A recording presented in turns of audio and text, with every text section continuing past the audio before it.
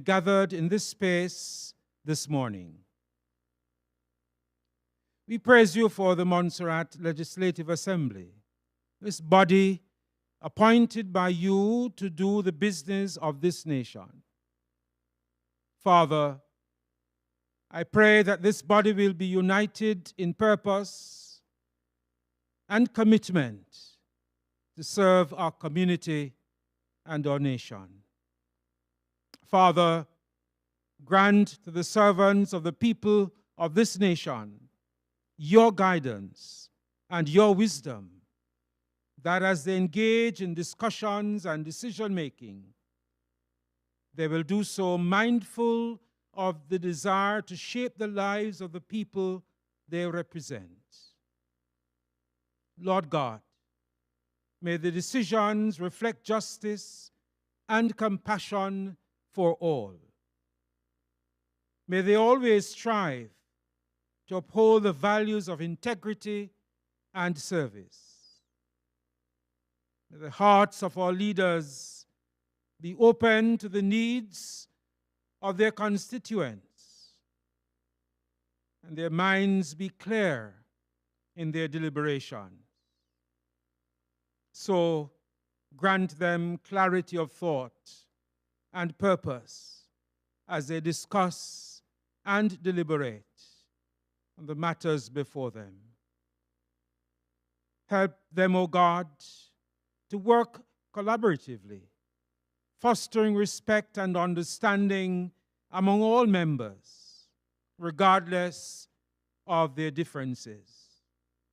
Let integrity and honesty be their guiding principles, and may they always seek the common good.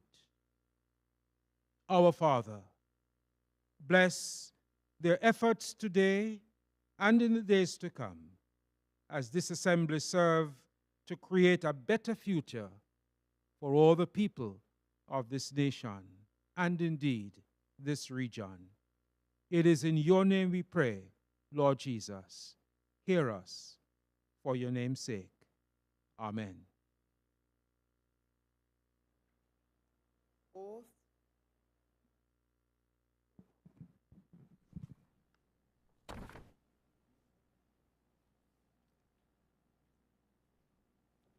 I, Jamil Greenaway, do solemnly and sincerely affirm and declare that I will be faithful and bear true allegiance to His Majesty King Charles III, his heirs and successors, according to law.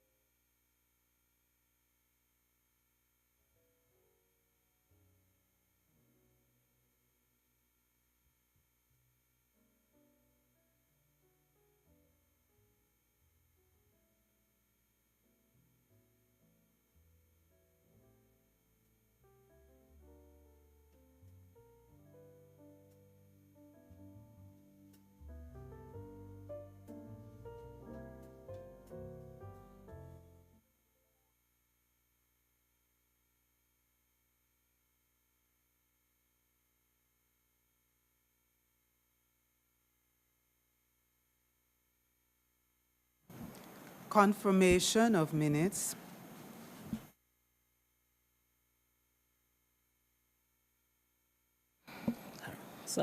Before us, we have minutes number 5 of 2025, dated Thursday, 10th April, 2025. And assuming that there are no corrections to the minutes, can we have someone move a motion?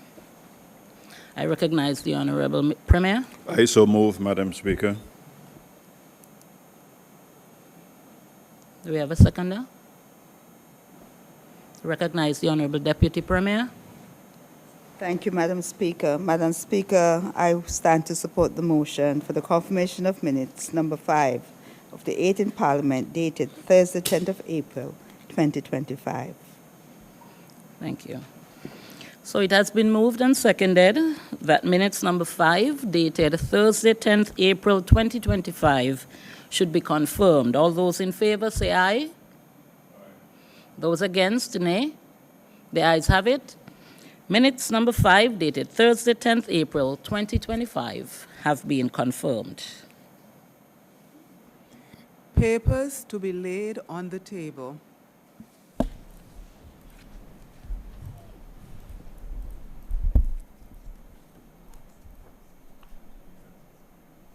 I recognize the Honorable Financial Secretary. Thank you, Madam Speaker. Madam Speaker, I rise to lay on the table of this Honorable House the following papers appearing under the name of the Financial Secretary.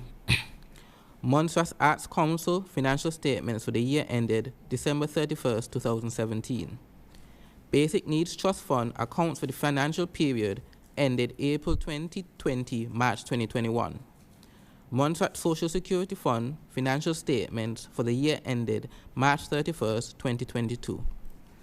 SRNO number 17 of 2025, Income and Corporation Tax, Robert Bodage, Exemption Order. SRNO number 18 of 2025, Income and Corporation Tax, Employees of Stantec Consulting International Limited, Exemption Order.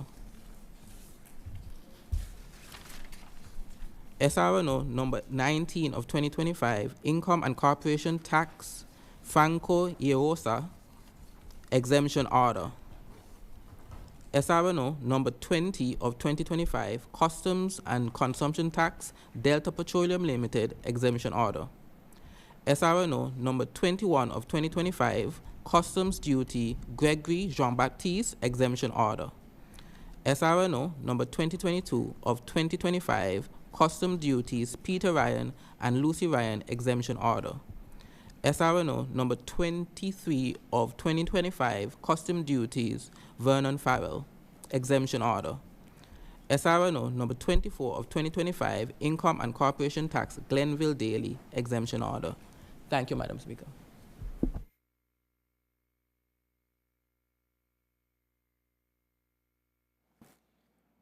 Ministerial statements. I recognize the Honorable Premier.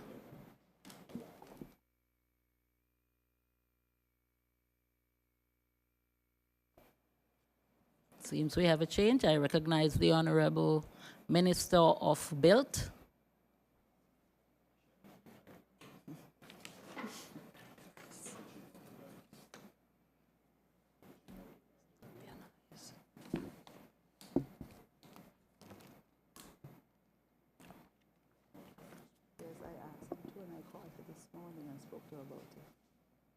Go ahead. Thank you. I appreciate that.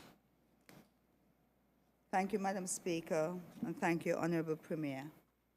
Madam Speaker, I rise this morning before this Honorable House with an update on the work of the Ministry of Buildings, Utilities, Infrastructure, Labor, Transportation, Ecclesiastical Affairs, built for the first quarter 2025-2026 financial year. Madam Speaker, the Ministry continues its mission of helping to build one Montserrat, green, connected, and thriving, a 5-star premium destination where people want to live, work, study, and find enjoyment or have fun. It requires a one Montserrat mindset and response, a whole of Montserrat approach where all of us, irrespective of age, gender, race, creed, nationality, ability, we are all required to unite and make a positive contribution. Our mandate at the Ministry of Build is extensive and vital, from buildings, water and energy, sewage, roads and ports, labor, transport, and our public infrastructure, not forgetting ecclesiastical affairs. Build carries the weight of some of the most visible and high-impact responsibilities of government. I will report using the same 5 pillars I outlined in the budget debate earlier this year. 1, strengthening oversight. 2, improving roads and public buildings. 3, transitioning to renewable energy and strengthening utilities. 4, securing Montserrat maritime and aviation future, delivering on labor transport and ecclesiastical responsibilities, as well as other responsibilities that the Honorable Premier has so allowed me to undertake. Strengthening oversight and project management capacity. Madam Speaker, the Ministry continues to lead and support a large portfolio of projects, many with complex funding arrangements and ambitious timelines. We seek to prioritize delivery, discipline, strengthening our internal project management capacity, and enhancing coordination with key agencies. A notable example is our role in the Priority Utilities project. This quarter, we completed the rehabilitation of Fogarty Springs, Hope Springs, advanced procurement for reservoir upgrades, and finalized plans to engage a consultant for the Margarita wastewater treatment facility. This collaboration, Madam Speaker, across ministries, Montserrat Utilities Limited, and the FCDO has improved delivery momentum and is being considered as a framework for other joint initiatives. This model of integrated oversight is also being used to coordinate design, procurement, and delivery activities across ministries and executing agencies, particularly where it concerns water, sewage, and infrastructure works. Madam Speaker, procurement is one of our major challenges, but there is no hurdle that we cannot overcome. Improving roads and public buildings. We continue, Madam Speaker. The flash floods in April tested our readiness and response. Teams from Public Works and the DMCA, supported by local contractors, worked around the clock to reopen key access routes in Lookout, St. John's, and Braids within 48 hours. We record our gratitude. The April 2025 Rapid Assessment Report further underscored the need for improved household and community drainage. A rapid assessment was conducted in the aftermath of the storm. The findings identified significant damage to primary, secondary, and tertiary roads, including, but not limited to, roadway undermining and culvert failure at Cassava Gut, Cars Bay, its surrounding drainage systems were also negatively impacted, surface erosion and embankment slippage along Woodlands Main Road and Bazzies, damage to Collins Gut crossing, blocked culverts, and inadequate roadside drainage in flood-prone areas such as Judy Peace and parts of Salem. Persons' properties were also impacted. Additional culvert and drainage improvements are being scoped for high-risk areas, including Cars Bay, as identified in the report. We urge the public to manage vegetation and flood-prone areas responsibly, as together we explore further regulatory improvements to the building code and environmental compliance and build climate resilience. The Ministry of Mali and Built and the Minister of Finance continue to collaborate in making the area at Cars Bay safe, as well as work with vendors. These events underscore the vulnerability of our infrastructure and have informed our medium-term priorities. Detailed scoping, as I said, is underway for structural repairs and improved drainage measures to strengthen climate resilience across the road network. We also press forward with the final year of the infrastructure priority agenda, supported by $3.688 million in maintenance funding, of which $1.27 million is allocated to roads.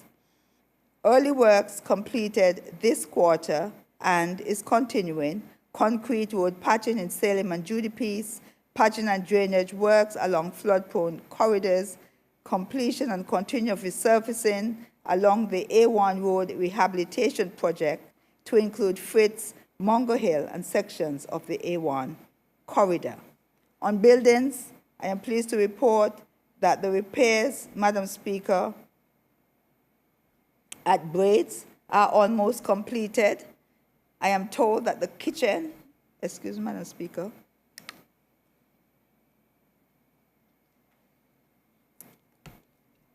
The kitchen is to be completed along with few other repairs.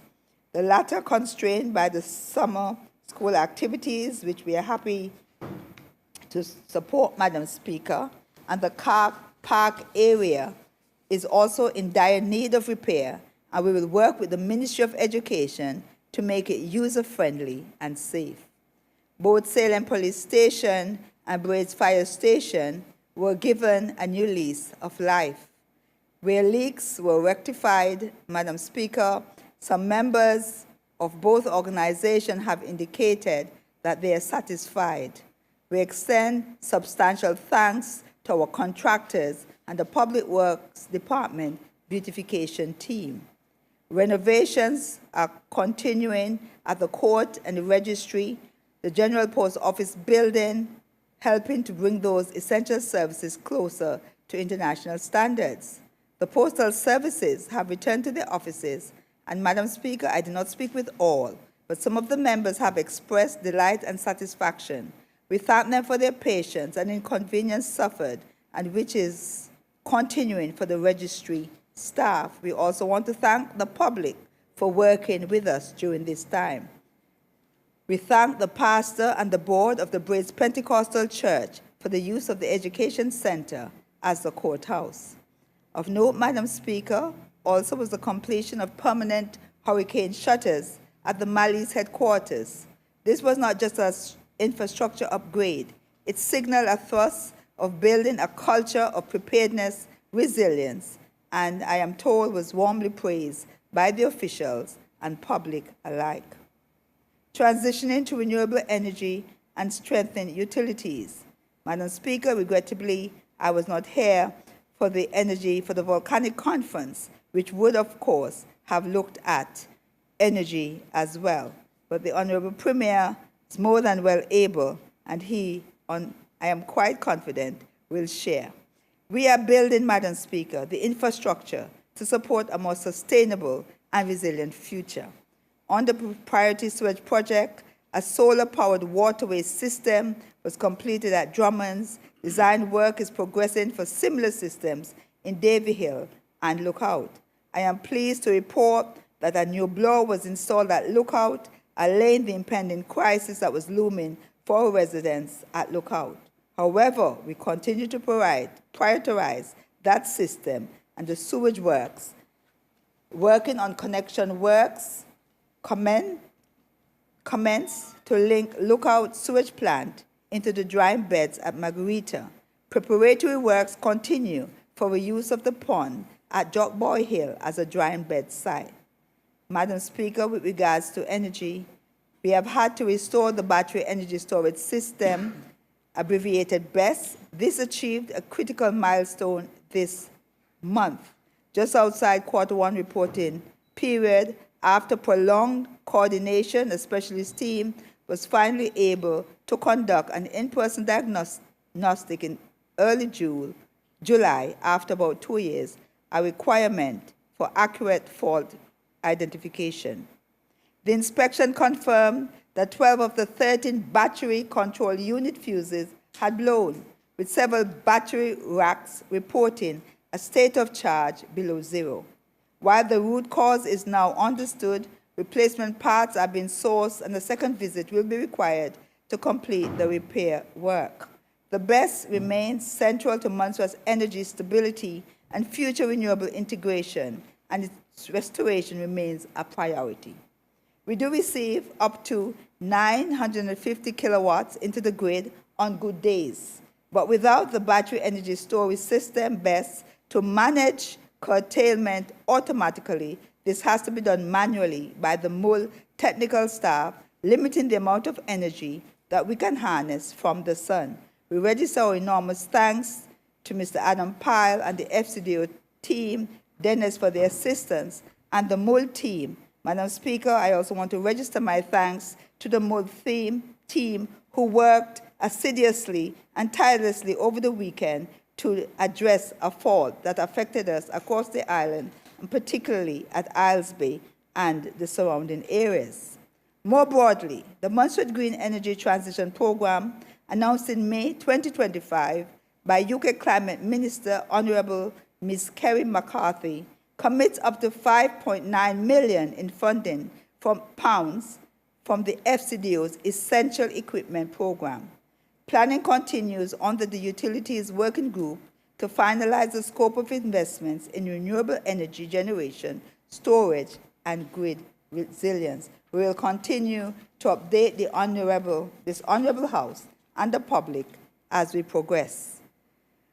Number 4, securing Montserrat's maritime and aviation future. Madam Speaker, while the Montserrat Port Development Project remains under negotiation, I wish to assure this House and the public that we are pressing forward in good faith. The Government of Montserrat and the United Kingdom Government remain aligned on the importance of this project to Montserrat's development. The project task force has worked actively with the contractor and the Caribbean Development Bank to agree a contract variation that safeguards Montserrat's long-term interests. Our focus remains on achieving a timely restart and delivering the strategic outcomes intended for a robust maritime future while we continue at pace, namely the delivery of a fit-for-purpose port to support our access strategy, tourism, and economic and social development. Even as we await resolution on the port, Madam Speaker, we celebrated an important milestone this quarter, the commissioning of the MV Soufriere Spirit, funded through the Maritime and Coast Guard Agency's Baseline and ISF program, aimed at supporting various maritime initiatives, including those focused on seafarer training and maritime security, to keep us, Madam Speaker, to international standard. The new vessel will support hydrographic surveys, that is, measuring and mapping of the seafloor and shoreline, maintenance of navigational aids, oil spill response, piloted duties. Its launch was timed to support the Caribbean Boat Master Training, now underway with 6 participants from the Montserrat Port Authority, Royal Montserrat Police Services, Marine Unit, and Fisheries Division. Both the boat and training were fully funded by the MCA, demonstrated what is possible when local leadership is backed by strategic external partnership. In aviation, we are awaiting the final report from the Manchester Consulting Group, which conducted a specialist consultancy on the runway lighting system. This work, alongside the ATC tower upgrades, is critical to restoring full nighttime operations. We are also preparing to commission the new air traffic control tower by October 2025, with installation works for the elevator and fit out of the upper floors now scheduled. Pillar 5, Madam Speaker, delivering on labor, transport, and ecclesiastical responsibilities. Our people are our most valuable asset. They provide the services required to make a country function. Excellent services are required and is key building in any 5-star destination. Worker satisfaction and training are key for achieving excellence. In labor, our work this quarter focused on internal planning and capacity building. In addition to inspections and ongoing tribunal matters, the Ministry has prioritized strategic workforce development planning. We have submitted training proposals designed to equip the unemployed and underemployed and others with practical skills in construction, trades, and customer service excellence. These initiatives are intended to close skill gaps and improve service quality across Montserrat. Madam Speaker, this government is committed to building one Montserrat and honoring its promises where the current structures and finances allow.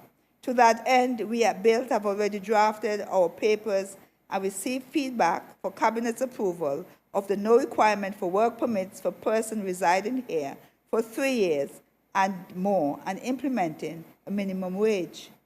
In God, Madam Speaker, the God we serve is a God of righteousness. Doing the right thing is what righteousness is about. Justice and mercy, as we would have heard this morning from our reading in Micah, is what God requires of us. In respect of outstanding work permits, I want to take this opportunity to ask all those persons who have defaulted to come in and talk to us early to ensure you can benefit once the new work permit exemption policy comes into force. My open day is on Tuesday from 10 until 5 o'clock, Madam Speaker, or thereafter where the need requires me to be present. And so I invite you to come in on a Tuesday at least and speak to us or book an appointment. Madam Speaker, with respect to transport, we are also making amendments to the electric and hybrid vehicle exemption to progress to better support green mobility by clarifying the intent of the exemptions. We are also rethinking our approach to our airfare regulation and public transportation with draft policies now under consideration and review. On ecclesiastical affairs, we maintained engagement with faith-based institutions, including work with the Christian Council in organizing the National Day of Prayer in July. I also invite, Madam Speaker, any organization faith-based to come and let us dialogue. As we continue to explore opportunities for broader collaboration, we remain committed to strengthening partnerships in areas such as youth outreach and community resilience.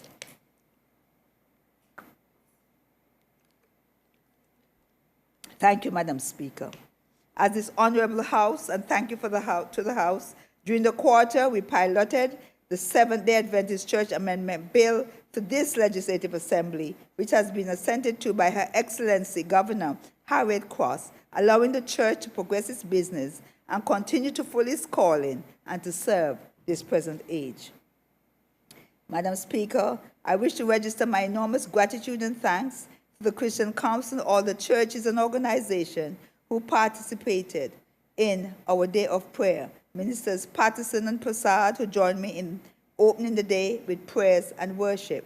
Ms. Joycelyn Hogan, Danica Henry, Ms. Michelle Castle, and everyone, the decorators, the caterers who contributed, and the bus driver, the Ministry of Education, who supported us. Thank you to them all.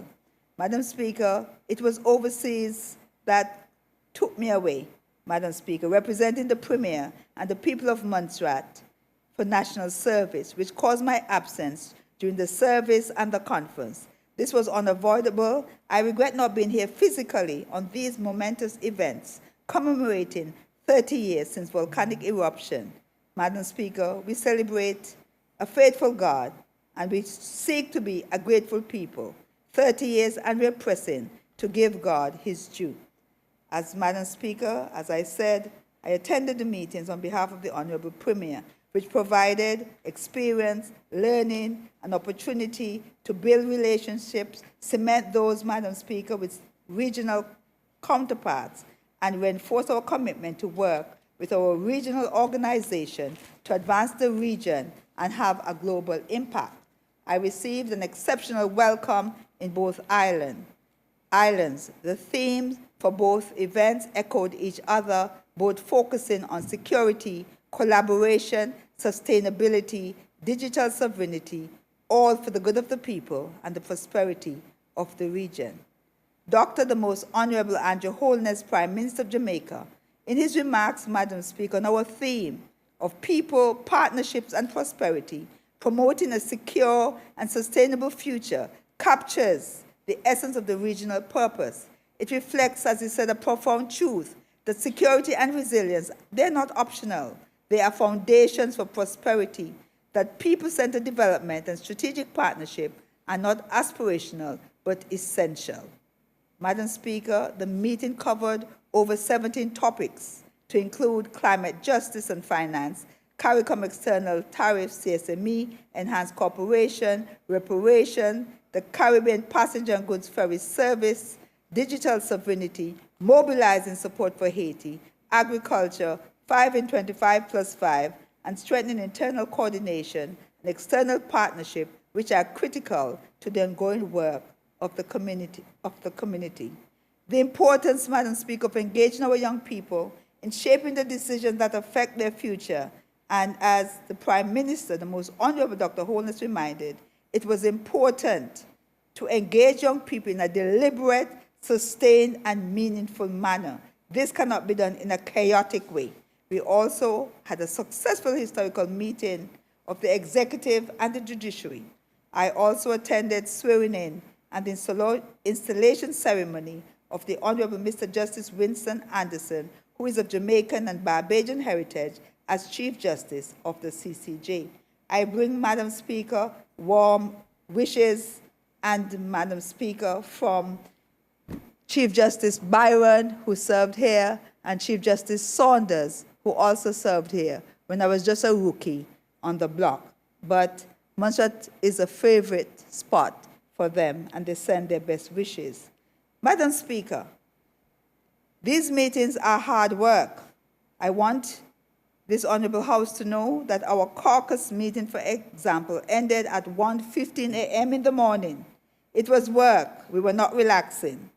Madam Speaker, please permit me to invite this Honorable House to celebrate the President and people of Guyana, for Guyana is one of the only countries in the world who has achieved food security. President Ali has also committed to supporting Montserrat in achieving this aspiration and allowing our students who are in school to benefit from online tutoring. The Honorable Ministers for Agriculture and Education will keep us updated on these collaborations. The second assignment was attending Canto 25. This conference was held under the theme Towards a Unified and Sustainable Caribbean Gigabyte Society, Canto 25. Canto is a regional organization headquartered in Trinidad and Tobago that facilitates regional and internal projects in ICT critical to the region. This year, it celebrated its 40th anniversary. There were over 600 participants and over 50 countries in attendance. This is my second conference, and Canto, I agree, is a Caribbean institution with a global reach. Its annual conference and exhibition, this year's landmark event, was held in Bahamas and brought together regional leaders, visionaries, and change makers to shape a digital Caribbean that is fast, fair, and future-ready. This platform, Madam Speaker, allows us to get together and amplify the Caribbean, to listen and to learn from each other, have the difficult conversations in a safe space. I must say, we held an ICT ministers meeting with Canto's board and directors. We had meetings as well with the regulators and the ministers, and MICA was represented by Ms. Maria Silcott. Ms. Silcott and I held bilateral meetings with Digicel in which we discussed connectivity and ensuring that regulatory standards are maintained. I also met with the U.S. representative to explore possibilities for IT infrastructure support, investment, but reminding that foreign policy resides with the governor. The conference topics were expansive, addressing topics from high-speed connectivity, cybercrime, AI, challenges with regulation, cutting-edge innovation for sustainability, economic, empowered HR, tourism, and hospitality. Emerging pillars were people, security, collaboration, trust, and accelerating digital inclusion, leaving no one behind, and creating a prosperous region with a digital connectivity being its backbone. I found both meetings of enormous benefit and intend to share where I can and build on what I've learned, advance some of the issues raised. Madam Speaker, I want to chronicle and thank the Honorable Premier, Mr. Ruben Timid, and the people of Montserrat for affording me the opportunity of representing them at these two distinguished events. However, I also must still register my regrets for not being on island here to share in the National Day of Prayer and the 30th anniversary of the Sofia Volcano Conference physically, but I was here spiritually. And Madam Speaker, I was very pleased, Madam Speaker, with my Honorable Premier. I actually thought that, we were going to really be having an altar call. And so, Madam Speaker, we know that Reverend Joan has a partner in the ministry when he decides to retire. He is not going to retire, Madam Speaker. He will continue working in the Master's Vineyard. So, Madam Speaker, Honorable R. Timid, My Premier, thank you so much for the opportunities that you have afforded me. Madam Speaker, this first quarter reflects a determination to progress under challenging conditions. The Ministry of Build remains focused on the essentials, delivery, resilience, and reform to help Montserrat build forward better. The One Montserrat, green, connected, and thriving, a 5-star premium destination, is our mission. I take this opportunity to thank the dedicated staff of the ministry, our statutory bodies, our contractors and technicians, and most importantly, the people of Montserrat for your partnership, your patience as we carry out this critical work. Madam Speaker, in conclusion, the road ahead will not be easy, but it is one we are walking together. Build is committed to doing the hard work the right way, which results matter. We cannot even consider doing it alone, for we are too interconnected. We continue to work together, for we know we will achieve much more. Madam Speaker, may God bless Build and all the other ministries and the people of Montserrat. Thank you for affording me this opportunity in addressing this House this morning.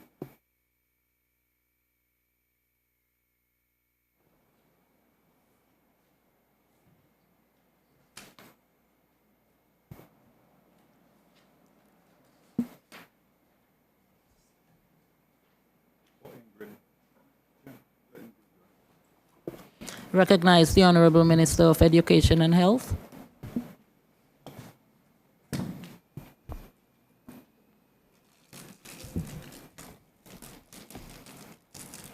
Thank you, Madam Speaker, for permitting this short ministerial statement.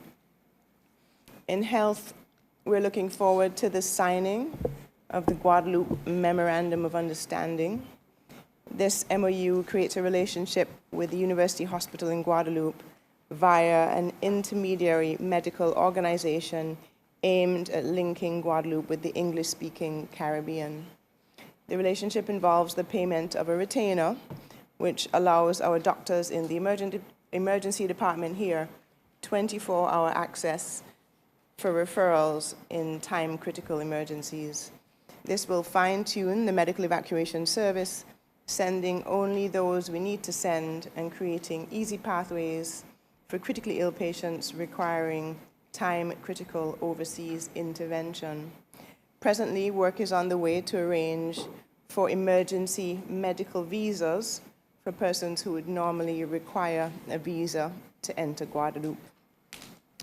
The Ministry of Health is excited about this MOU as it will reduce the risk of death and permanent disability in managing the more severe complications of diabetes and hypertension prevalent in our region, and in particular will reduce death and disability rates from not only strokes and heart attacks, but also major trauma and other near-tragic events. The hiring of an emergency department consultant or medical director, accident emergency consultant. The Ministry of Health has had FCDO approval for the first time ever to have this emergency medical consultant who will double as a medical director. It is intended that the clinician in this role will be very current and up to date and will train, teach, and direct the department's present clinicians, adopt internationally accepted guidelines such as NICE guidelines and the UK Royal College of Emergency Medicine, and will develop specific protocols for major trauma and medical evacuation.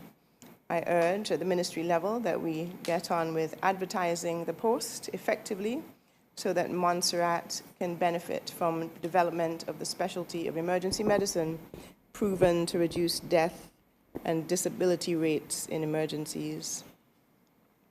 The ending of fees based on nationality, with all children going free. Under the United Alliance government and on the insistence of the Premier of Montserrat, we have arranged for there to be no difference in the fees paid by non-nationals and Montserratians at Glendon Hospital, specifically persons of CARICOM. This means that children who are not by law considered Montserratian can have free health care at Glendon Hospital, and this helps to close the socioeconomic gap in healthcare, which affects access to care. All persons on Montserrat deserve equal access to care, and all children on Montserrat regardless of nationality, deserve free health care at Glendon. Dialysis. The United Alliance, under the leadership of the Honorable Premier, are on the verge of commencing an initial one-year dialysis startup project. We have secured funding for 2 dialysis nurses, a dialysis technician, and a nephrologist for 1 year, and are waiting on the outcome of a SCAF request for equipment. Madam Speaker, chronic kidney disease is present to some degree in 25% of our district clinic population and claims the lives of 2 persons on Montserrat each year. Diabetes and hypertension are the most common causes of end-stage kidney disease, which, as you know, Madam Speaker, results in death unless persons leave the island to access dialysis. In accessing dialysis, there is a socioeconomic disparity, as persons with family abroad and resources are able to leave the island for care, while the poor, with no family abroad to help, stay on Montserrat and die. There are also Montserratians of the older generation who would rather die than remain in the UK, regardless of their financial circumstances. It is difficult to watch this choice be made time and time again with the same outcome, with the passing of good people who, with a local dialysis program, would remain on island, remain alive, and contribute to the island. It is hoped that once funding for the equipment has been approved by the Ministry of Finance, that Montserrat can look towards having dialysis on island as early as December of 2025. Data collection with PAHO. In August and September, the PAHO team will be on Montserrat again, performing extensive data collection on health. The work of PAHO will result in the creation of a country work plan for Montserrat and will allow us to come to a definite and well-researched solution for health financing, how we pay for health care on island. Vascular clinics or circulation clinics, we can finally afford the visit of a vascular sonographer and vascular consultant. I'm hoping that the entire island will join the Ministry of Health in September, which is World Peripheral Vascular Disease Month or Circulation Month, where foot screening and awareness programs organized by the Health Promotion Unit will happen, and we are also arranging for the first time ever the visit of a vascular surgeon on Montserrat for clinics. The incidence of lower limb amputation on Montserrat is high due to the rising prevalence of diabetes and hypertension. Lower limb circulation clinics with regular visits by a vascular sonographer and vascular surgeon will now allow persons on Montserrat with circulatory problems to receive specialist input long before any need for amputation. We hope that on island we will be able to reduce our amputation rate down to 0. Patients are already asking if this visit of the vascular specialist can be moved up to August, as many persons on island are at very high risk for amputation at present. The radiology department. It is urgent that the Ministry of Health addresses the compensation package for our radiology staff and addresses the staff count. Our team at radiology have proven themselves incredible in absorbing and grasping new technology.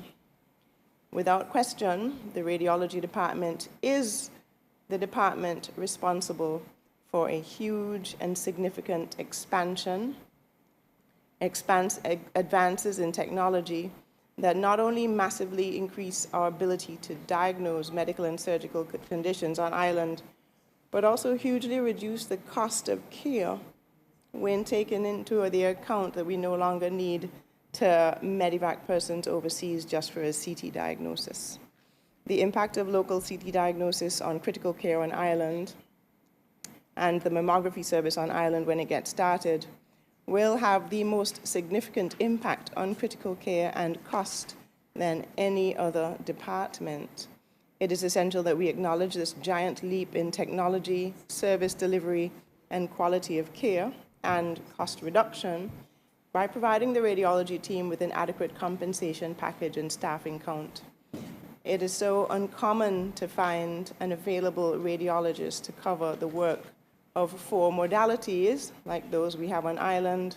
Thus, the present challenge of hiring staff to cover the department with persons on leave, I urge the Ministry of Health to continue the hard work in preparing the business case for improving the remuneration package of radiology staff and increasing the staff count to acceptable levels, while urgently hiring local cover in adequate proportion to cover the 4 modalities that we have been so blessed to have on island.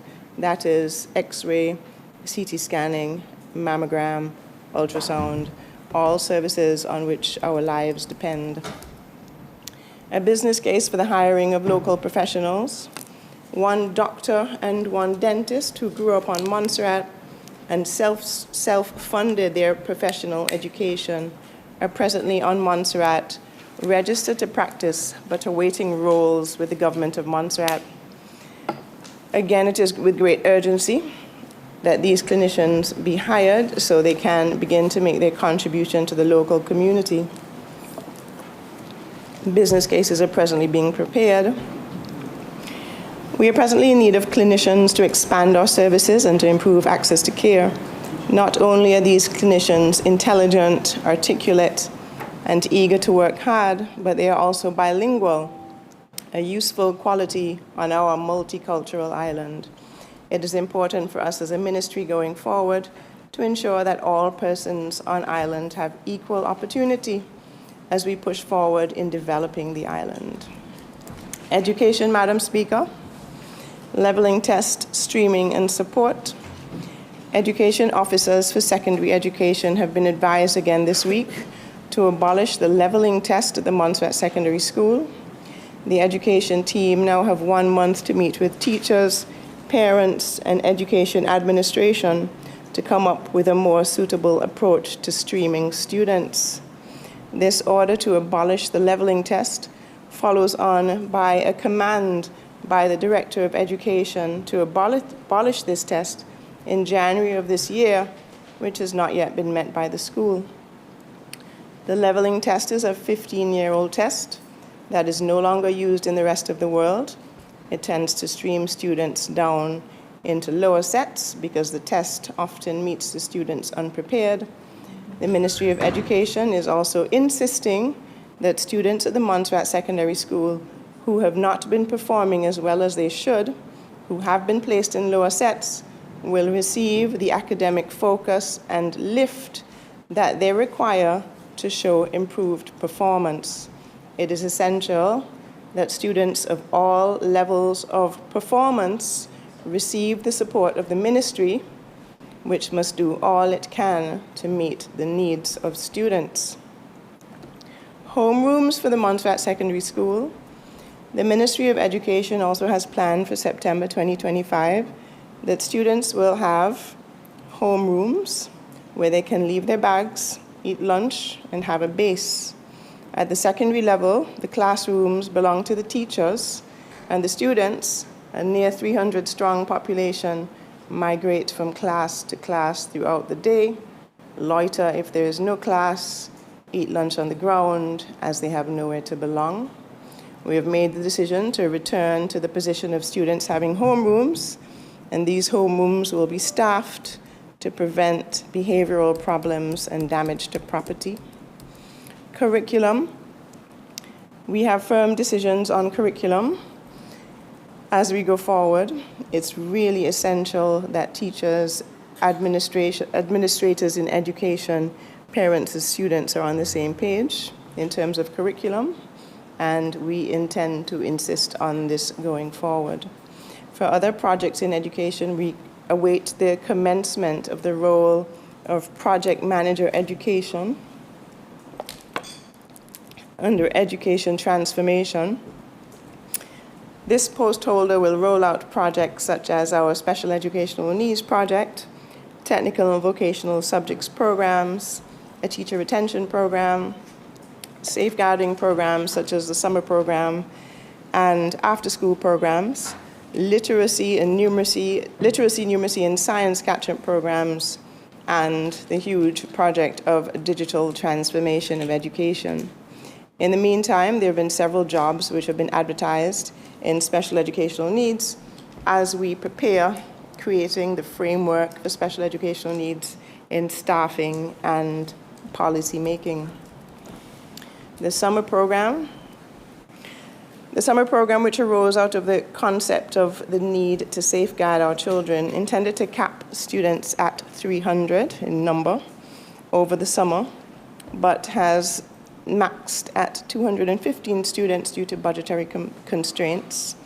The program is having a positive impact on students so far.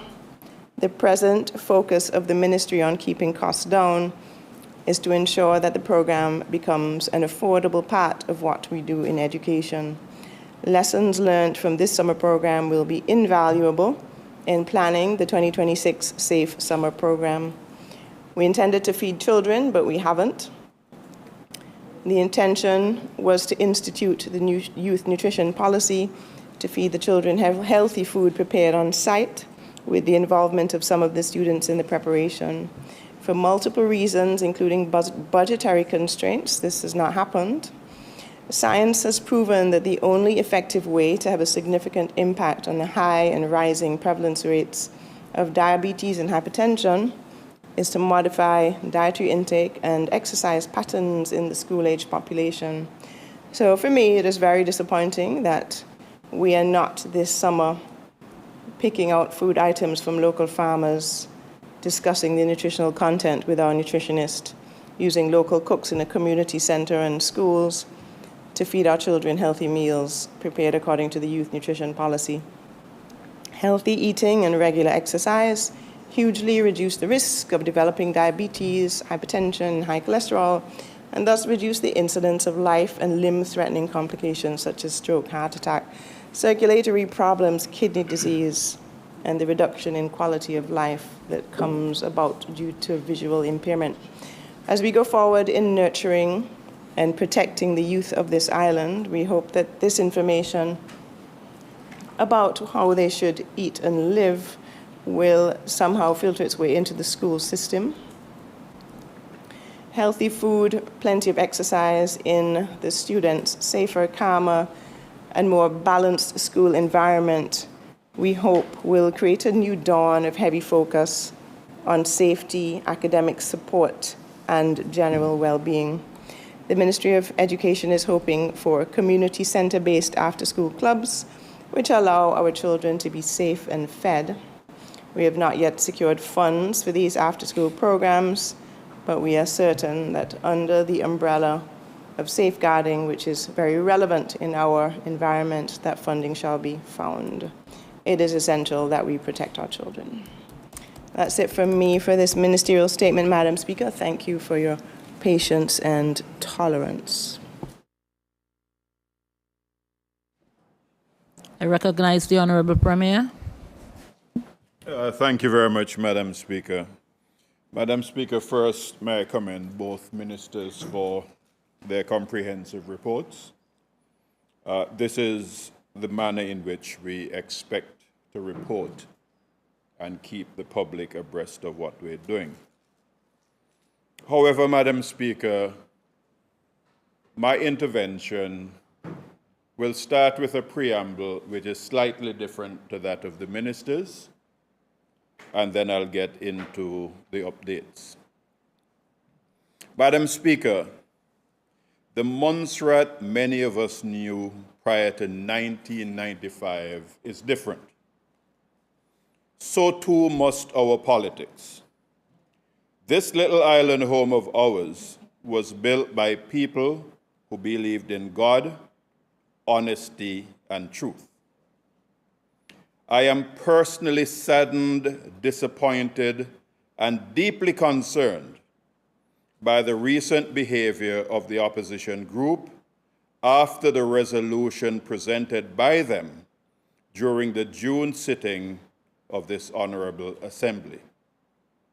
When they left this honorable place, they engaged in one of the most shameful and duplicitous campaigns ever witnessed in my over 25 years of political life in Montserrat.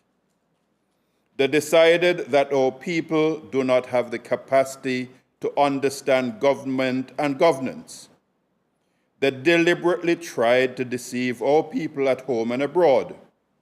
They hoped that people would not have seen through their trickery and chicanery. Point of order, Madam Speaker. What is your point of order? Madam Speaker, is this a ministerial statement?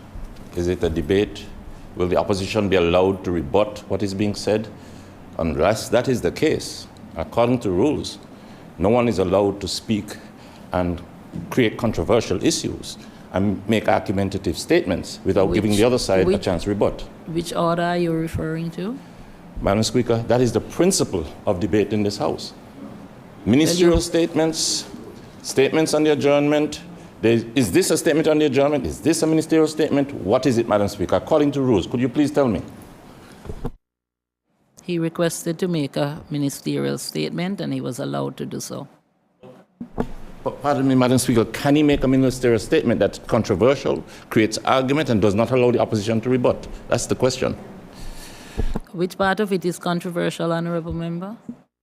Madam Speaker, he's accusing the opposition of being dishonest and a whole lot of things. That's straightforward and obvious, Madam Speaker. We must be able to rebut that.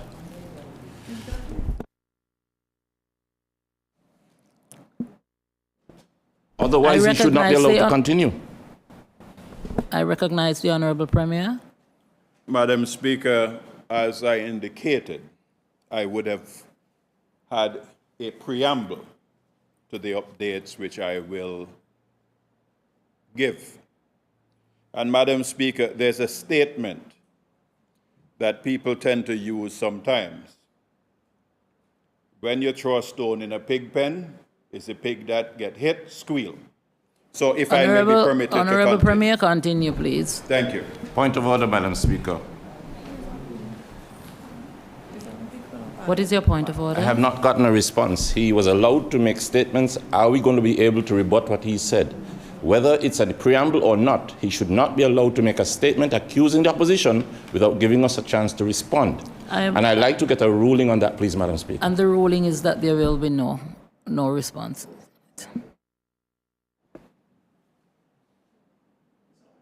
Continue, Honourable Premier. Madam Speaker, Parliament is continuous, and if they wish to rebut, they clearly have an opportunity to do so in a different forum or at a later date. May I continue? Please. Where was I? They decided that our people do not have the capacity to understand government and governance. They deliberately tried to deceive our people at home and abroad. They hoped that people would not have seen through their trickery and chicanery. They tried to give the impression that by bringing a resolution to solicit a commitment to increase welfare assistance, that if the government side voted against it, as we were obliged to do, that we were turning our backs on persons in need. It was a strategy deliberately designed to deceive and mislead, duplicitous. They made themselves into social media profligates. They were reckless, extreme, and excessive in their attempt to deceive. The presenter of the motion was told that the way in which the FCDO and indeed the international community operates is now data-driven and not based just on emotion, bluster, and innuendo. I also find this dishonesty so overwhelming that today a question is asked about the same issues I raised with them, which they claimed they had no knowledge of. We must seek at the political level not to deceive the electorate, giving them the impression that we are concerned with people's welfare when our actions say otherwise. Both Honourable Romeo as Premier and Honourable Lewis as Minister for Labour for the period 2014 to 2019 do not have a record of doing much for poor of this island. They did not increase welfare payments.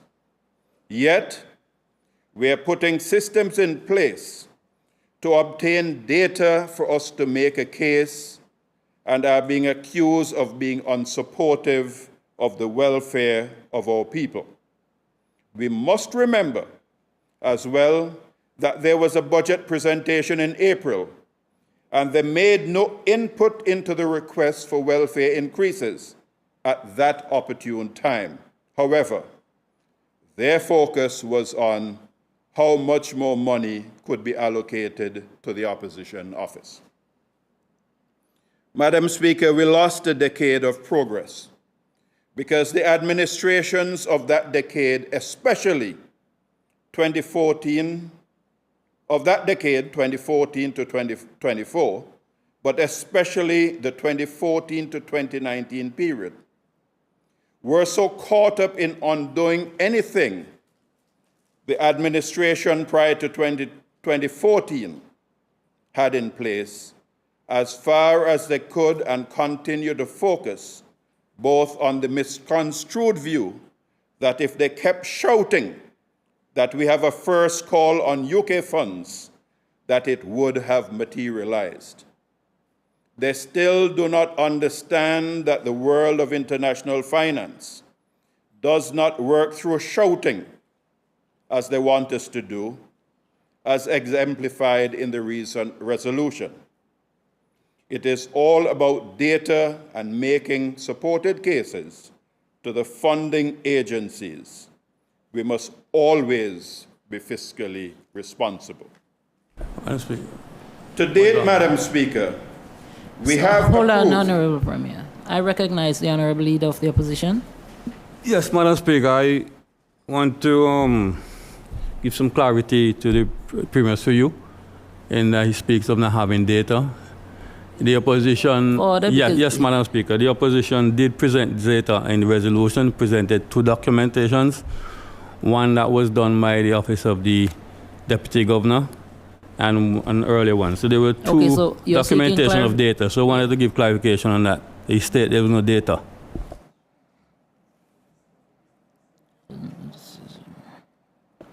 Honorable Premier. Madam Speaker, if one was to look at the date of that data, it fell within the time frame and timeline when they were in office, and they did nothing about it. Clarification, Madam Speaker. Yes, go ahead, Honorable. Madam Speaker, that is not correct. The date clearly showed that it was done under the previous government and not the PDM government, so the Premier is misleading the public. The previous government, as in what time period? Sorry? It was done during the previous government, MCAP's government. That's when the report was done. The report not your time, the previous government before this government. I'm referring to the documentation that was done. Documentation done by the Office of the Deputy Governor. Point of order, Yes, Madam I think Speaker. that. Point of order, Madam Speaker. Yes, Honorable Romeo, what's your point of order? The study, the review of welfare was done in 2013 or 14 under the very Premier who's speaking right now. So there were two studies, one done by the government just before this, and the other one was done under his leadership. So there are two studies. The studies were presented with those dates. Correct, Madam Speaker. Okay, Honorable. And Madam Speaker, nowhere in our presentation did we ask for any amount of money to be agreed on. It asked for consideration, not for us to raise the figures, but to work together to address it. Okay, Honorable. Thank you, Madam Speaker. Okay. Honorable Premier, you want to clarify? Madam Speaker, I thank the Honorable Romeo for correcting the Honorable Lewis that in fact they had the data during their time in government and did nothing about it. Am I correct? Listen, let us not continue back and forth on this. Let us try and move on. We're not going to drag it out. I just want to give clarification. There's two reports. Honorable Romeo is referring to one report, That was done in 2013, and the second report I referred to was done, yes, ODG. at a later stage during the last NCAP government. I think I understand, and Yes. I think I could agree what I saw. Okay, right, good. I saw. Thank you very much, Madam Speaker. So, Madam Speaker, they are indeed indicating that I am correct, that the report was done and they had it during their time in administration. Honorable Premier, let us move on with this Madam statement. Speaker, And they're the ones who raised the issue about data and the validity of the data. Yes, and I'm talking about the one which came to you during your time, which you did nothing about. Okay, So I Honorable will Premier, move on, Point please. of order again, Madam Speaker. Could you please indicate what your point of order Yes, is? Madam Speaker. Romeo? He just reminded me too, Madam Speaker, that he was not honest. No, that is not a point of order. Clarity as to what was said. He just said something in that it was available when we were in office. So he did not tell the truth when he said there was no data and that our presentation was based on emotion. So there was data. So he too is not being honest, because he should know about the study that was done during his time and that it was presented. Honorable Premier, can we continue with the ministerial statement, please? Madam Speaker, if you'll permit me, I must clarify that in fact a study was done as indicated by Honorable Romeo in 2013. And the point I was trying to get across was a very simple one, that they were in office from 2014 to 2019. And even the data which they had at that time, they did not use it. Did you give an increase? And the answer to that is no. I think it was established. It has, Honorable Premier, I think it has been established that the dates of the report. Can we continue with the ministerial statement, Thank please? you very much, Madam Speaker. So, Madam Speaker, just to clarify, data becomes dated. And therefore, we have been requested by the FCDO to do a comprehensive study, which we have commenced. We can't use the data from 2014 or 2013, or indeed that of 2019, and we have given a commitment that on the conclusion of that study, we will have a discussion as to how much could be provided based on the results of that study.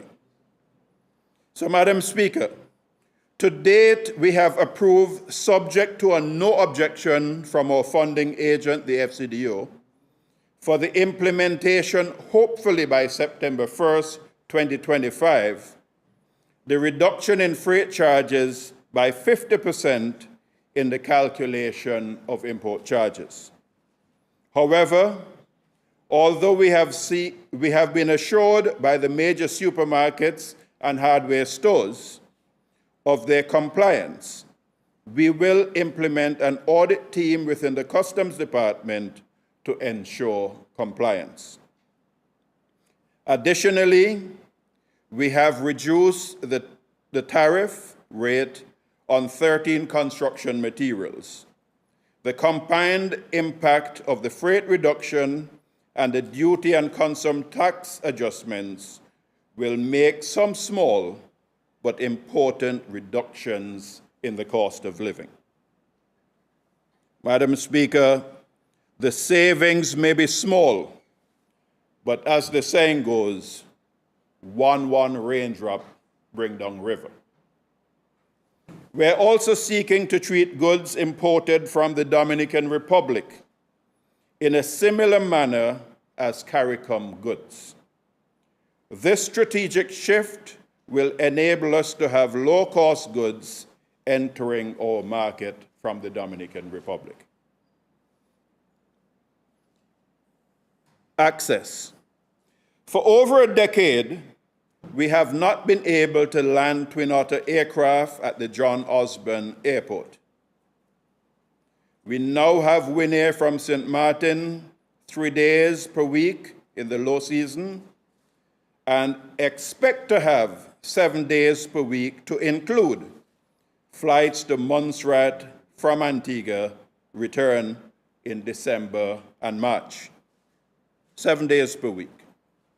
So they'll come from St. Martin to Montserrat, then Montserrat to Antigua, Antigua to Montserrat, then back to St. Martin.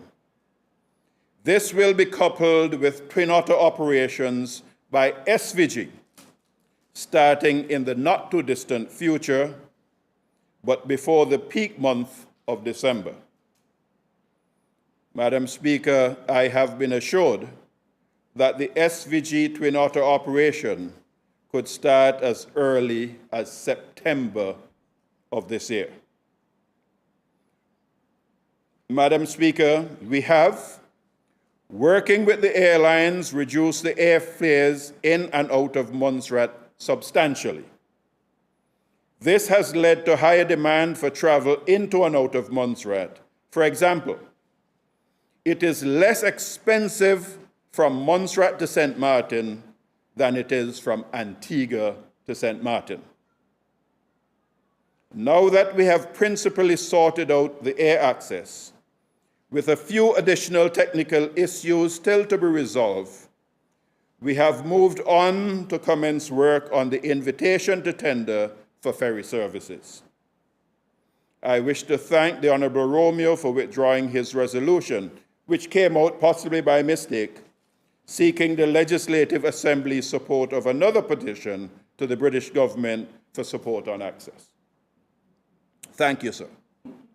It would have been a total waste of our time, although they would have tried to use it in their radio program to spread mischief and misinformation. HMG is providing generous support in this regard, and we're exploring several options, including the purchasing of our own vessel. Other initiatives. Madam Speaker, the Honourable Minister for Education, Health and Community Services have spoken about this, but I will repeat it. We have approved in Cabinet that all children, irrespective of where they were born or their immigration status, be treated in the same manner as children of Montserrat nationality. The final details are being sorted for implementation by September of this year. We are awaiting final submission to Cabinet later in August for an immigration reform policy where persons resident in Montserrat for 3 years or more will have an immigration waiver. They will no longer need to go in for time. We also anticipate that this will come into effect by September. We are also awaiting a paper similar to the immigration reform dealing with work permits, which I'm hoping we can have before Cabinet before the end of August. The soft loan program is being finalized, awaiting the completion of the MOU and further details to be finalized between government and Bank of Montserrat. We anticipate that these issues will be resolved in very short order. The loans are in 2 categories: $1 million for agriculture and fisheries, $1 million for microenterprises. Using the banking system takes away political interference as to who gets funding and who does not. It also encourages fiscal discipline, where persons will be encouraged to open and operate bank accounts for their businesses. We, working through the OECS, will soon be able to access scholarships to Nigeria. The details are being worked on, and hopefully by next academic year, these will be available to our students. We also wish to thank the government of Antigua and Barbuda, and in particular my colleague, the Honourable Gaston Brown, for the offer of scholarships to attend the 5-island campus of the UWI. These will be taken up this academic year. After a decade of waiting, Delta now has a formal lease and supply agreement with the government. I have seen the analysis and innuendo of our social media experts, but now is not the time to respond to those. Needless to say, when a monopoly supplier operates within a community, that is when a clearly defined supply agreement is necessary. So the armchair economists, they can continue their discussions and they can continue their innuendo. We had promised to reduce the frequency and length of power outages and fix the cause. We must commend the MUL team for their hard work. We currently have another engineer on island assisting with a power system upgrade. As part of the Green Energy Resilience Project, we're hoping to be able to put some of the power lines underground, which will reduce the incidence of outages, along with the introduction of remote air breakers for greater control from the power station in isolating line faults, which will reduce the shutting down of the entire power system because of faults on a line in one location. The recent outages of this weekend were not a fault of the generating plant, but a fault on the line in one location. Madam Speaker, we inherited a project gone woefully wrong.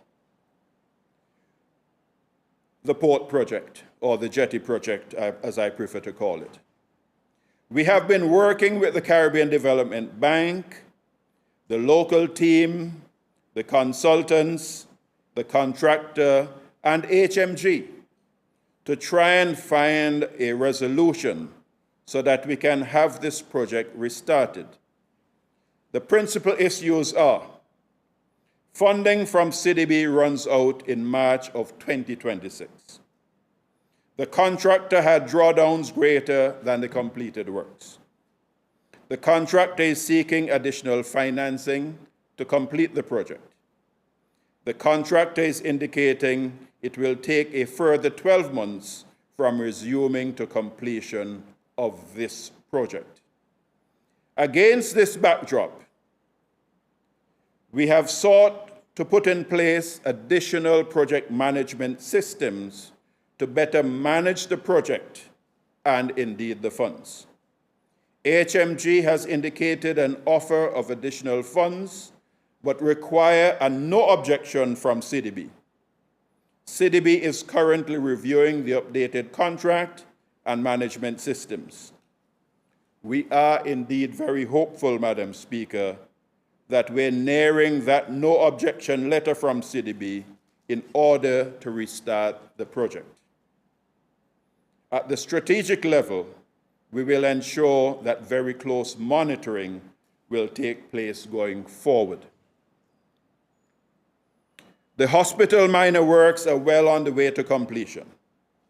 The major works element of the project, that is the main hospital building, is progressing well. We have instituted project management systems to ensure that government is abreast of the progress and any issues which may impact its timely completion and within budget are addressed early.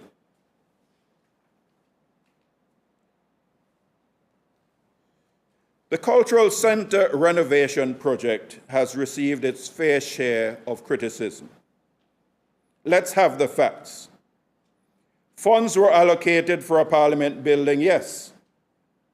We came into office and found no final drawings or any consensus on what was to be built. Preliminary drawings done by an outside architect, when costed, would have been significantly more than the funds which were allocated.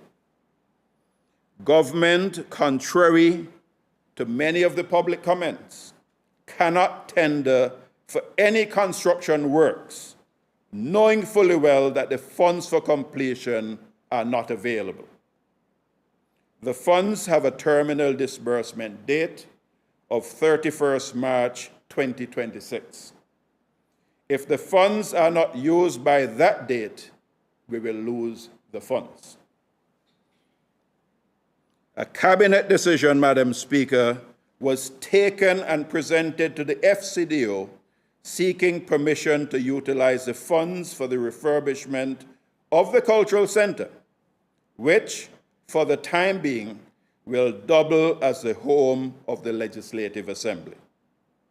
As we speak, we're seeking to tender the works for the cultural center in early August to enable us to spend the majority of the funds by the deadline date of 31st March 2026, or indeed have the project completed. These are the facts. However, prior to issuing contracts, in spite of the fact that we're going out to tender, further cabinet and FCDO approvals must be given for the allocation and drawdown of the sums for the project. In other words, when you have the tender documents coming in, then you'll know roughly what the costs are and the details of the cost, and then you'll get the final approval. But that must be done in cabinet and also in consultation with the FCDO. Madam Speaker, there are many armchair ministers of finance who have no knowledge of how government financing works and the conditions surrounding those funds. Madam Speaker, neither I nor my colleagues have that liberty of seeking to go against the terms of government project funding and indeed the procedures. The water and sewage project valued at $24.4 million is progressing and hopefully will be completed before the March deadline. The project comprises 4 major components: springs rehabilitation, reservoir construction, the distribution network rehabilitation, and the wastewater facilities.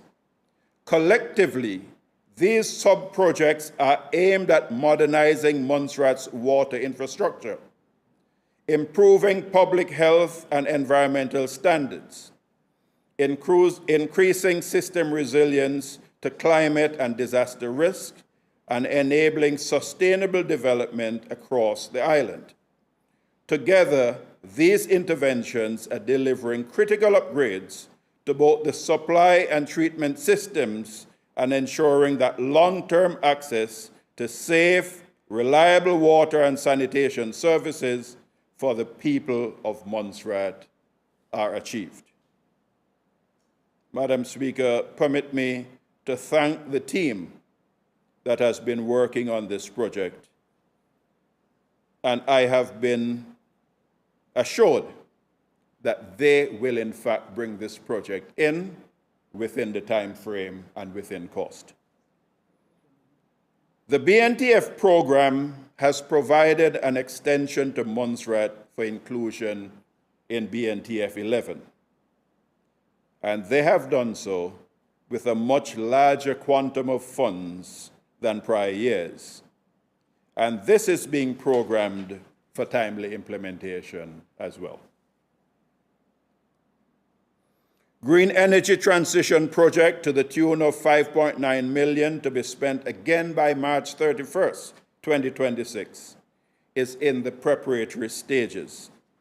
Despite the late approval of these funds and the very tight timelines, we're working diligently to be up to the challenge.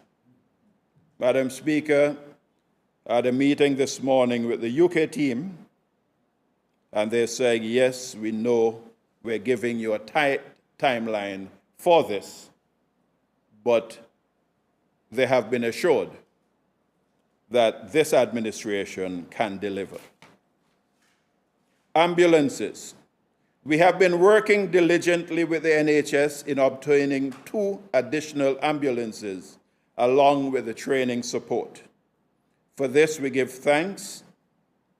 We now have 3 functional ambulances. And the information which I'm getting from the consultants who were here is that the Montserrat team, including the team at Bilty, who looks after the maintenance and the knowledge of those new systems, is excellent compared to other areas, and the training of our paramedics is also beyond that of some other territories in the region. And for that, we give thanks. We are currently awaiting tender submissions for geothermal well flowing and testing. This will do two things: enable the testing of the mineralogy of the fluids to determine if there are economic quantities of valuable minerals. Yes, we know that there are likely to be valuable minerals, but the question is, are they in economic mineable quantities? And also, Madam Speaker, this will determine the well production potentials for geothermal power. We're currently looking at ways to move as soon as possible into geothermal production and the expected additional benefits through other industries which will come on stream as a consequence of geothermal energy. Madam Speaker, we as a responsible government are seeking to bring resilient prosperity to the people of this island. We do this by transparency in our operations, honesty and integrity, but inclusive in that all decisions which may impact on HMG resources are discussed and agreed with them before proceeding. No bluster, providing the information. And also providing information to the public, which we're not hiding to do, whether the information or the reports are good or bad. At the strategic level, HMG sits at the table for these higher level meetings and also at the level of the subordinate project working group meetings. We are a collaborative government and will always share, as far as possible, honest updates to the people. Madam Speaker, if you'll permit me, through this forum, to say a very big thank you to Matthew Noble. Sorry for calling names, Madam Speaker, but I have to in this case, who will be leaving us, but who has been a tremendous resource to us in terms of moving our projects forward, and also Adam Pyle from the office in the UK. They're both moving on, and I want to publicly put it on record, our appreciation and thanks for the tremendous work which they have been doing for us. Madam Speaker, in closing, we ask one thing of the PDM team, who seemingly do not wish to be part of the One Montserrat project.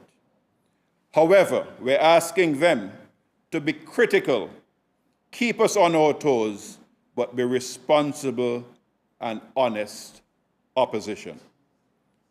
Madam Speaker, I wish to thank you very much for the opportunity, and may God continue to bless us all.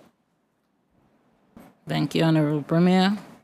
Government. Let me, just a minute, Madam Clerk. I've reconsidered the decision I made earlier. Bearing in mind the concerns of the members of the opposition and their desire to provide clarification on the statement just made. I am mindful that Parliament will be on recess next month, and while the matter is relevant, I will offer an opportunity on the adjournment for what clarification you may wish to make. But I'm stressing brief, 10 minutes each, which would be half an hour for your team, okay, on the adjournment. Thanks. Go ahead. Government notices, unofficial notices, questions.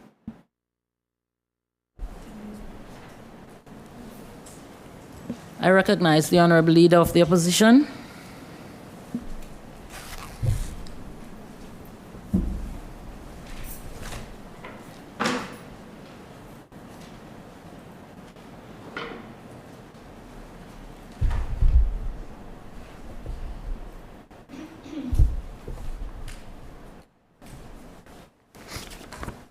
Thank you, Madam Speaker, for this opportunity to ask these questions. I have questions to the Honorable Minister of Builds, Utilities, Infrastructure, Labour and Transportation. Question 1. Given the serious delays and constant failure to meet its obligations, even after the government granted the company constructing the seaport several extensions and over half the money budgeted to build the port already spent to the tune of $80+ million, why did the government agree to pay a further $13 million to the company to proceed with work after the sudden halt of the project?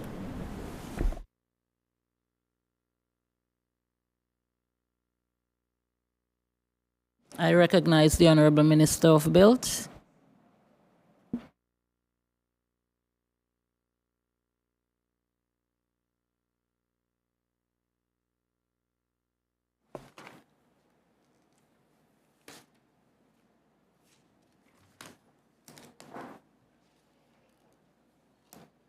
The government of Montserrat acknowledges the public concern surrounding the delays and interruptions experienced in the execution of the Montserrat Port Development Project. It is important to provide clarity on the matter of payments made and the current status of the contract. To date, Meridian Construction Company Limited has been paid $64 million under the existing $107 million contract. These disbursements covered completed works, equipment, and materials procured and delivered to the site in accordance with the approved interim payment certificates and verified by the engineer. It should be emphasized that these payments are not discretionary but are made in compliance with the terms of the contract and based on the word duly certified. The government has not, Mr. Lewis, in the event that you got. You're not listening to. I'm sorry. I'm sorry. You're with me? Okay. Honourable Minister, I'm reading your response as you speak. Thank you so much. I want, because there was a mistake made in the first document that may have been sent out, hence why I'm saying that. So the government has not agreed to pay an additional $13 million to the contractor following the unexpected suspension of the project. No such payment has been approved. At present, the government, in collaboration with its stakeholders, including the Caribbean Development Bank, CDB, and UCASIF, is engaged in ongoing negotiations aimed at restarting the project. These discussions have been held with strict adherence to the contract provision. Any proposal for additional costs must be fully justified, reviewed, and approved in accordance with the contractual terms and conditions. This includes clear documentation, technical validation, and financial accountability. The government remains committed to the completion of the Montserrat Port Development Project, and I thank you, Honourable Lewis, for that question. Are you finished? Take your mic off, please. The second one? Good. I recognize the Honourable Leader of the Opposition. Madam Speaker, with your permission, one supplementary. Let us hear it. I want to refer to the answer given in, I think, at the end of your second paragraph. Any proposal for additional costs must be, any proposal of additional costs must be fully justified, reviewed, and approved in accordance with the contractual terms and conditions. This includes clear documentation, technical validation, and financial accountability. Thus, I want to ask, does this mean the contractor will resume construction before any further funds are paid to them?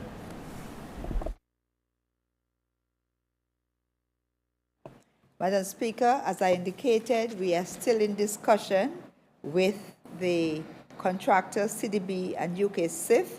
If the contractor comes up with something that justifies, or the team, which is CDB, UK SIF and FCDO, agrees to that, Madam Speaker, then that perhaps can happen. But at this stage, nothing of that sort has happened. So I cannot answer that because it would be a hypothetical answer that I will be giving you. And I do not want to mislead yourself or this Honorable House. So if that comes up, and we have agreed in another question what will happen. So I'll wait for that question. Okay? I will certainly inform this Honorable House and yourself. Recognize the Honorable Leader of the Opposition. Question 2. In light of the failure to deliver our port as scheduled, for what is suggested to be partly due to inadequate oversight, monitoring, and reporting mechanisms, will the Honourable Minister commit to quarterly public progress reports to this Parliament detailing milestone achievements, spending to date, and delays encountered? Recognize the Honourable Minister of Build. Again, Honourable Lewis, thank you so much for this question and your concerns. In light, as you have said, of the failure to deliver, I acknowledge the concerns raised regarding delays in the Montserrat Port Development Project and the importance of transparent and accountable project oversight. I can confirm that once negotiations are concluded and the project formally resumed, the government is fully committed to strengthening governance and accountability measures. As part of this commitment, we will provide quarterly progress reports to this Parliament, which will include updates on milestone achievements, a summary of project expenditure to date, an outline of any delays encountered and measures taken to address them. These take into consideration the commercial and legal sensitivity of some of the information that may be required at a particular point. Recognize the Honourable Leader of the Opposition. Question 3. Can the Honourable Minister explain the content of the proposal put forward to CDB in an effort to restart work at the port development project, and state the reasons given by CDB for not providing a no object to the proposal? Recognize the Honourable Minister of Build. Thank you, Honourable Lewis. The Government of Montserrat, in collaboration with project stakeholders, has, as I referred to above, CDB, UK SIF, FCDO, and our strategic team here, has submitted a revised no objection request to CDB. This proposal outlined key conditions for the remobilization of the contractor, including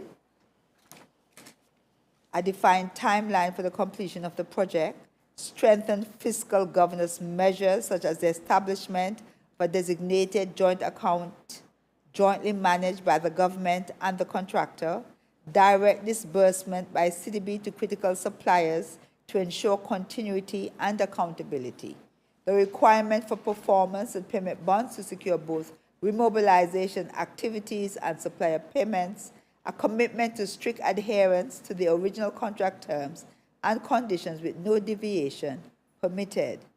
It is important to note that a previous no objection submission had included the contractor's costs to complete the project, which was not accepted by CDB.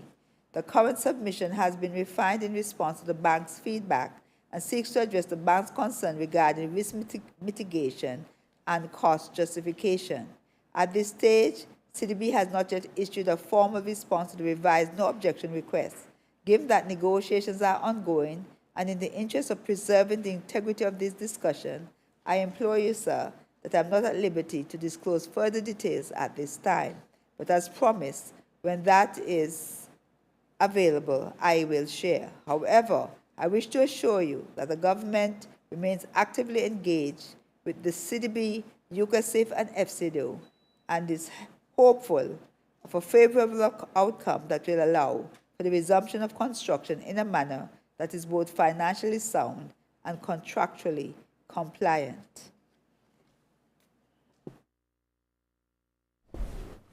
Recognize the Honorable Leader of the Opposition. Thank you, Madam Speaker. Madam Speaker, supplementary through you.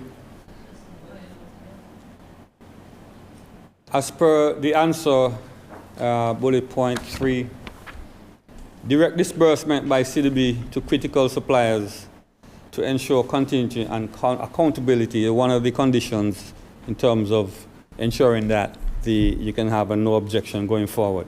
My supplementary question to you: does this disbursement of by CDB to critical suppliers, does it include locals and local businesses who are still owed for their services by the company constructing the port?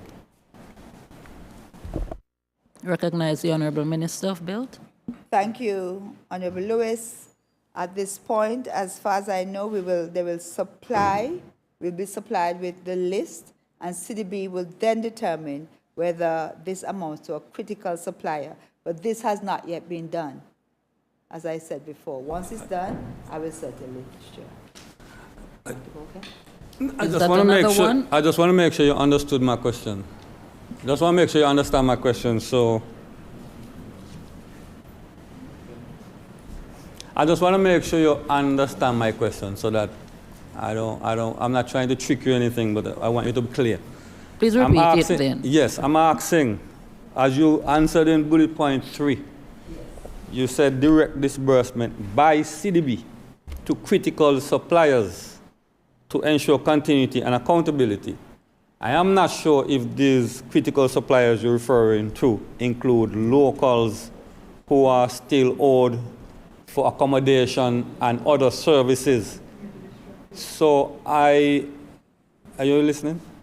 Yeah, I'm not sure if these critical suppliers referred to include locals who are owed for accommodation and other services provided. So I'm asking you to think carefully before you answer me. I'm asking you if the payment by CDB to critical suppliers include these locals that are owed for the services. Thank you, Honorable Lewis. Like yourself, we do have that concern for our local suppliers, but we have two avenues. One, the critical suppliers to ensure continuity and accountability. We have one set that CDB would deal with directly, and that is the international ones. Then we're going to have another joint account locally where we will deal with what needs to be paid here in Montserrat. So provision is being made to address those who have outstanding payments through that arrangement. And when it is finalized, we can then share further that this is concretized and this is the way we are going. But like yourself, I am personally, and the rest of the team is very concerned about our persons who have not received payments for goods and services, supplies, and in some cases, employment. Yes? Recognize the Honorable Leader of the Opposition.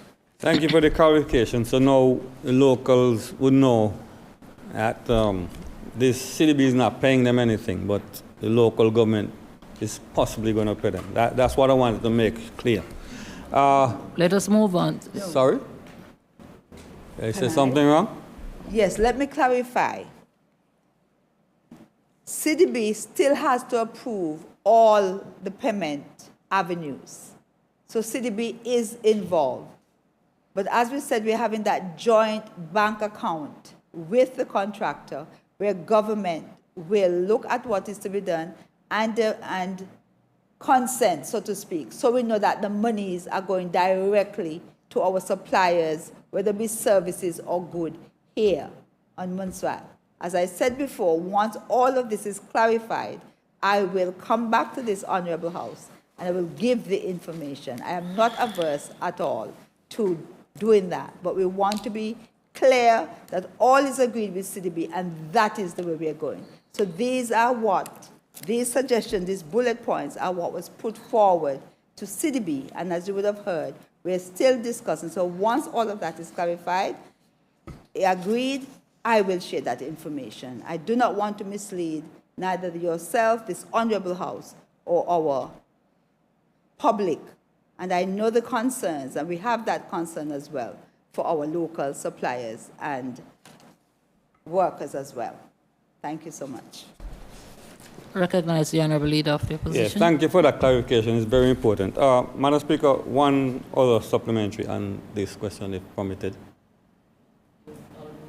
You've already had a supplementary, Yes, which was a bit of a deviation from the original question. No, it was not a deviation. You asked and the for minister correctly gave the clarification because she saw where I was coming from. I even asked her to carefully think about it before she answered me. You asked for the reason that CDB gave for the no. You asked for the reason that CDB gave for the no objection. So she did not really have to go on. I did not have to allow that. No. You're talking about the actual question. Yes, and that is what the supplement. And that is what the supplementary should be based on. And I noticed that we have been going away. The answer that I was given. I can't ask supplementary on anything other than the answer that is given to me. So the answer given to me, I refer to it. I didn't go outside the answer. Okay, Honourable Lewis, let us move on. But, you know, the rules say you're allowed a supplementary. So you're saying I can ask another supplementary? No, that is right.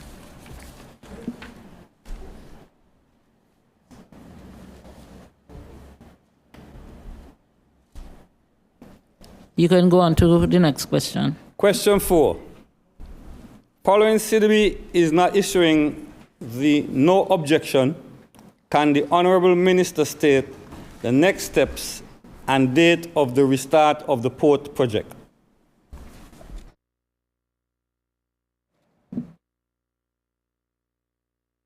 I recognize the Honourable Minister of Build.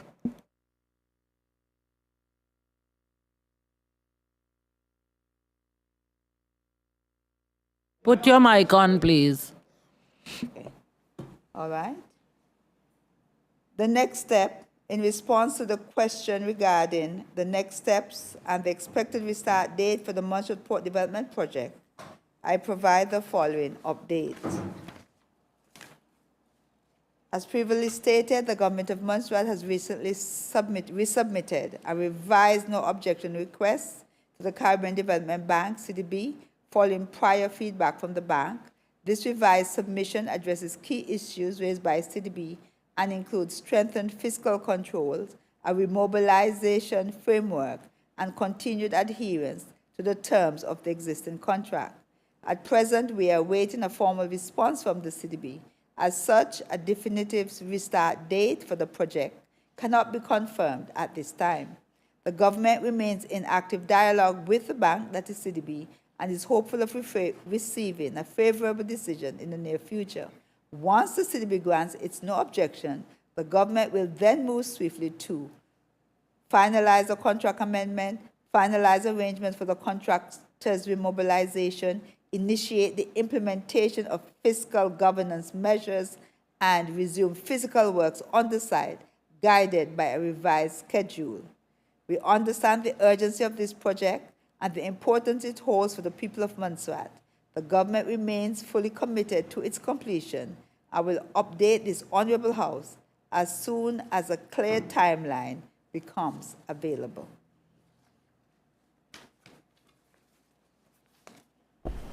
Recognize the Honourable Leader of the Opposition. Thank you, Madam Speaker. One supplementary Go to you. on. Yes, to the Honourable Minister, the supplementary. I noticed that your submission is based on once the CDB grants its no objection, the government will swiftly move on to et cetera, et cetera. My question to you, what if after these negotiations, CDB do not grant the no objection? Is the government prepared to take legal actions, or if the contract, the present contract, given that it's stated that the amount of funds paid out to the company is actually more funds than the equivalent work delivered to date. So my question to you, if after the negotiations and CDB should come back and say they still do not give a no objection, is the government prepared to take necessary legal actions to ensure that the port is resumed and the people of Montserrat can have the port that's promised to them?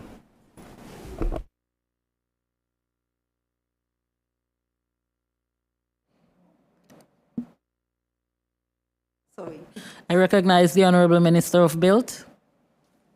Thank you, Madam Speaker. Madam Speaker, as I indicated before, I want to give full information to this House, and that includes the Honorable Minister.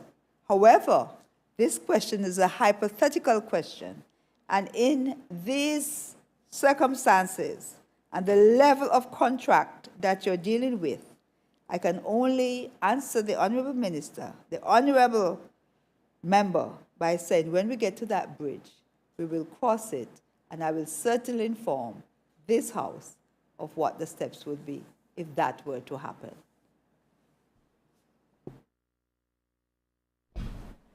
Recognize the Honorable Leader of the Opposition. Yeah, I would like to thank the Minister for answering the questions put forward to her. And I do have some other questions here for the Honorable Minister of Agriculture, Lands, Housing, Environment, Youth Affairs and Sports.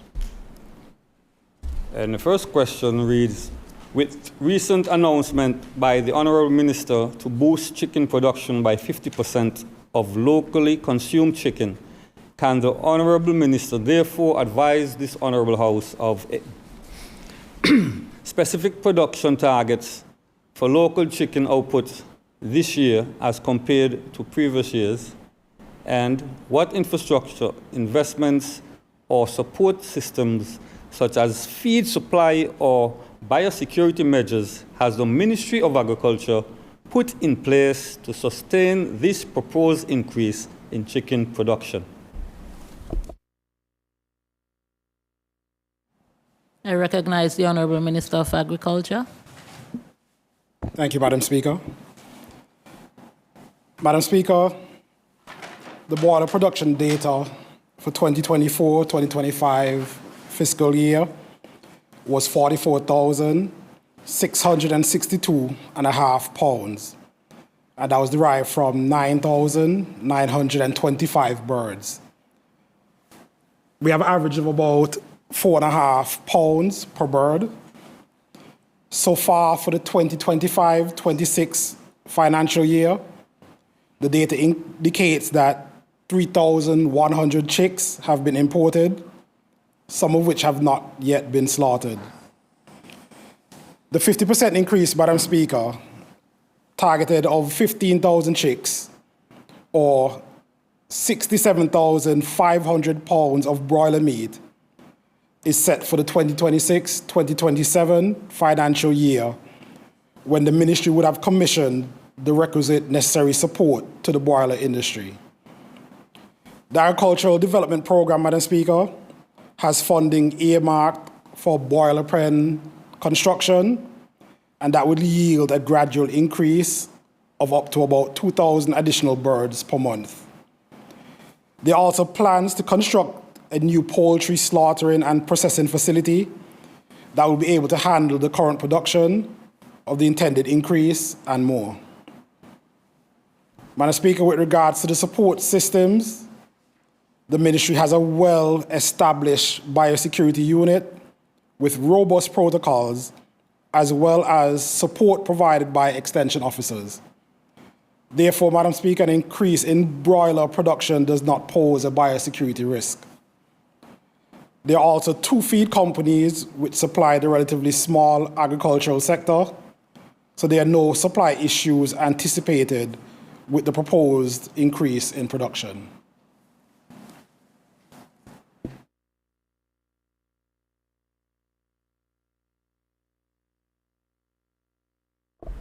Recognize the Honorable Leader of the Opposition.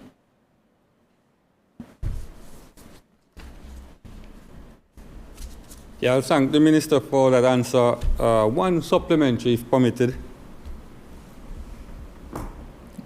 Yes, you may. Yeah, as you refer to increasing the production and feed, there have been always that's complaint about the cost of feed and the constant rise in the cost of feed due to inflation. To ensure that you achieve your goal in doubling the production, is there any provisions or preparations, money allocated to provide subsidies to feeds in the case where feeds increase? I I recognize the Honourable Minister of Agriculture. Madam Speaker, I'll just answer the question simply. As you would have heard, the Honourable Premier before me would have mentioned in his address that we are doing what he calls a reduction in the freight side of the importation bill. So that too would affect feed as well, since I think the freight is quite a significant cost in the feed. So the government is looking on a whole to reduce not just feed, but anything imported to make things cheaper in Montserrat. To answer your direct question about financial subsidies, these are things that we can look into. But again, as I said, we're already anticipating that there will be a reduction when the Ministry of Finance implements that freight side of things. Recognize the Honourable Leader of the Opposition. Thank the Minister for his answer. Number 2, can the Honourable Minister provide a detailed update of the operational status of the equipment at the abattoir, including which units are currently non-functional, the impact on service delivery, and what steps are being taken to restore full operational capacity? That's A. And B, outline the current maintenance schedule for the abattoir, including the frequency of preventative and corrective maintenance. Recognize the Honourable Minister of Agriculture. Thank you, Madam Speaker. Madam Speaker, the abattoir is currently operational and providing services to the livestock farmers. The freezer and chiller that are in the abattoir building itself are currently not operational. However, Madam Speaker, the ministry already had 2 20-foot refrigerated containers on site and set up since the COVID pandemic to serve as backup for the aging chiller and freezer. Generally, Madam Speaker, the equipment is serviced annually. Replacement and repairs of parts occur as necessary during the financial year. Madam Speaker, this year's Agricultural Development Program will provide financing for procurement of new equipment, such as a chill, freezer, electric cattle hoist, and a compressor. Some minor upgrades to the building are also planned, Madam Speaker.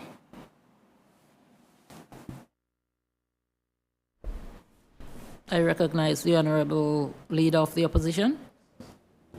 Thank you, Minister. Question 3.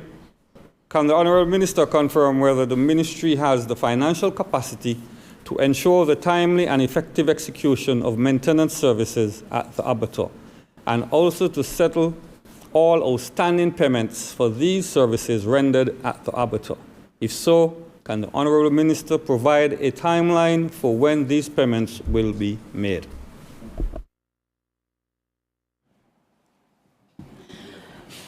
I recognize the Honourable Minister of Agriculture, please.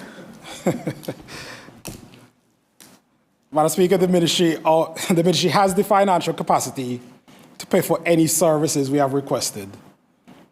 There is a single outstanding payment relating to the repair of the chill and the freezer. The engagement with the service provider are currently ongoing to bring this matter to a resolution, and we want to ensure that the ministry secures value for government's expenditure.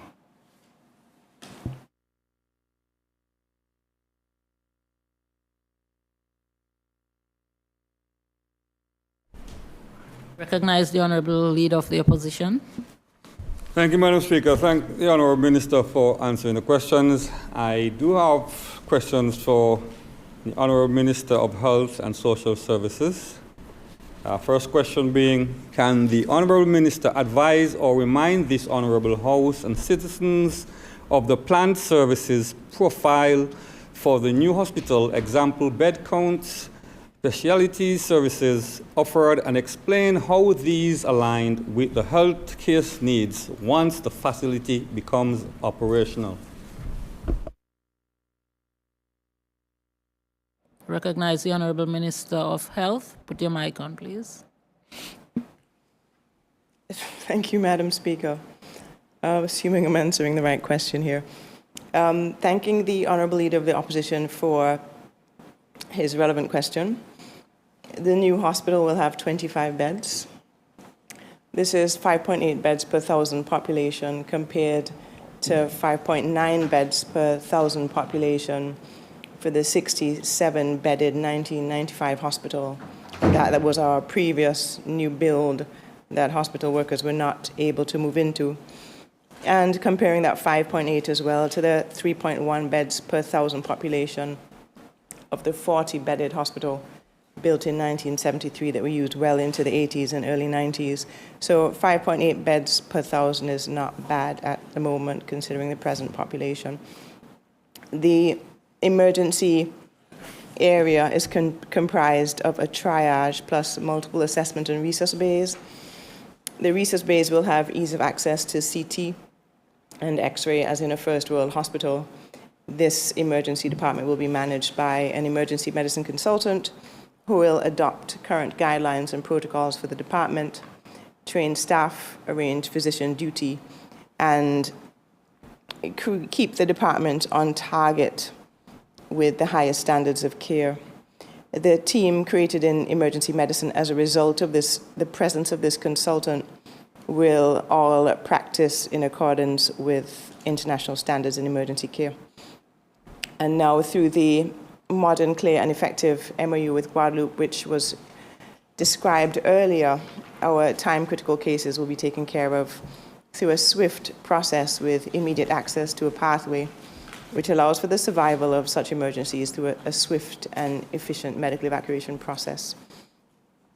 Madam Speaker, there are people who want to come to Montserrat for whom money is not a problem, but they simply do not want to die or become disabled through an inefficient stabilization and medical evacuation process, so it's essential that we get this right.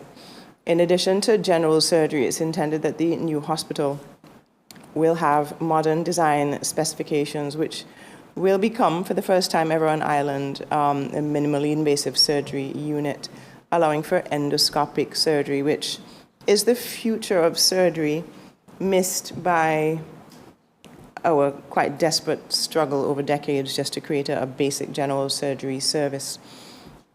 In gynecology, we will offer a full set of gynecological procedures, including colposcopy, and the obstetric service, which will be present in the new hospital building, will have modern birthing facilities led by an obstetrician and a team of visiting and virtually available professionals.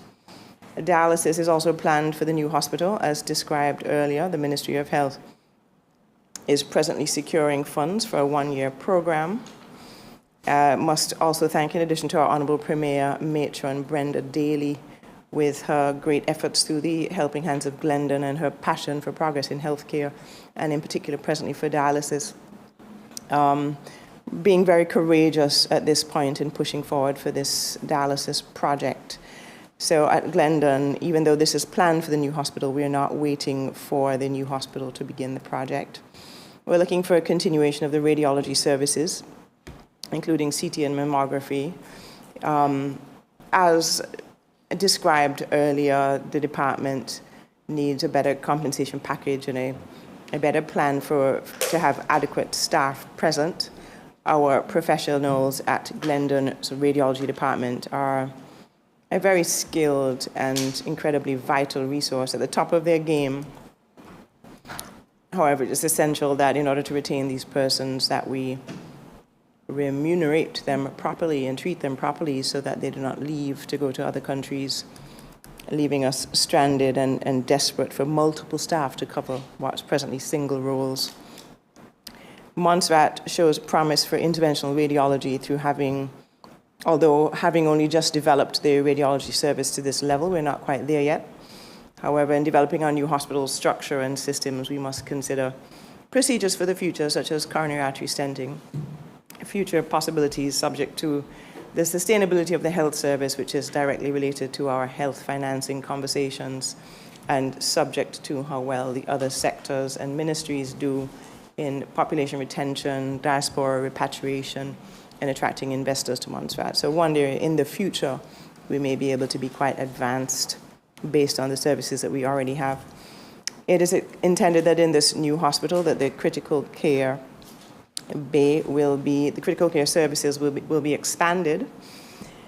In our fit for purpose purpose unit with access to ventilatory support, secure oxygen supply with oxygen being produced on island, dialysis for acute kidney injury and multi-organ dysfunction, and CT for diagnosis. The unit will save lives and will save money for persons or families who are critically ill on island, or will save the government's money. Ultimately, the government is responsible for persons who cannot afford local care due to age, disability, or unemployment.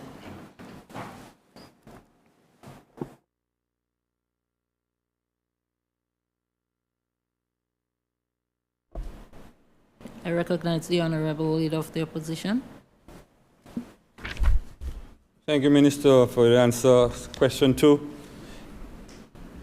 Can the Honourable Minister confirm whether the company contracted to construct the hospital opted to procure materials such as steel, plywood, and 2x4 lumber directly from overseas suppliers rather than sourcing these materials from local hardware stores?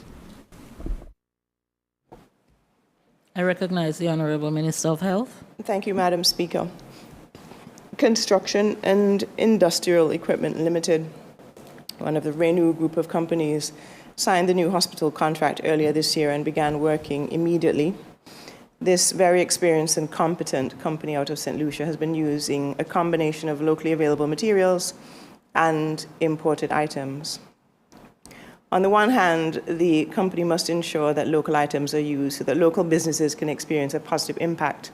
However, on the other hand, this company also designs and makes many of the items that it uses and has built its world-renowned success and flawless reputation by creating expertly built buildings, hospitals, etc., that remain within cost while ensuring excellence in quality. So as the project continues on, we intend to remind the company to include local suppliers where possible. But at the end of the day, it is efficiency, it is cost effectiveness, it's keeping the project within target in terms of the funds that they use that will determine whether or not we have a new hospital project on time. So a combination. Recognize the Honorable Leader of the Opposition. Thank you. B of the question, same question. Further confirm whether the company imported heavy equipment from overseas, denying local owners of heavy equipment job opportunities. Recognize the Honorable Minister of Health. Thank you, Madam Speaker. The minor works section and work paralleling minor works used local contractors with their equipment.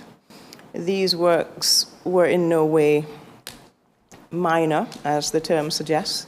They have involved a lot of work and have been very expertly done by local contractors to the cost of 10.2 million EC dollars. And this includes the renovation of the Margetson building to allow for the decanting process that has happened, to allow for the destruction and the new build of the hospital. However, construction and industrial equipment, despite the fact that these earlier works were done by local companies, construction and industrial equipment out of St. Lucia won the bid for the new hospital. And a company of this caliber already has a vast amount of equipment and has a level of professionalism that allows them to keep costs within what is expected. So we know that the company is going to be bringing in their own equipment. A balance is sought. The company still rents some local equipment in order to contribute to the local economy, such as presently renting some large excavators and dump trucks. And I've been advised that a local steel bending company has been employed, which is using local persons.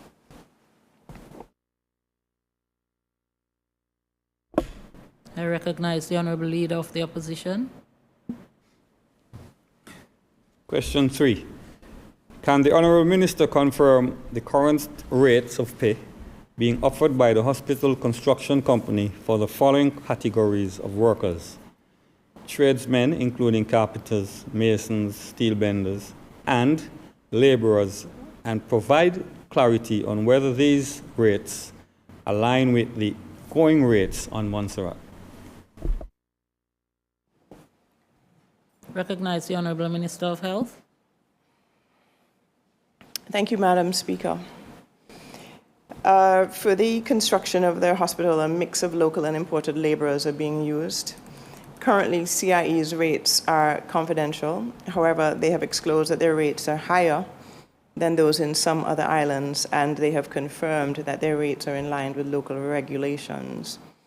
CIE is a privately owned company, and they have the freedom to negotiate with suppliers for supplies as well as with laborers. So far, every effort is being made by the government of Montserrat to cultivate a fair work environment.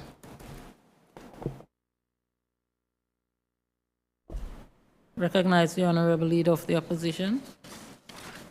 Yes, Madam Speaker, one supplementary if allowed. You may go. You may go. Yeah, you speak to higher than some other islands, yes, but then my question referred to Montserrat, and then your question referred to in line with local regulations. Can you state which local regulations they're referring to? I'll agree, Honorable Lewis, that the answer to this question is incomplete. And if it is necessary, and it probably is, we can probably do a more detailed analysis of local rates and try to get a bit more information from CIE or from the persons employed by CIE, in fairness. Thank you for your honesty in answering the question, Minister, and thank you for answering all the other questions, previous questions. I do have a question, however, for the Minister of Education, which I believe is the same minister. Can the Honourable Minister explain what new training facilities and diagnostic tools are being put in place to address gaps identified where there has been a failure to adequately support special needs education? I recognize the Honourable Minister of Education. Thank you, Madam Speaker, and I thank the Honourable Lewis for this question, which highlights the new dawn of awareness and focus on Montserrat for special educational needs students. As you know, special educational needs students span a range from persons with profound and obvious deficits to persons who function normally and perform well but have deficits in developing understanding or know-how in an area using traditional methods of teaching. This attention and focus can turn B's and C's into A's and B's. Special educational needs programs backed by policy and law have been developed in the UK since prior to the 1990s, and we are presently on Montserrat embarking on a program to correct decades of deficiencies and to increase SEND support. Not only do we have increased awareness to commitment of the need within the ministry and new roles advertised in this area, but it has also come to my attention that very many of our teachers and teaching assistants, having themselves identified the problem early on in their careers, have already undertaken formal and informal training in special educational needs. We are in the process of creating a special educational needs register for our island population and for our diaspora. We want to know how we can assist our people in helping each other, and by looking at the local skill set and fashioning work around what we have, I think that would be a useful approach. We have presently advertised for a special educational needs coordinator, a speech and language therapist, an educational psychologist, teaching assistants, and personal assistants.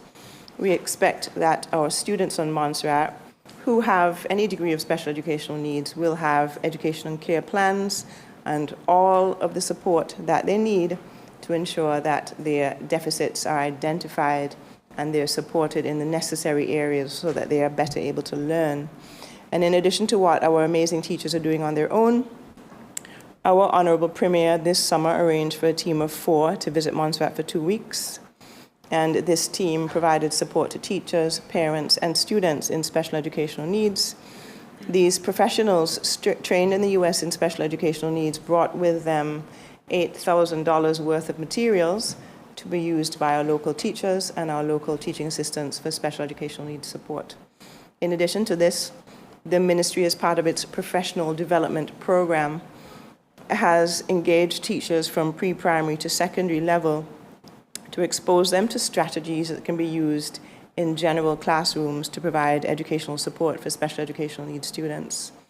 It is ideal that most students be integrated into mainstream school. However, the need for an actual special educational needs base has been recognized. In terms of training facilities, it is hoped, but not yet arranged, that the Montserrat Community College in the near future will embrace a technical and vocational side, which will include teachers and teaching assistants in special educational needs. Although we already have roles advertised for special educational needs, Montserrat is awaiting the project manager in education for education transformation in order to officially launch this special educational needs and disability and other projects in education. So we're creating a framework on which we can steadily build and be more progressive in this area that we have been deficient in for some time. Recognize the Honourable Leader of the Opposition. Second question to the Minister of Education. Having highlighted the recurring issue of our skill gap, what steps is the government taking to implement technical and vocational subjects into the school's curriculum from primary to college level? And will there be partnerships with stakeholders in the private sector to ensure real-world experience and relevance?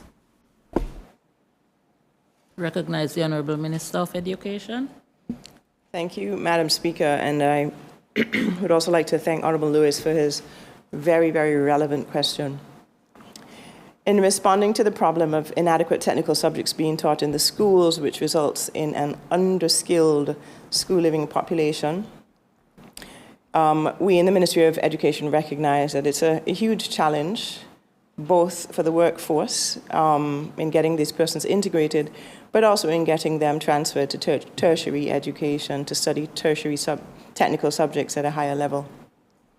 This is an urgent policy priority for the new Ministry of Education, with an urgent plan of action to increase technical subjects at primary and secondary education through a properly managed project. The project will run with programs including mechanics, carpentry, electrical work, plumbing, hospitality, and customer service. Regarding partnerships with private stakeholders, it is the intention of the Ministry to ensure that our local stakeholders are sufficiently engaged to ensure that the incredible students that we produce are definitely fit for the local market. The summer program presently being put on in collaboration with other departments of government did involve a technical side where we intended that our students were going to be involved on construction sites, plumbing sites, and other sort of technical sites where they can gain experience and make decisions on whether or not they have a passion for particular subjects, technical subjects. Recognize the Honourable Leader of the Opposition. I thank the Minister for answering the questions. I have no further questions. Thank you, Madam Speaker, for the opportunity to present my questions. Thank you, Honourable Member. Recognize the Honourable Mulcair.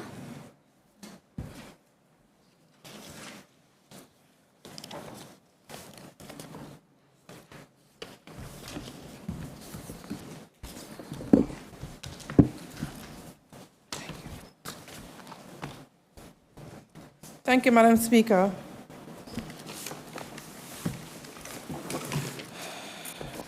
My first set of questions will go to the Honourable Premier and Leader of Government Business. My first question: the general public continues to experience extensive delays, sometimes exceeding a year, in the processing of applications for naturalization. As a result of these delays, supporting documents initially submitted with applications often expire or become outdated.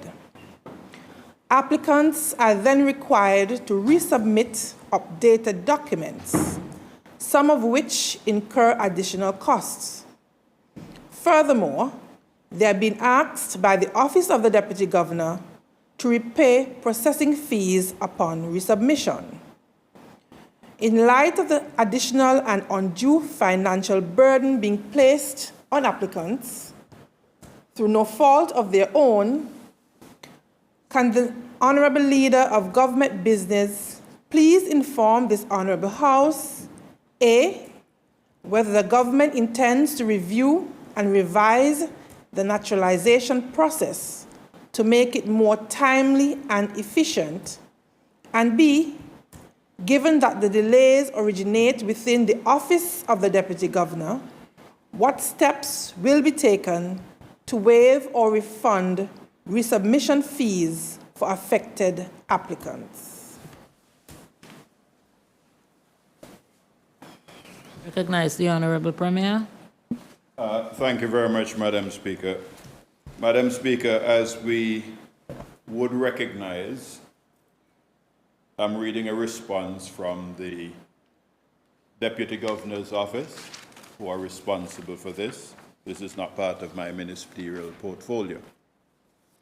This response also underscores the importance of transparency, efficiency, and fairness in the administration of citizenship matters in Montserrat, which I'll seek to clarify at this point. Let me begin by assuring this Honourable House that the government remains committed to the timely and effective processing of all applications for naturalization.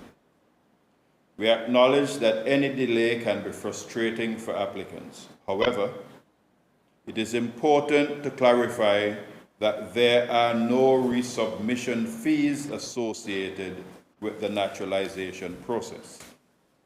The prescribed application fee is EC dollars 1,550, which is paid upon initial submission.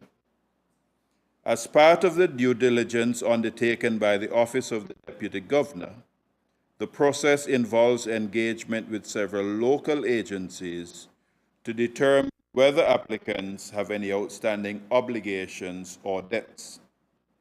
If such obligations are identified, the application cannot advance until the debt or other obligations have been resolved.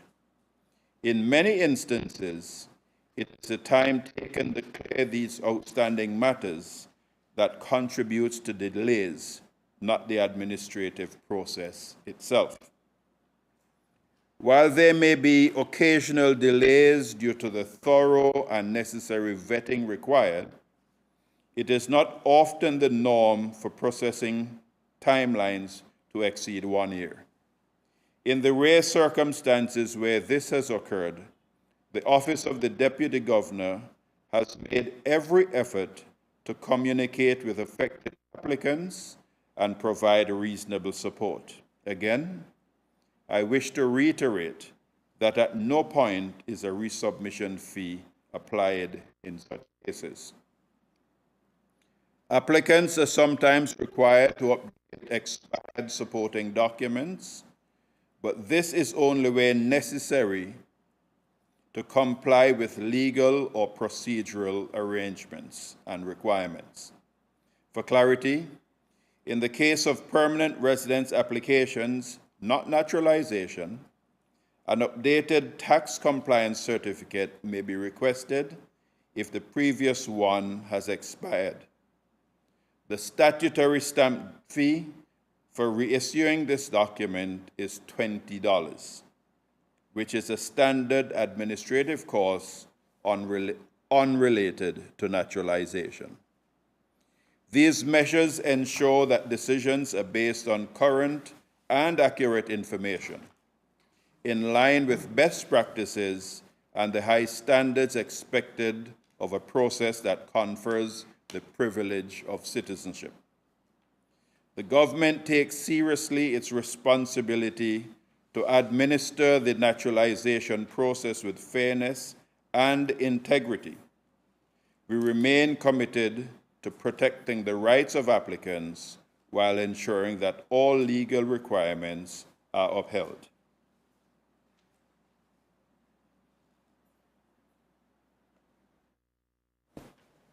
Recognize the Honorable Malkia. Thank you, Madam Speaker. My second question to the Honorable Premier. During the period 18th to 24th July 2025, there was a shortage of airline seats to and from Montserrat. Can the Honorable Premier and Minister for Access please inform this Honorable House what contingency measures are in place to address such bottlenecks, especially during peak periods and in cases of emergency travel? Recognize the Honorable Minister for Access. Madam Speaker, this period saw a higher than usual demand for travel as Montserrat hosted the Soufriere Hills Volcano Conference, SHV30, which attracted interest and attendees from the region and across the world. Additionally, we started to immediately realize the direct benefits of our price cap policy, which was intended to increase travel and visitors to the island through more affordable ticketing options. The limited number of available seats was exacerbated by operational challenges experienced by one of the carriers, making it particularly difficult for last-minute travelers to secure additional seats during this period. It is primarily the responsibility of the airline operators to implement contingencies for business continuity. In other words, carriers are able to put on additional or extra flights outside of their routine schedule based on demand. Nevertheless, the government of Montserrat continues to work diligently to enhance our air access. We remain on track to introduce additional twin-otter flights for the peak periods in December 2025 and March 2026. That's using the Winair option. Furthermore, the SVG MBN Air Twin Otter services is expected to commence hopefully by September of 2025. For private emergency travel, where seats are unavailable, chartering a flight remains an option. In cases of medical emergencies posing a risk to life, the Ministry of Health will intervene to provide support. Recognize the Honorable Malkia. Thank you, Madam Speaker. I also say thank you to the Honorable Premier for responding to my questions accordingly. I now move on to the Minister of Infrastructure, Labour, Transport, Energy, and Ecclesiastic Affairs. My first question. Given the continued rapid rise in the cost of living on Montserrat, can the Honourable Minister of Labour update this Honourable House on the initiatives undertaken thus far to aid the implementation of the minimum wage for Montserrat? I recognize the Honourable Minister of Build. Thank you, Madam Speaker. Madam Speaker, I was on the doctor's permission to be at home for the past 7 days due to a leg injury. And that was not because of dancing, Madam Speaker. As a result, Madam Speaker, I was communicating with my office through electronic means. These questions did not reach my eyes. I did not see them, Madam Speaker, and hence I spoke to the Honourable Member this morning indicating I have not seen them. I have seen now, Madam Speaker, where my clerk brought to me response to both questions that the Ministry requires additional time to respond to this.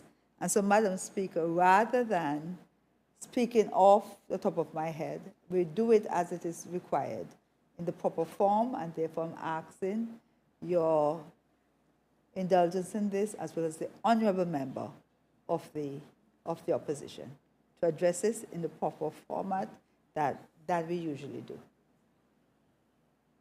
The first time I'm seeing them is when I got here to this table this morning.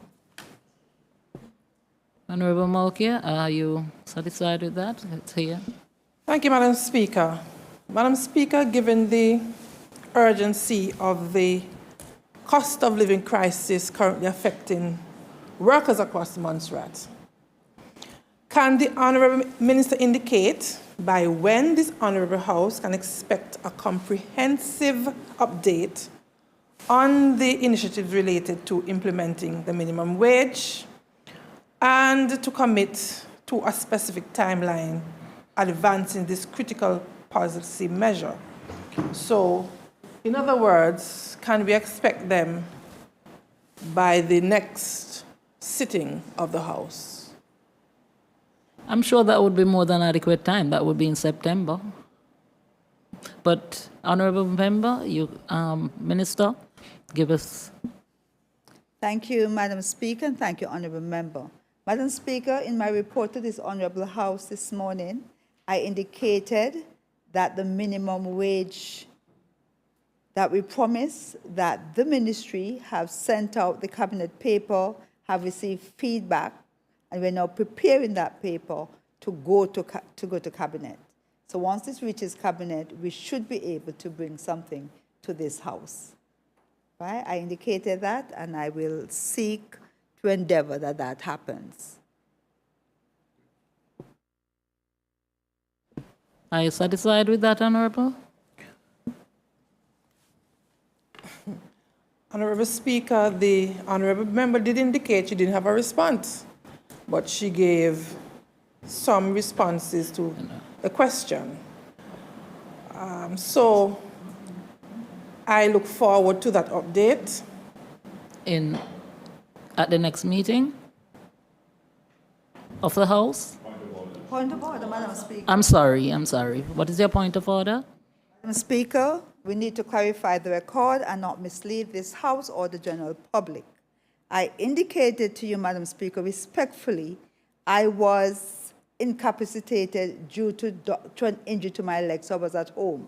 I was communicating with my staff through electronic means.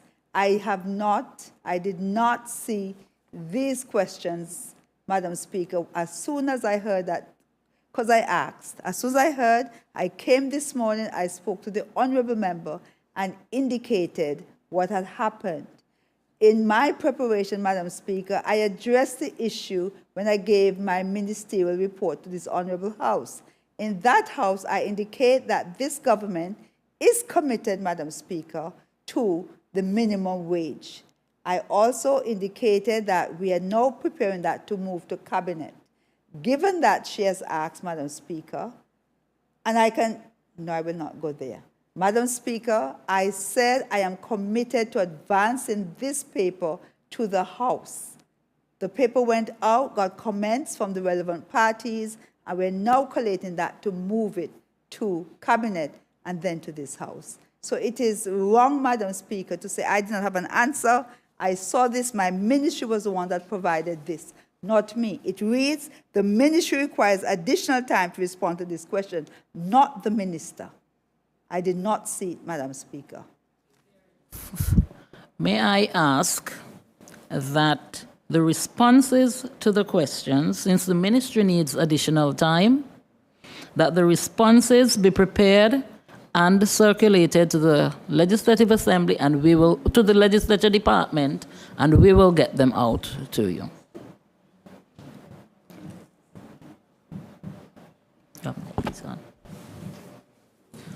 Thank you, Madam Speaker. Madam Speaker, I'm not sure where in my response the minister misunderstood, because all I said, I look forward to the update as she indicated. Okay. Like I said, I will ask the ministry to get them to the Legislature Department so you can have them and other members as well. Okay, Honourable Minister? For clarification, Madam Speaker, in the responses that would be provided later, how do we proceed? Would they be able to be read out in the House? I need some clarification on how do we proceed on that.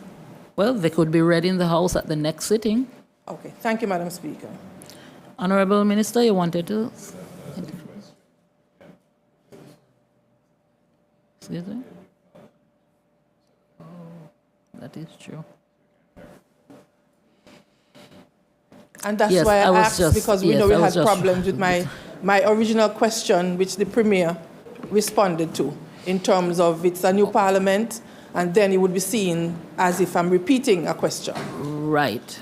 So let me put it to the other members of the House. Could you take a seat, please?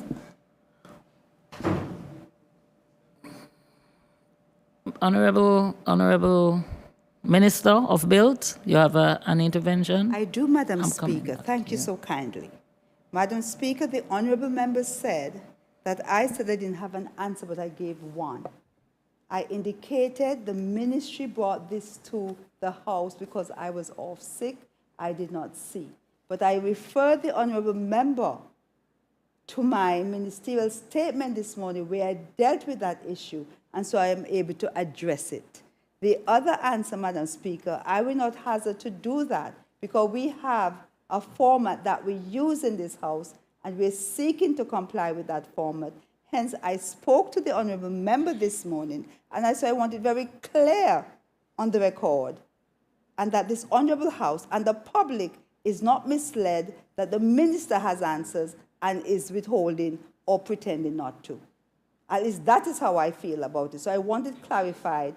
The ministry said that, and having given that information, I felt I could share that with the honorable member, referring back. I would not have said that had the question not arisen.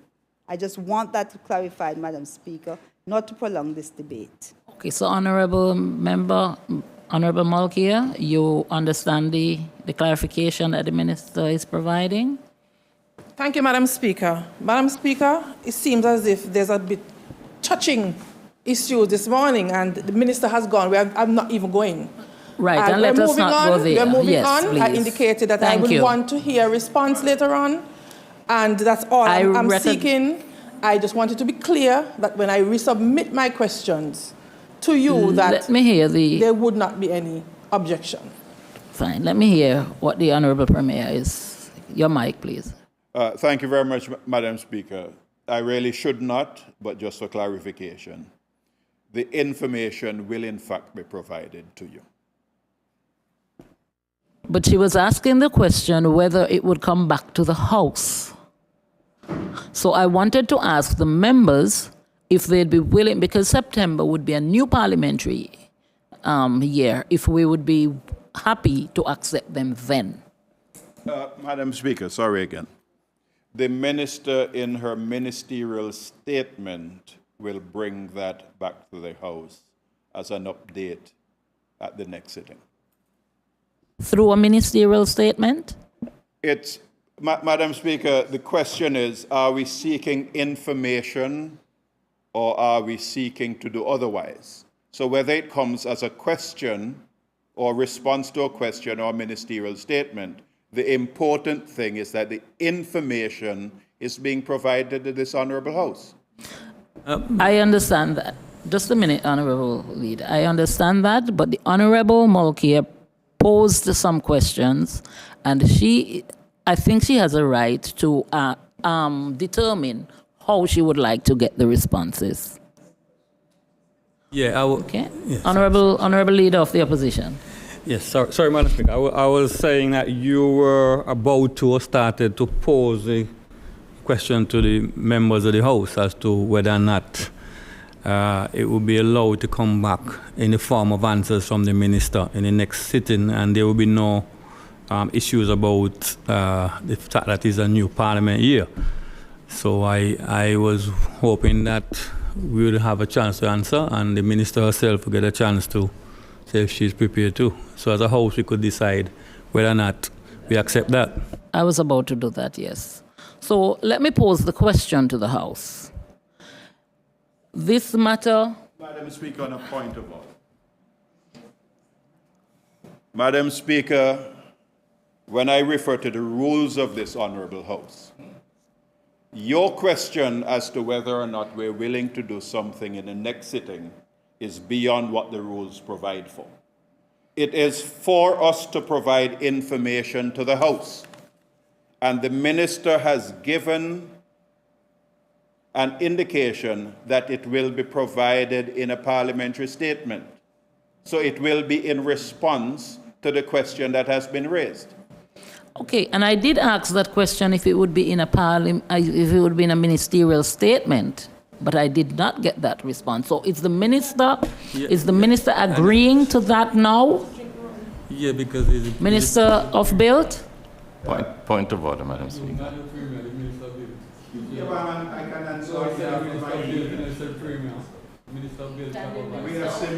Can the Minister of Build provide a response as to how she would present the information, please? Point of order, Madam Speaker. Yes, Honorable Romeo. Probably a solution would be in accordance with what the Honorable Premier himself said. He said the rules don't allow you to continue, whether it's a ministerial statement or a question.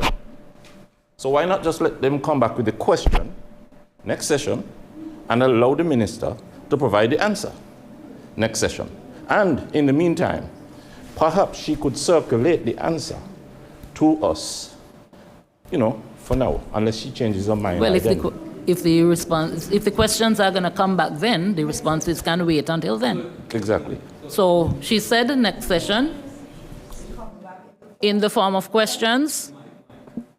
Madam Speaker, the reason for that being, I want to be fair to the honourable member or any member of the team. If it simply comes in a statement, where's the opportunity for rebuttal if one is there? Okay, supplementary. I want to be fair. Okay, so I'm saying, yes, I will bring information once I have it, but that mode that the honourable member chose to ask a question, I would wish to respect that in the event she wants to a supplementary. I think that's the fair thing to do, so it will come next session. Okay, so let me make that ruling then, that the questions would come in September, in the new session, and the answers would be provided.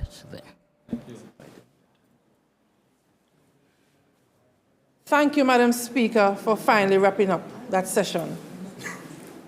So I move on to the Honourable Minister of Education, Health and Social Services.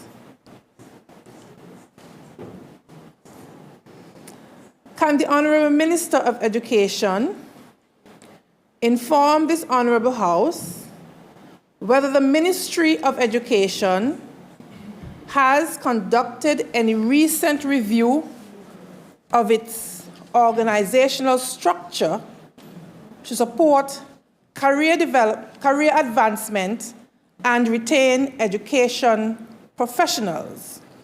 If not, will the Honourable Minister commit to making this a priority going forward? I recognize the Honourable Minister of Health. Thank you, Madam Speaker. The Ministry of Education is presently assessing all aspects of education. In regard to education administration, the team is working hard together on the strategic educational plan, which is now 5 years overdue. And the ministry is ensuring that there's adequate input from education officials for the plan. But we must press on as time is of the essence. In special educational needs, we welcome the new organizational structure with the employment of the Special Educational Needs Coordinator, as explained earlier. And this person will ensure an up-to-date special educational needs program, ensuring that our students who have deficits receive the support they require. The program will also ensure that students have the support they require for tertiary education. Regarding supporting career advancement and retention of educational professionals, the ministry is presently working on an audit of the local skill set. Many persons have trained independently in relevant areas, and it would be to Montserrat's benefit to use the brilliance and the talent that we already have on island. The teacher retention program, which we are presently developing, will include free healthcare for teachers at Glendon. We are presently awaiting a paper from the Ministry of Health and Social Services.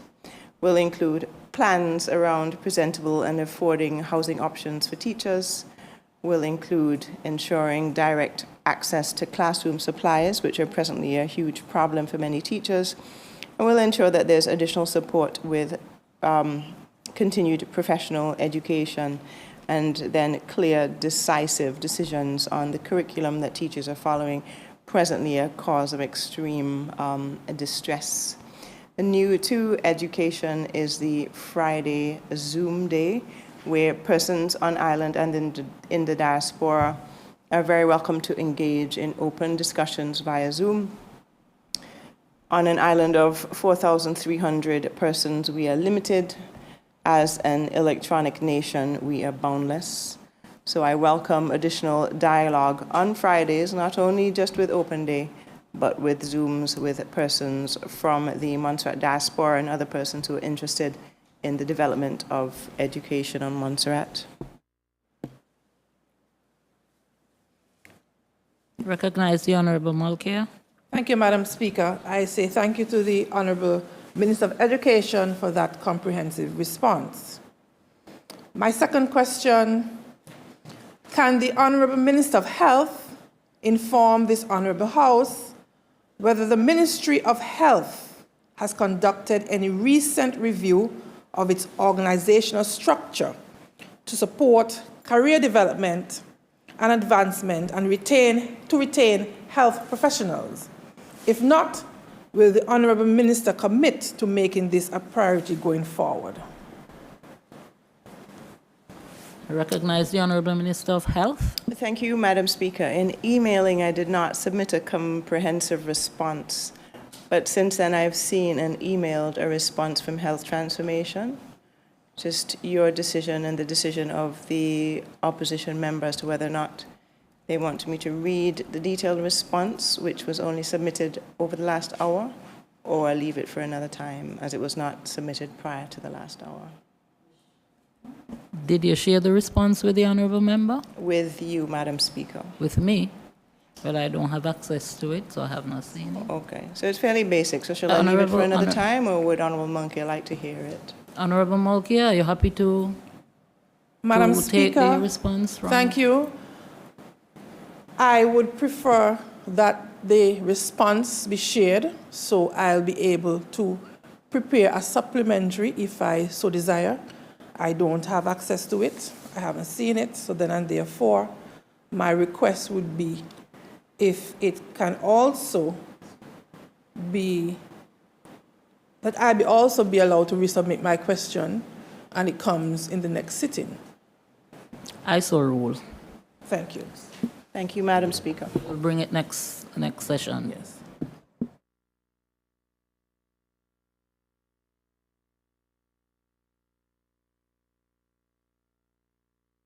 Thank you, Madam Speaker. That will be all for me. You're welcome. Honourable Mulcair, could you close? Yes, please.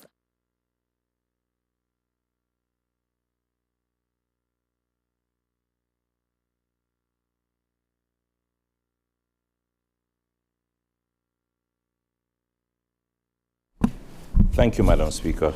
I recognize the Honourable Romeo. Thank you.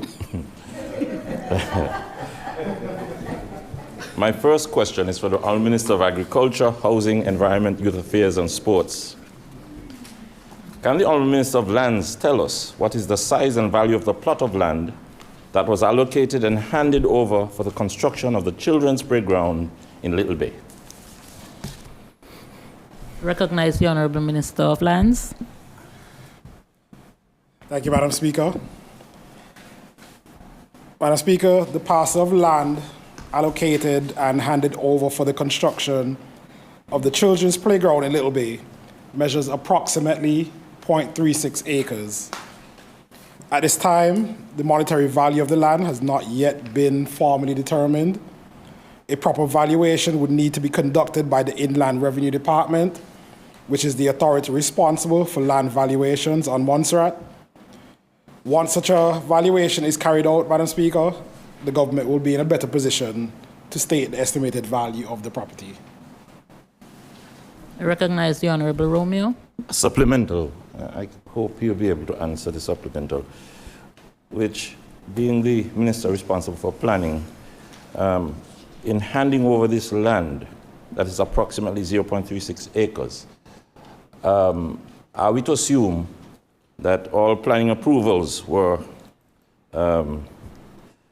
gained for the project?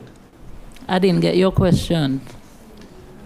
In handing over 0.3 acres of land to a project, as the minister responsible for planning, I'm wondering whether we are to assume that planning approval was given for the project.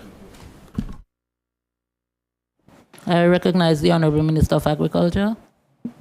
Madam Speaker, while I realize it's a substantive question, I think it's for me to actually notify the House that the piece of land in question was actually handed over in 2023 by a cabinet paper that was dated on July 10th.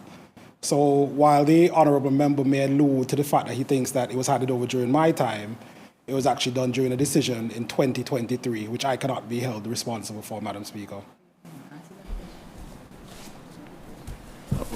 Recognize the Honourable Romeo. Point for clarity. Madam, I'm not accusing him of anything. He is continuing to in government. I think my question is fair. I want to know the planning approval was given. It doesn't matter who's in office or when it was done. There was a cabinet paper. Was it approved by planning? If you can't answer, that's fine. I understand. Well, he just said that he can't because it's you. As I said, Madam Speaker, it's a substantive question. So what I said was just as a point of clarity for the honourable member, so that he knew. Oh, okay, because I do realize that he was introducing something new. Right. So I just wanted to give him let's move on. A background as to when that decision would have been made, so at least he understands. So I wasn't actually directly answering your question, but just to give you some clarity on when that land would have been handed over. Thank you, Madam Speaker. The Honourable Romeo. Yeah, I admit it's a bit different, and I guess he will give an answer during the week. Well, I suppose if you know it's a bit different, you shouldn't do it. Well, Madam Speaker, thank you. A deadline of 31st December 2030 was previously set by the government of Montserrat for claiming unregistered lands. Can the Honourable Minister tell this Honourable House, A, exactly what the consequences are for failing to meet this deadline, and B, what steps have been taken to notify landowners of this deadline and of the consequences of failing to register lands? Recognize the Honourable Minister of Lands. Thank you, Madam Speaker. Madam Speaker, the Crown Title Amendment Act of 2020, and let me just state 2020, extended the deadline to the 31st of December 2030. The previous deadline of 2020 for persons to submit claims to the Register of Lands for lands that have remained unclaimed after the coming into force of the Registered Land Act.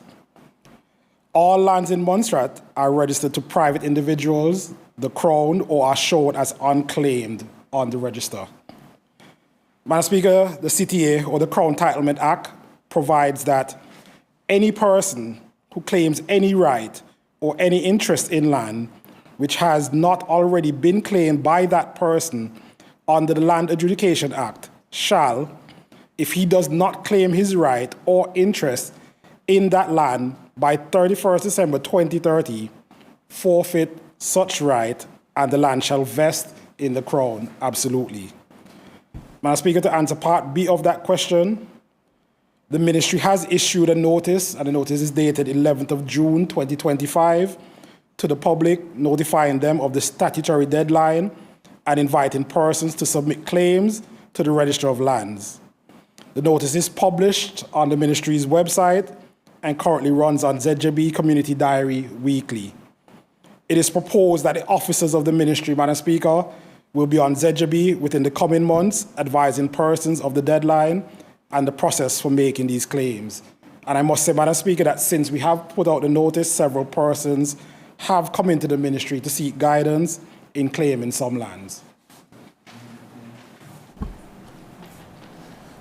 I recognize the Honourable Romeo. Thank you, Madam Speaker. Supplemental, please. Yes. And thank you to the Honourable Minister for doing that job of informing the public. I just have to ask one simple question. Does this notice apply for people who own lands in the danger areas as well? Plymouth and the other areas? in the exclusion zone? I recognize the Honorable Minister of Lands. Madam Speaker, I can't answer that question directly because, as I know, currently we're not dealing with lands that are in the exclusion zone.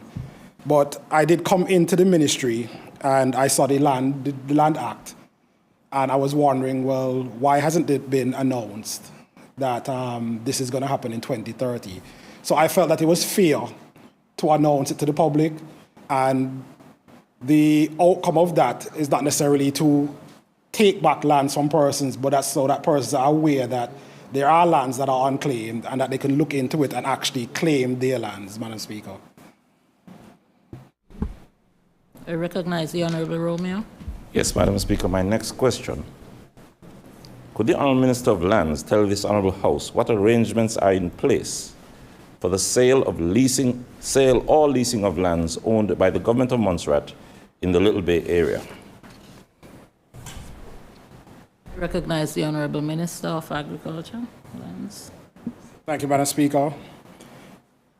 Madam Speaker, on the 9th of April, 2025, Cabinet endorsed a robust approach to the regularization of occupation of Crown lands in Little Bay and Cars Bay, and approved the Ministry's policy of granting 3-year leases to current occupiers of Crown lands. On April 9, 2025, Cabinet approved leasehold arrangement for 4 such occupiers. On the 6th of June, the Ministry received valuation reports for further 4 occupants, and the Ministry is in the process of drafting the lease for these properties, Madam Speaker. I recognize the Honorable Romeo. Thank you, Honourable Minister. My next question is for the Honourable Minister of Health and Social Services. In answers to questions previously asked in this Honourable House, you gave a general explanation of what can happen if someone is critically ill at night and cannot be medevaced until in the morning. Could the Honourable Minister of Health be more specific as to what the capability of our hospital is in dealing with a patient experiencing a stroke at night, and what the protocol is for dealing with a patient of that nature while waiting to be medevaced to the next day, the consequences of waiting, and what is the preferred protocol which he intends to have in place with urgency and also by the time the new hospital is built? I recognize the Honorable Minister of Health. Thank you, Madam Speaker. I'd like to thank Honorable Romeo for his extremely relevant question that could affect, the answers to which could affect all of us in this room, all of the Montserratians listening on Montserrat, all of those in the diaspora who intend to one day visit Montserrat, all investors who want to come to Montserrat. So presently, survival on Montserrat in life-threatening, time-critical emergencies is still dependent on when you present to hospital, as flying after 6 p.m. and 6 a.m. is still not officially permitted. A study on night flying is recently being undertaken, and I know a lot is happening in the Ministry of Built to make sure that we reach the point at which we can send patients out at night officially. In the meantime, all that can be done to ensure that persons with time-critical emergencies are sent to the correct place and at the right time, all is being done. A memorandum of understanding is ready to be signed between Montserrat and Guadeloupe, and a paper that has to reach Cabinet is on its way there. Guadeloupe is the closest and most capable facility at 20 minutes away, and a flight that is a fraction of the cost of medical evacuation flights to islands further away. Our relationship with Guadeloupe requires a retainer on the part of the government of Montserrat, but this ensures that when our doctor at the emergency department makes the diagnosis of stroke at 2 a.m., has his scan report, has his ECG, has his medical summary, has his lab results, that he can contact Guadeloupe electronically and by phone and be instructed on the pathway for care of the patient until the patient arrives in Guadeloupe. Thus, if this happens at 2 a.m., by 6 a.m., our emergency physician will have made the correct diagnosis, will have administered the correct medication according to guidelines. I noted earlier this year that alteplase for thrombolysis in ischemic stroke has been available on Montserrat since February for the first time. We're extremely grateful for this. So potentially a lot can be done to make sure that when 6 a.m. does come, that our patient can immediately leave. It is really important that we get this right. There have been failed medical evacuations over the past 8 months and delayed medical evacuations, and it is extremely, extremely important that we get this aspect of care perfectly right all the time. The Ministry of Health is committed to following up on night flying and is happy to bring more information to this Honourable House. It would only take one extraction of a very important person for medical reasons by night to raise eyebrows about disparity in medical evacuation. So let us get it right for all persons living on island, regardless of socioeconomic status. I recognize the Honourable Romeo. A supplemental, Madam Speaker. The conclusion of her answer begs me to ask, because the Honourable Speaker of the House of Commons, was here on island. We live on island, every member here. Your question, please. Yes, Madam Speaker, I have to give my preamble. Oh boy. The governor lives on island, Madam Speaker.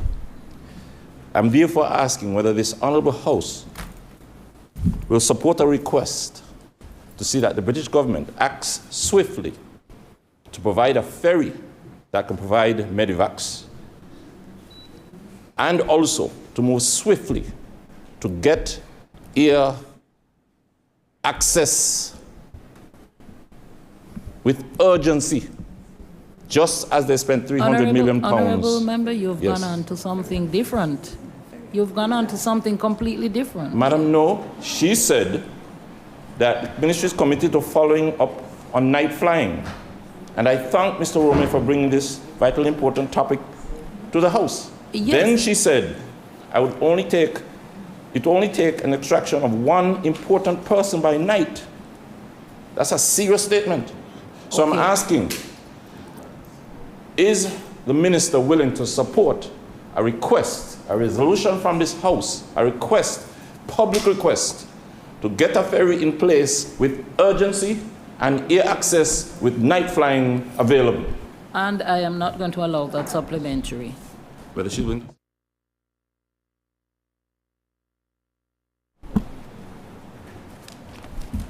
Want to move on to your next question, please? Thank you, Madam Speaker.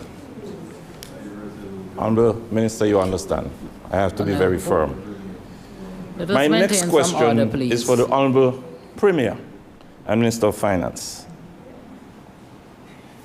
Serious concerns have been raised by pilots, a local airport airline manager, and others about the likely consequences in the event that one of our islander aircrafts loses one engine on takeoff from the John A. Osborne Airport. These safety-related concerns were shared with the honourable members of the Honourable House, this House, last year and this year.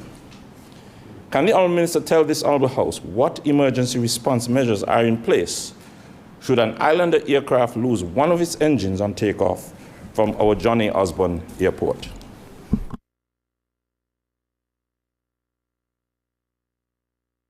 I recognize the Honourable Premier. Madam Speaker, an emergency response plan for aircraft incidents, including islander aircraft losing an engine on takeoff from the John Osborne Airport, has always been in place. This plan predates my tenure, but still remains active. The aerodrome operates under Air Safety Support International's ASI safety regulations and safety requirements, and its continued operation is contingent upon maintaining these emergency response levels for all types of aircraft operations at the airport. Recognize the Honorable Romeo. Thank you, Madam Speaker. A supplemental, please. With all due respect, the question asks what emergency measures, what emergency response measures are in place. His answer says they've always been in place, and it predates the honourable member's tenure and remains active, my tenure. He does not tell us what measures are in place. Honourable Premier, could you kindly tell us what measures are in place? I recognize the Honorable Premier. An emergency response plan for aircraft incidents, including Islander aircraft losing an engine on takeoff from John Osborne Airport, has always been in place. The aerodrome operates under ASI safety regulations, safety requirements, and its continued operation is contingent upon maintaining these emergency response levels for all types of aircraft operations at the airport. Madam Speaker, I may go further in responding to the honourable gentleman. I could have simply said airport operations do not fall under the remit of the Premier, but I sought diligently to provide the information. And secondly, I don't have information in terms of the details of that emergency response.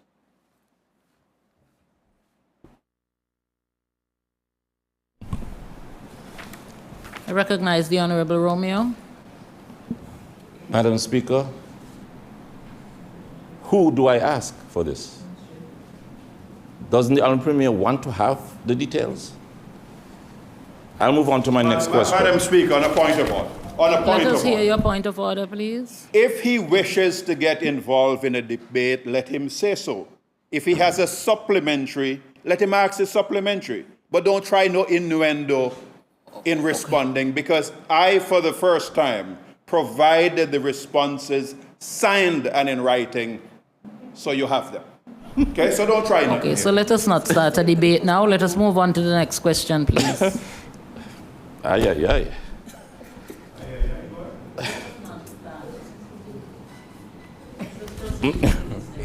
I will try, Madam Speaker. I will try.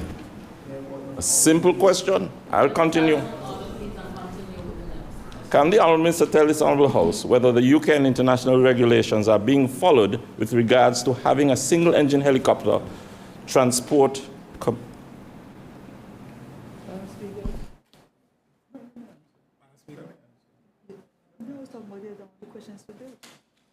Just a minute, please. Which question Madam is Speaker, that?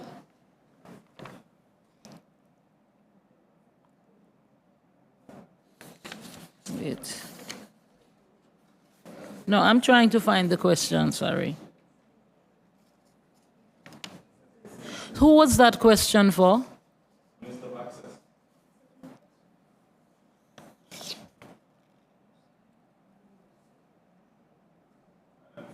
No, I don't. That question was probably misdirected, you know. But you're willing to answer? You have the answer for it? Yes, let's. Okay. I recognize the Honourable Romeo. Thank you, Madam Speaker. Can the Honourable Minister tell this Honourable House, the Minister for Access, whether the UK and international regulations are being followed with regards to having a single-engine helicopter transport commercial flights carrying members of the public, including flights contracted by the government of Montserrat? I recognize the Honourable Minister of Access. Madam Speaker, whilst I'm the minister with responsibility for access, there are certain elements as it relates to the airport and airport operations which do not fall under my remit. But I have been diligent in seeking to provide responses. regarding the question of whether UK and international regulations are being followed for single-engine helicopter commercial flights, including those contracted by the government of Montserrat, my unequivocal answer is yes. Helicopters operating in Montserrat must meet all required standards to transport passengers, otherwise they are not permitted to fly.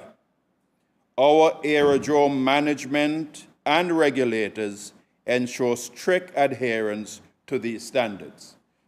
And Madam Speaker, I will go further. This is not only for helicopter, it includes all aircraft coming into Montserrat. I recognize the Honorable Romeo. Thank you, Madam Speaker. My supplemental, please. Honorable Premier and Minister of Access, then can you tell us whether a one-engine helicopter is in fact allowed by UK regulations to bring commercial passengers to Montserrat?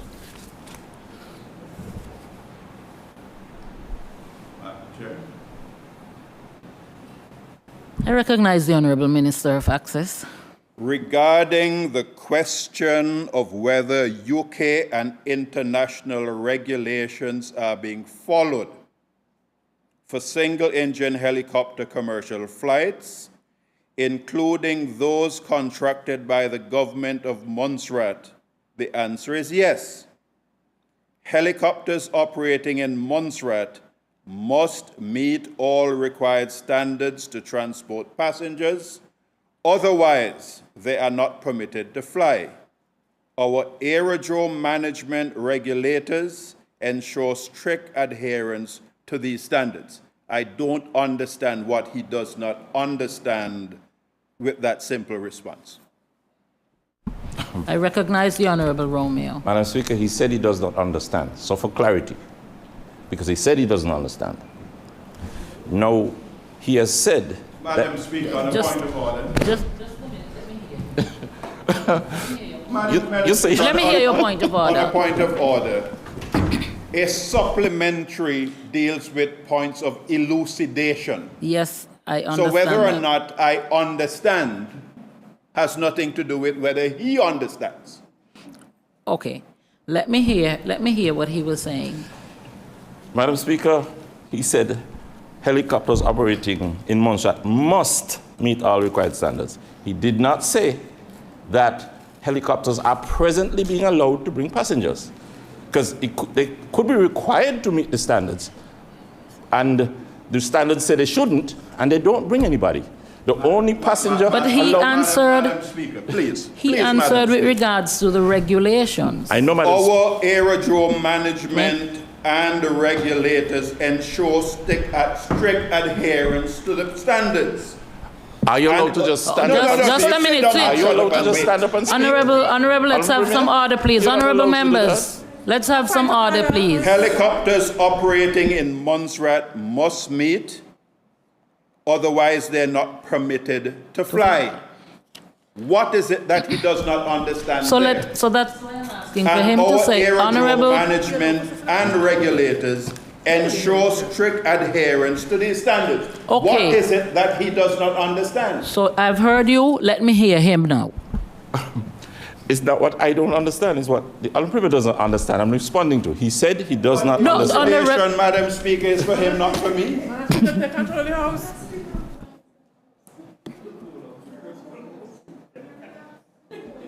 Should we take some water?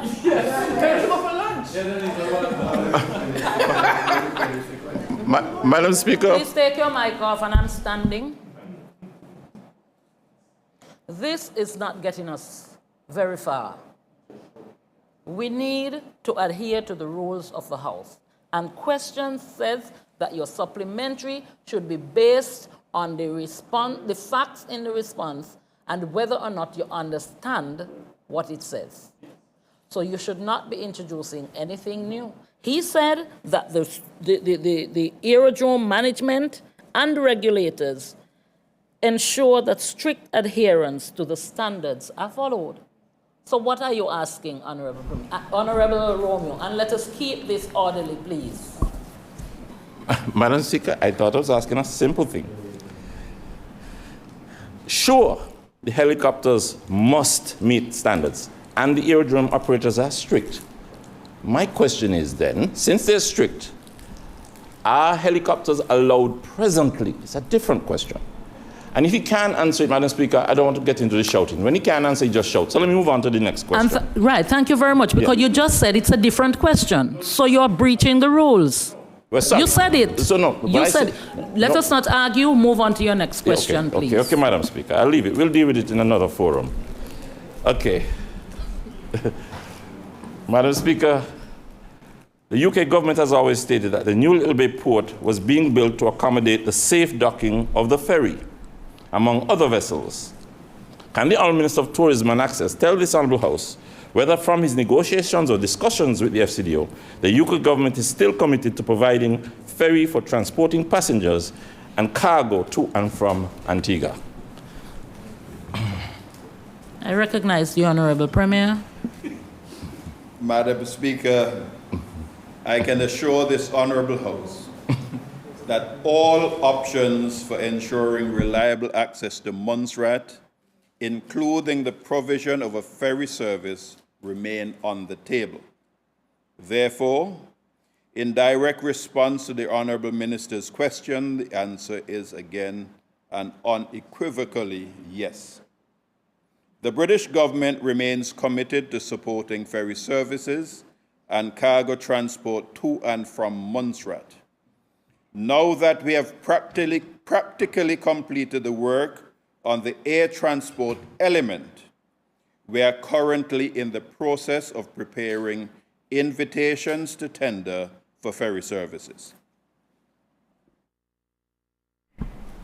I recognize the Honourable Romeo.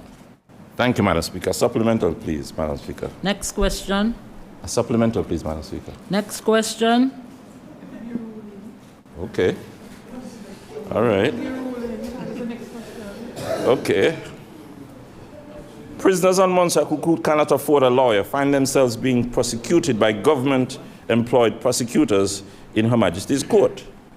Can the Honourable Minister tell this Honourable House whether prisoners in Her Majesty's prison on British Overseas Territory of Montserrat, Can the Honourable Minister tell this Honourable House whether prisoners on His Majesty's prison on the British Overseas Territory of Montserrat, there's an error here. Could you take your time and go over the question, there's please? An error here. Oh, yes, I got it now. Sorry, Madam Speaker, something was covering the next part of the script. Let me read again. Prisoners on Montserrat who cannot afford a lawyer can find themselves being prosecuted by government-employed prosecutors in Her Majesty's Court, Montserrat.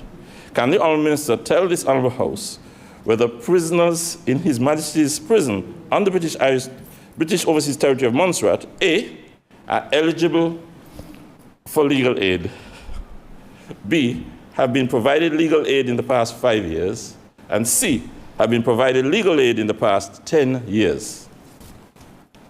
Oh, you make me laugh.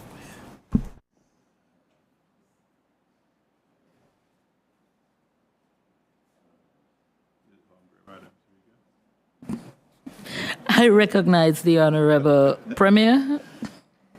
Madam Speaker, there is currently no formal legal aid structure. There is currently no formal legal aid structure in Montserrat and no statutory framework for such. However, assistance with legal representation through a member of the local bar may be provided to persons who are charged with serious offenses, such as murder. Assistance may also be provided to other accused due to special and extenuating circumstances and vulnerabilities of the accused in a given matter. Legal aid is not generally provided for appeal matters. Where a person applies for legal aid, a means test is conducted to determine the means of the applicants and whether or not he or she qualifies for assistance. The means test is conducted by the Social Services Department and includes but is not limited to an assessment of the applicant's financial position, and whether he or she has the financial means to secure legal representation. Once the relevant assessment has been completed, the applicant is advised as to whether he or she may receive legal aid and the basis for the determination.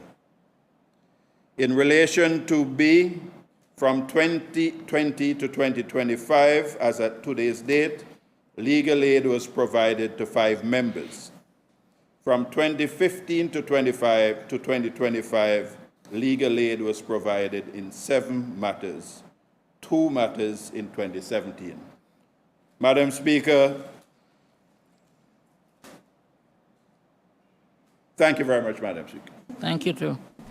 I recognize the Honorable Romeo. Thank you, Madam Speaker. Supplemental, please, Madam Speaker. Let me hear. I am informed that there is a prisoner in the prison that does have legal aid.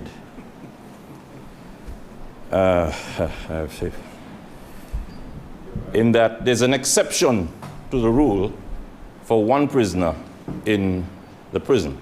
Is the Honourable Premier aware of that?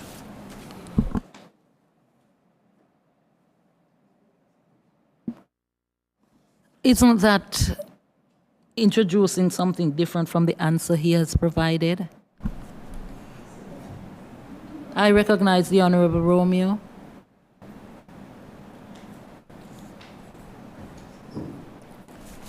Madam Speaker, his answer said there's currently no formal legal aid structure in Montserrat. My question is he aware that there's one prisoner that has a structure in place for them to have legal aid? The prisoner has a structure in place? That there's a structure in place that provides legal aid for a prisoner in our prison.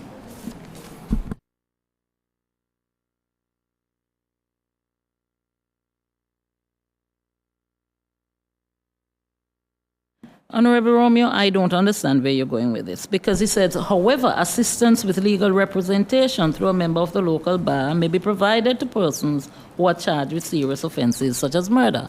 So there, something is done, although it's not a formal structure.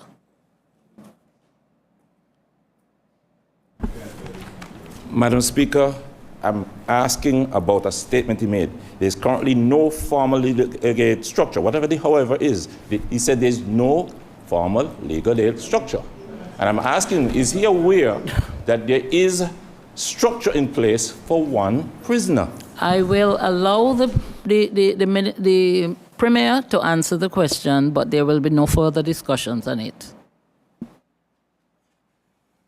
Madam Speaker, I am unaware, but if the honourable member has information which he wishes to share with me, we can have that discussion outside, and I can then follow up in terms of educating myself as to what has happened there.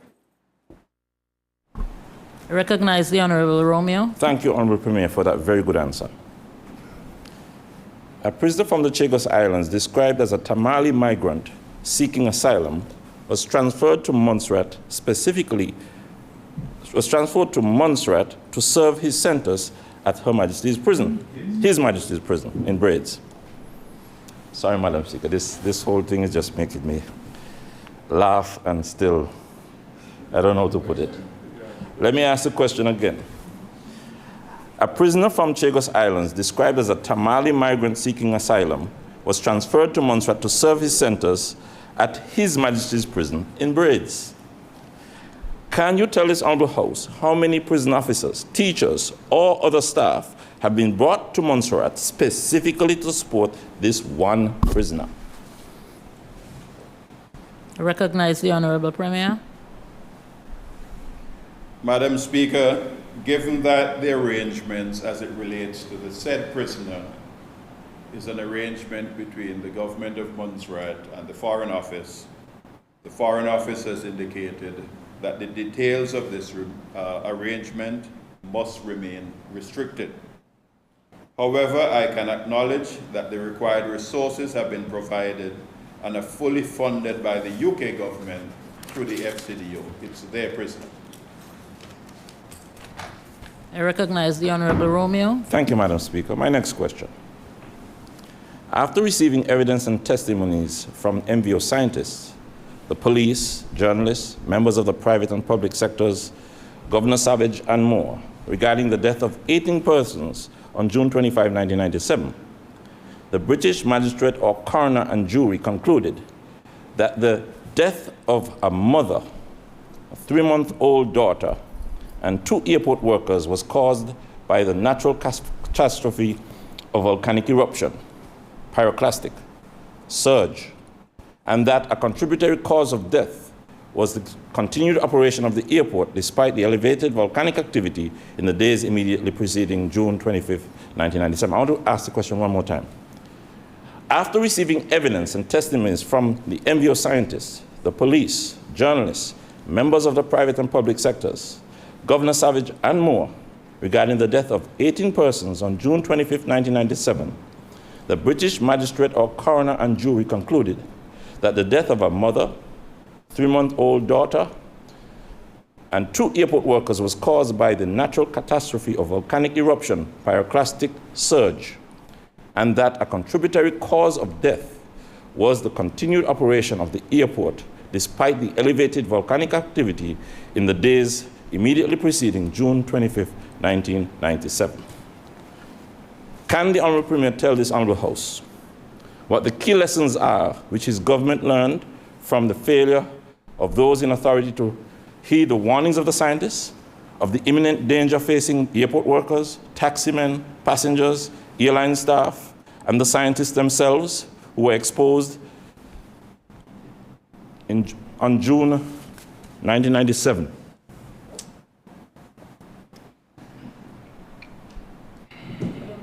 Take your mic, please. I recognize the Honorable Premier. Madam Speaker, the principal lessons learned are outlined as follows. The importance of education. Public awareness and education are vital in ensuring that communities understand the risks they face and the actions they need to take in the event of volcanic activities. Effective risk communication, timely and clear communication between scientists, authorities, and the public is critical and crucial to prevent loss of life and to ensure that warnings are taken seriously. Preparedness and infrastructure, adequate planning and investment in emergency shelters of international standards in the Northern Safe Zone, which are essential to support displaced populations and maintain public safety. Security and access control. Proper security measures and protocols are already in place to manage movement in and out of the restricted or high-risk zones and will be reinforced depending on the state of volcanic unrest. These include man gates and surveillance to prevent unauthorized returns to dangerous areas. 5, community involvement in planning. Local communities must be involved in disaster preparedness and planning. This ensures that evacuation plans, shelters, and communication methods are culturally appropriate and practically useful.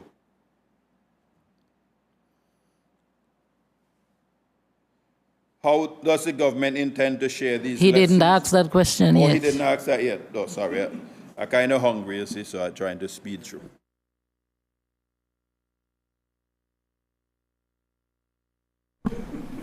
I recognize the Honorable Romeo. And can the Honourable Premier tell this Honourable House how he intends to share these lessons with others in the Caribbean and around the world? I recognize the Honorable Premier. Thank you very much, Madam Speaker. Lessons learned from the Montserrat volcanic situation can be shared through multiple strategies, including, and I'll change that from can be, but have been, regional and international conferences, hosting and participating in conferences like the recently concluded SHV30 conference, organized by the MVO, provides a platform to share experiences, best practices, scientific findings, etc., with regional and global stakeholders. Documentation and knowledge sharing, documenting the events, lessons learned, and response strategies in accessible formats such as reports, policy briefs, academic papers, and case studies. These materials can be shared with other small island developing states and disaster-prone regions to help inform their own preparedness strategies. Partnership with regional organizations, collaborating with institutions such as the CIDEMA and the University of the West Indies Seismic Research Center helps disseminate knowledge across the Caribbean and strengthen regional disaster resilience frameworks. Capacity building and training, training programs, technical exchanges, and simulations involving emergency responders, scientists, and policymakers from other islands and nations. Public awareness campaigns and media outreach.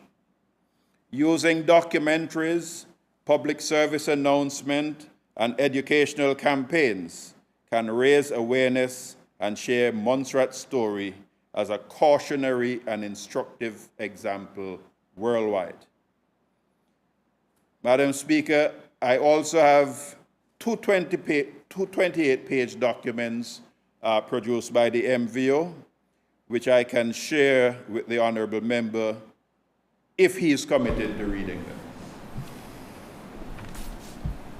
I recognize the Honorable Romeo. Thank you, Madam Speaker. I'll be happy to receive those documents. And may I ask a supplemental, please?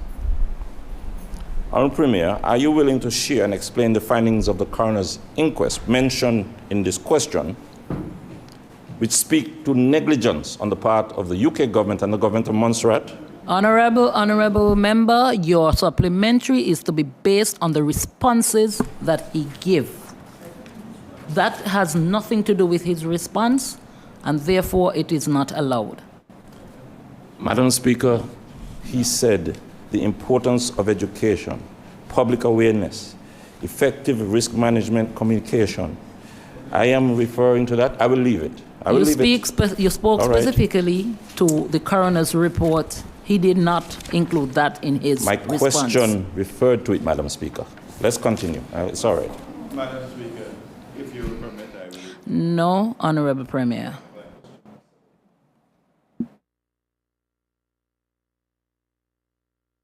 All right.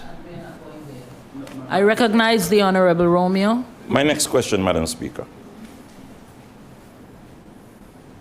It was recently announced that Cabinet has decided to reduce the cost of freight considered in the calculation of duties on all import goods. Can the Honorable Minister of Finance tell this Honorable House how this will affect the cost of propane as well as gasoline and diesel at the pumps? I recognize the Honorable Premier. Madam Speaker, the price buildup will change with each shipment. However, in terms of order of magnitude, the following is an example, and this is only an example, of the savings. Assuming someone buys 5 gallons every week of regular gasoline, the saving would be $119.60 per year.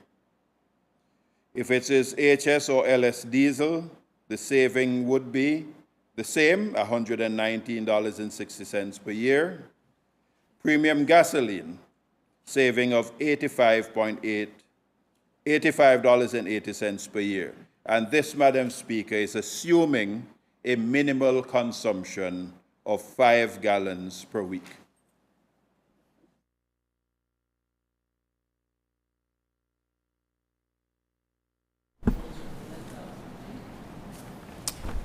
My next. I recognize the Honorable Romeo. Thank you, Madam Speaker. My next and last question. The Honorable Premier recently stated that he can guarantee an The Honorable Premier recently stated that he can guarantee an uplift in income for some individuals once the necessary evidence that is required and being gathered is presented to the FCDO. Can the Honorable Premier tell this Honorable House what amount of an uplift he is guaranteeing and to whom specifically he offers the said guarantee? I recognize the Honorable Minister of Finance. Madam Speaker, as has been explained earlier in my ministerial statement, the extent of the recommendations can only be determined after the comprehensive poverty assessment study is completed and the evaluations and recommendations have been made.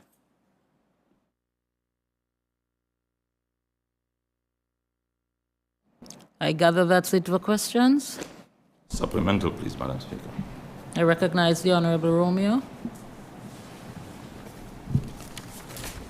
Madam Speaker, I just have to ask the Honorable Premier, if he has to wait on the British to respond to the evidence he provides, then what guarantee can he really offer, which he promised? Can you offer a guarantee when you have not presented the evidence to someone when you say their response depends on the evidence? I recognize the Honorable Premier.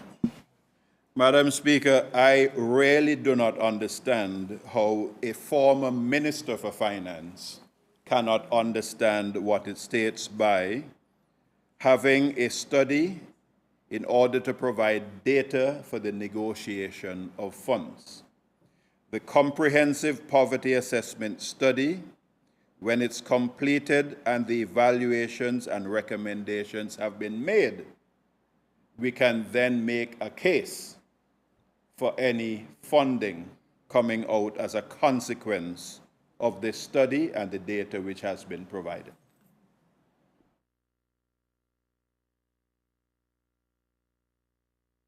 That's it, Honorable Romeo? Okay. I recognize the Honorable Premier. Madam Speaker, if it pleases you, may I move a motion for the suspension of the sitting for an hour and a half? Is that acceptable? For an hour and a half, it is now 1:45. Could we resume an hour and a half after that? I too hungry to calculate that. That's 3:15? Yes. And so I move that motion, but Madam Speaker, while I'm on my feet, may I humbly apologize for what you may have considered shouting by myself across the floor, and to the other members of the House. I agree. My humblest apologies, but no buts. I hope. No buts. No, Madam No Speaker, buts. I'm saying I am hopeful that my apology will be accepted by all. Thank you very much, Madam Speaker. Yes, sir. And I hope. And I hope it doesn't happen again. I recognize the Honorable Deputy Premier. Madam Speaker, I rise to support the much needed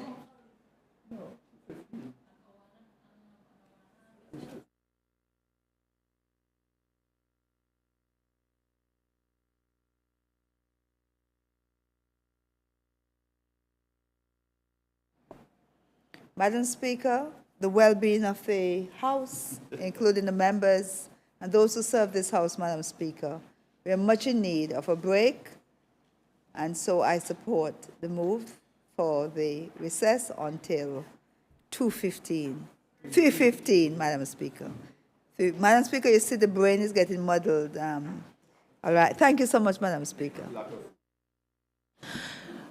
It has been moved, members. Okay.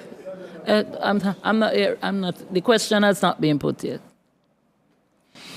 It has been moved and seconded that this Honorable House stand adjourned for lunch until 3:15. All those in favor, say aye. That's resounding. Those against? Yes, this Honorable House now stands adjourned for lunch until 3:15.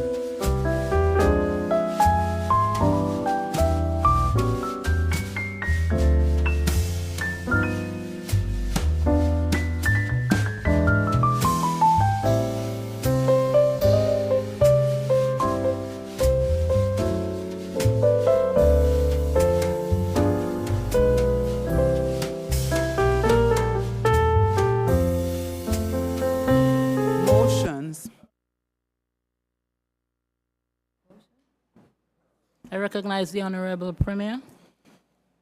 Madam Speaker, if it pleases you, I rise to move a motion for the first reading of the supplementary appropriation number 6 bill of 2025. We have a seconder? I recognize the Honorable Deputy Premier. Come on, my foot, I'm trapped.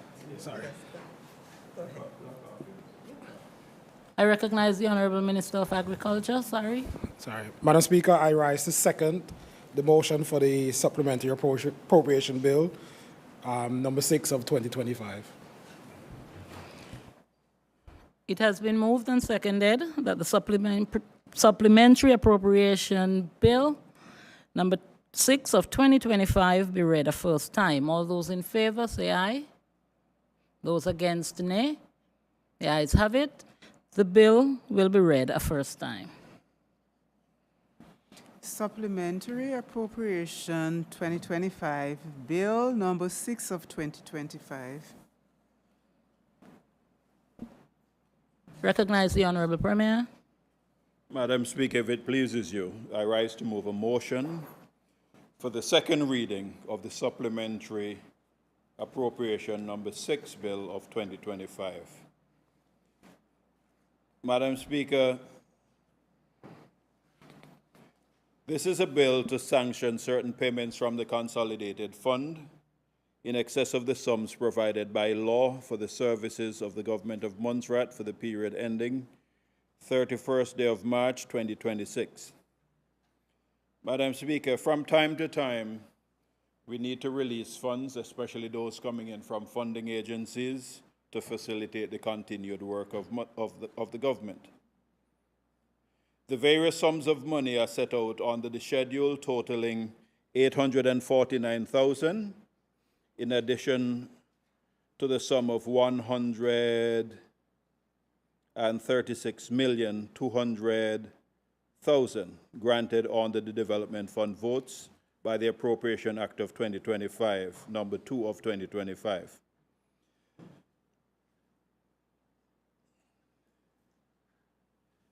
Madam Speaker, if I may, this bill is a rather simple one. Vote 30, Head 300, Funding Agent, Darwin. Funding Agent, Darwin. The ministry is the Ministry of Agriculture, Land, Housing, Environment, Youth and Sports.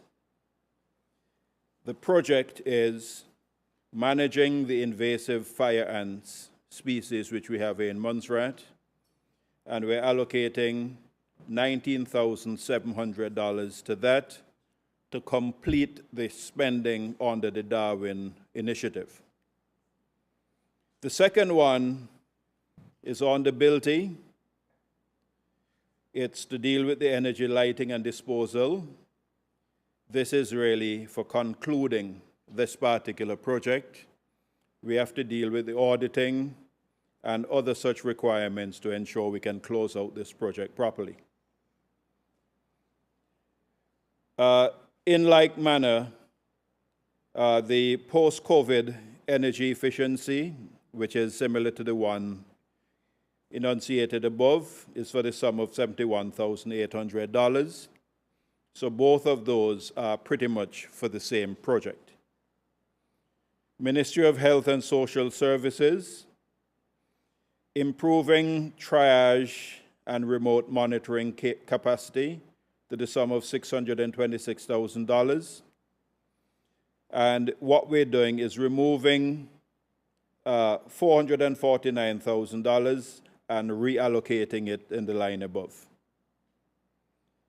Ministry of Health and Social Services, procurement of a mini lab, which is critically important for the use of the medical professionals, and that's to the sum of $464,800. This gives a total of $849,000. So, Madam Speaker, this is what the bill seeks to provide under this supplementary appropriation bill.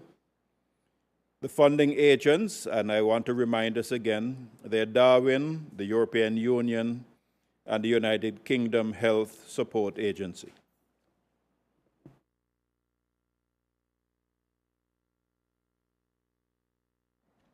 May I have a seconder, please? Recognize the Honorable Minister of Agriculture.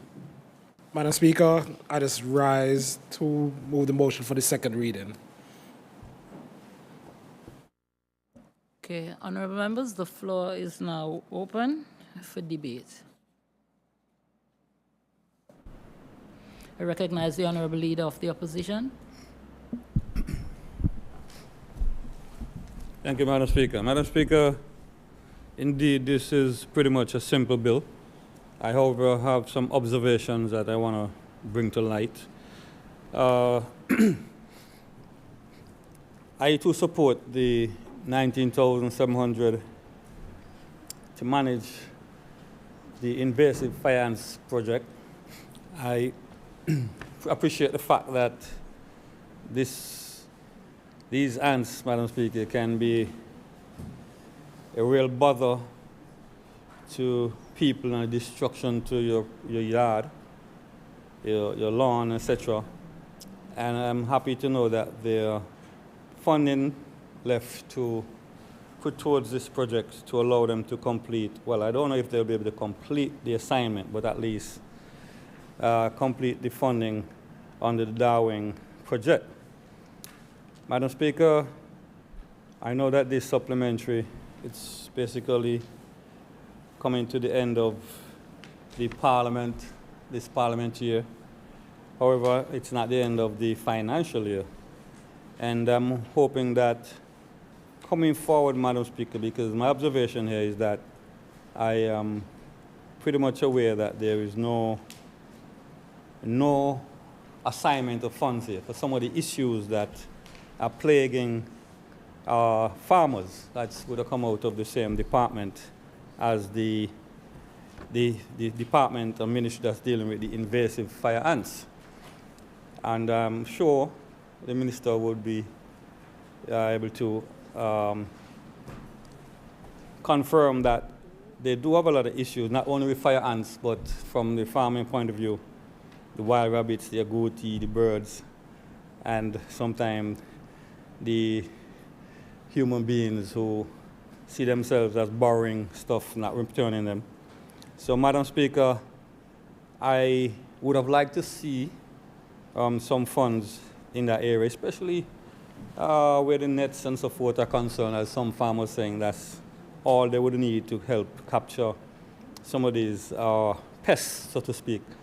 And I'm already aware, Madam Speaker, of recent times I've gotten complaints of the wild dogs attacking animals and destroying the animals. So it's a difficult time for the farmers, whether you're a crop farmer or animal farmer. And it's always been difficult for farmers. Somehow we haven't been able to get it right over the years.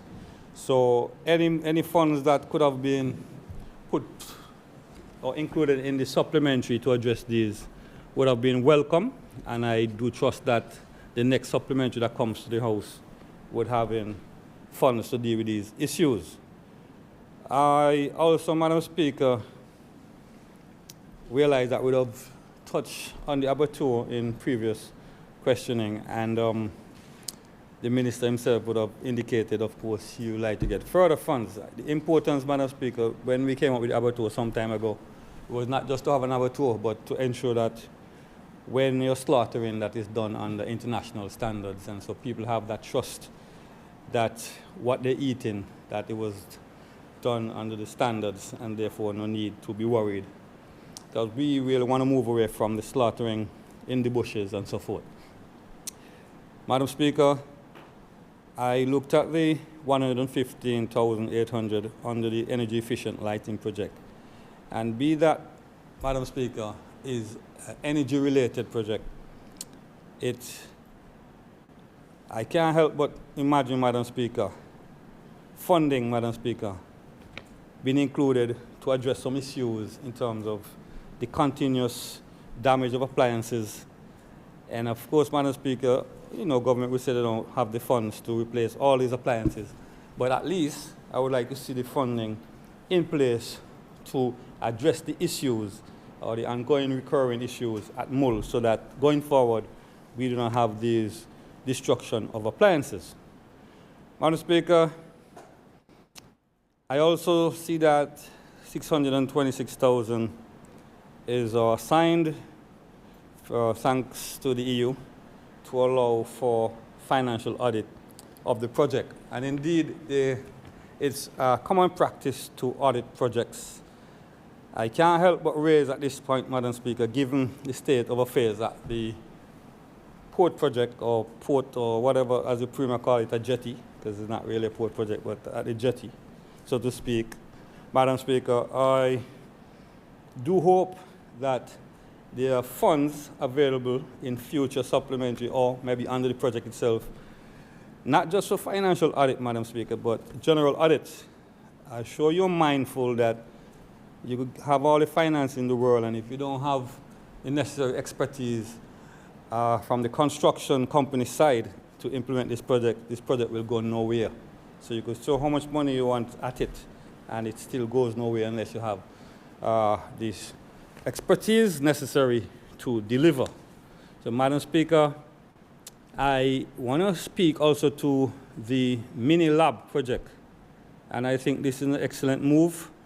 The fact that the funds are there to not only build a lab, but also to provide some training for the healthcare persons that will be working within the lab. And of course, Madam Speaker, when we see improvement, we are quick to also applaud, and just as much as we are quick to critique when we see need for improvement. So, Madam Speaker, with these few words, I rest my case.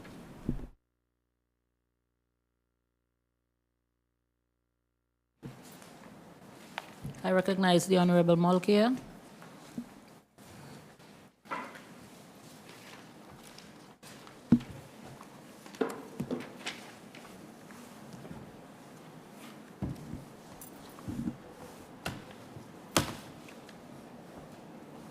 Thank you, Madam Speaker.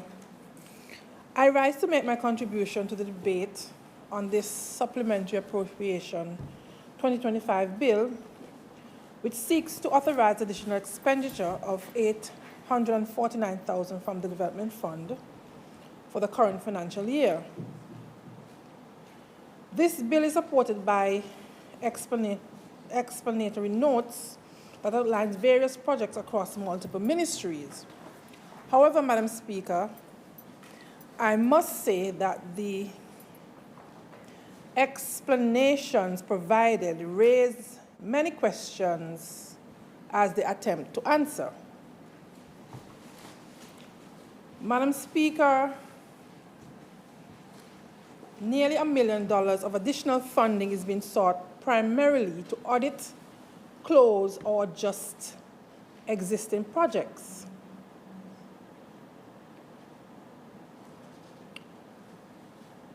I am not against responsible spending, Madam Speaker. I'm not against projects that improve public health or enhance energy efficiency or support environmental protection. However, what I am against is the lack of ongoing transparency, poor reporting, and the absence of clear indicators of value for money. We have a duty to scrutinize public spending, and we can only do so effectively if we are continuously updated on development activities. So to clarify, the opposition and its members must receive progress reports throughout the life of every project funded under this and any other appropriation. We cannot afford to wait until the end of the fiscal year to realize or to point out that maybe something was left out, something was not done, or that the money that was spent has no measurable value to the people of Montserrat. From my knowledge, Madam Speaker, quarterly reports are supposed to be submitted to the Office of the Opposition and its members. This practice, I must say, must be enforced. I don't know where along it's got dropped off, but it should be enforced. So if we are to exercise proper oversight and to help ensure that public funds are well spent, we need access to the project proposal, the quarter reports, and the final reports. not just summaries, because I must say the notes are very vague in some areas. In Clause B, in the notes, it refers to energy efficiency lighting project, for which $115,800 is now being requested. This project, according to the notes, will support the completion of various elements to include financial audit. But, Madam Speaker, public funds are being allocated, and this amount could not just be to do or to undertake an audit, but it must be to deliver impact to the people of Montserrat. So I will ask, what are the various elements being referred to here? Will this project reduce the electricity bill of residents? Will the government's monthly street lighting bill decrease? Will there be reduced energy consumption in our schools, hospitals, or government buildings? Will we see cost savings that can be redirected to vital services, for example, education or taking care of the elderly, or even something as simple as yet essential as fixing numerous potholes that are damaging our vehicles and injuring our citizens? These are the real outcomes the public expect. So there needs to be a breakdown of the various elements, as $115,800, like I said before, cannot just be for a financial audit. We must be able to measure results and not just expenditures. Under point D, this raises further legitimate questions. It also refers to various elements to include a financial audit under this project. This is asking for $626,000 on an audit as a main expenditure item. It surely cannot be just an audit. This project is supposed to be about resilience. So I again ask, what are the various elements that are to be undertaken with this $626,000? So what specific work is expected to be done? What are the deliverables? What are the timelines? What are the measurable outcomes? We need to know, and the people also need to know.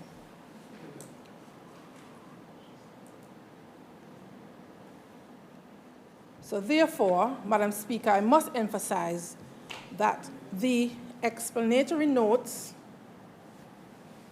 should explain. They should be detailed, clear, and precise.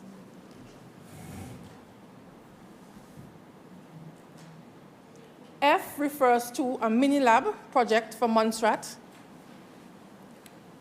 but it does not outline the objectives. Where will this mini-lab be located? What is the staffing plan? How will maintenance and consumables be funded beyond the initial setup?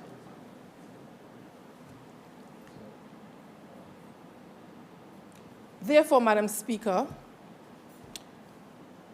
the basis of the bill is a good one, but I hereby just formally request that the project proposals and the project reports for all the projects listed in this bill be made available to the Office of the Opposition.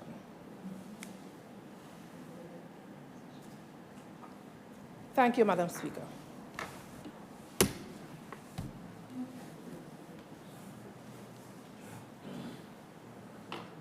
Your mic, please. Do we have any other input?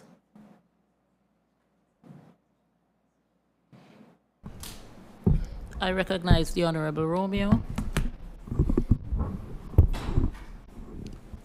Thank you very much, Madam Speaker.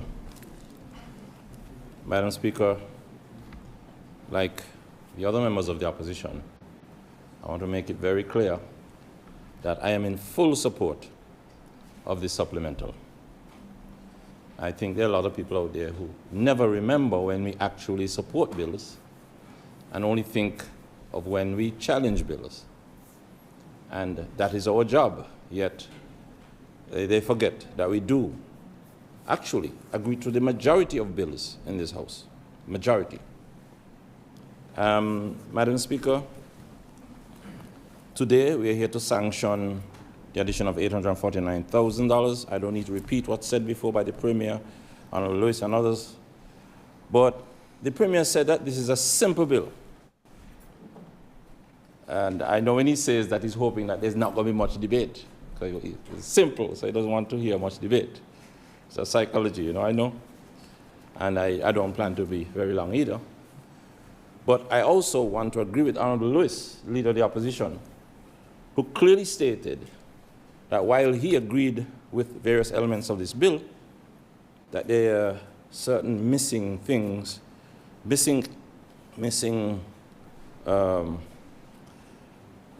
urgent matters that are not being addressed.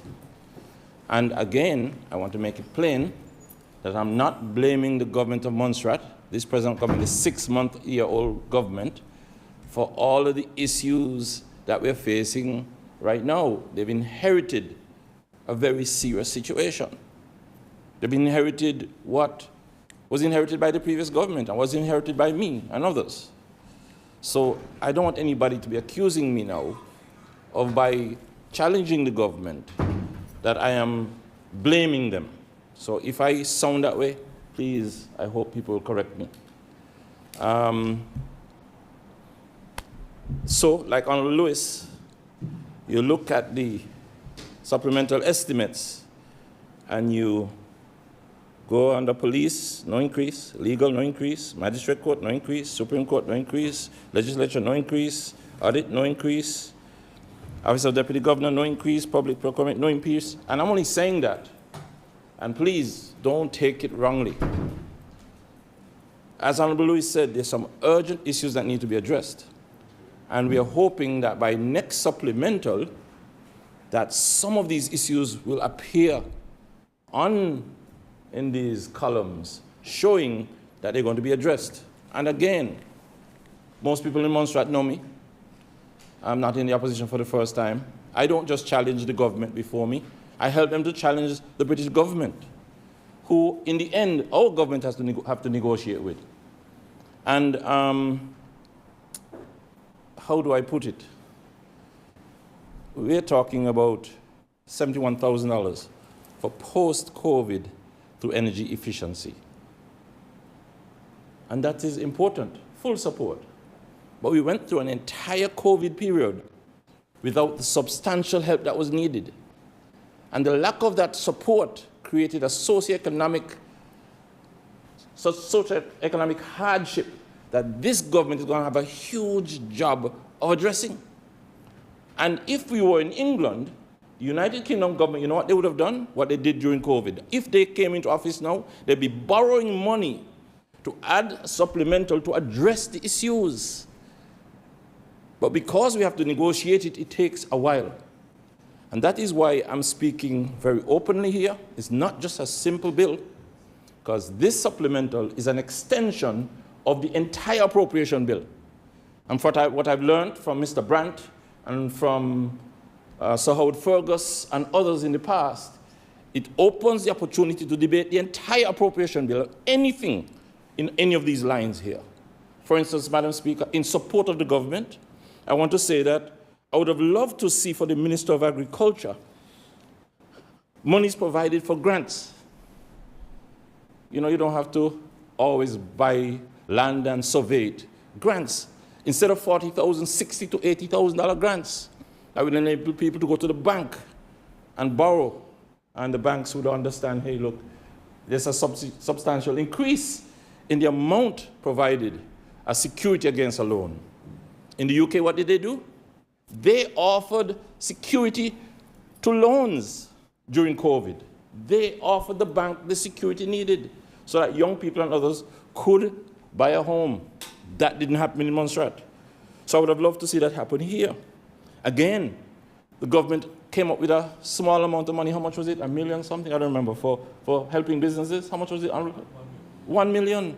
And I know the Honourable Premier and the Minister of Agriculture and others would have loved to have a more significant figure. So I am supporting them, and I want to support them if we are given the chance in making the case so that next supplemental, that these things could be addressed. We need millions of dollars for a challenge fund to help businesses to get out of the rut they're in. That's what they did in England. They even gave monies to people to buy food during COVID so the restaurants survived it. What did happen to us? Nothing. Also, resilient. They say we're resilient. And when you look at it, what else can I say? The secondary school. I know we're waiting on the Honourable Premier with the research that's needed to get the funds to increase salaries and incomes. And I look forward to that change. But will it be substantial enough to encourage teachers to stay? Will it be substantial enough to encourage civil servants to stay? So the extent to which we succeed in negotiating is very serious. And Madam Speaker, and not my words, and I have to, in representing the people of Montserrat, make sure I'm clear. I am not blaming the government of Montserrat that is before me, 6-month government, for the 35% poverty that Montserrat is labeled with. 35% poverty. I'm not blaming you for the worsening depopulation, the hopelessness, the accumulated inflation that has been addressed since COVID and the Ukraine war. I am not blaming you. I'm not blaming you that pensioners cannot support themselves properly. What I'm saying is, and I'm saying this, I'm going to first quote what Diffid said. I've read it many times. In 2005, 20 years ago, this is what they said. Honourable Member, you're speaking to the actual Of course, Madam Speaker. I'm speaking about how we can get more funds to add to the supplemental. I'm speaking to the appropriation bill and negotiations over the appropriation bill. For instance, Madam Speaker, the Honourable Lewis spoke about what he would love to see. So there has to be... I was just making sure. Good, I know you're making sure. Yes, thank you, as usual. It says that without substantial external support, there is no likelihood of Montserrat achieving its ambitions. The population will decline further, and more people will become more heavily dependent on public services, and the government would increasingly struggle to fund and implement this. This will lead inexorably to collapse of the island's social, economic, and governance structures. Folks, I know one day, history is going to show that Don Romeo is probably the best friend to the government across here. In that, I keep raising issues, providing solutions, providing information and evidence that will help us. That is my job. No, I'm 63. There's no point in waiting to become Premier or Minister again. I need to spend this time agitating and encouraging the government to succeed. So, Madam Speaker, I hope you get the point I'm making. Madam Speaker, I would have loved to see you speaking about energy efficiency here, 71,000 post-COVID, which I mentioned, as Honourable Malkia kind of alluded to. What about people not being able to pay their bills? Living from hand to mouth, day to day, week to week, month to month. We are not able to address this here, Madam Speaker, but this is what the debate must be about. Not just saying we approve some money and put it in. There must be some conversation about what we're going to do to make significant, substantial change. Otherwise, we are going to be in serious trouble in a matter of months. If there isn't a supplementary bringing change to our situation, Madam Speaker, all of us have salaries, solid salaries, set. Some of us have pension. Some of us, yes, whatever you think is solid compared to what the people out there are facing. So I have to represent them. And I can't just come in here and just talk a little and go home and no. I have to speak to these things, Madam Speaker. And just to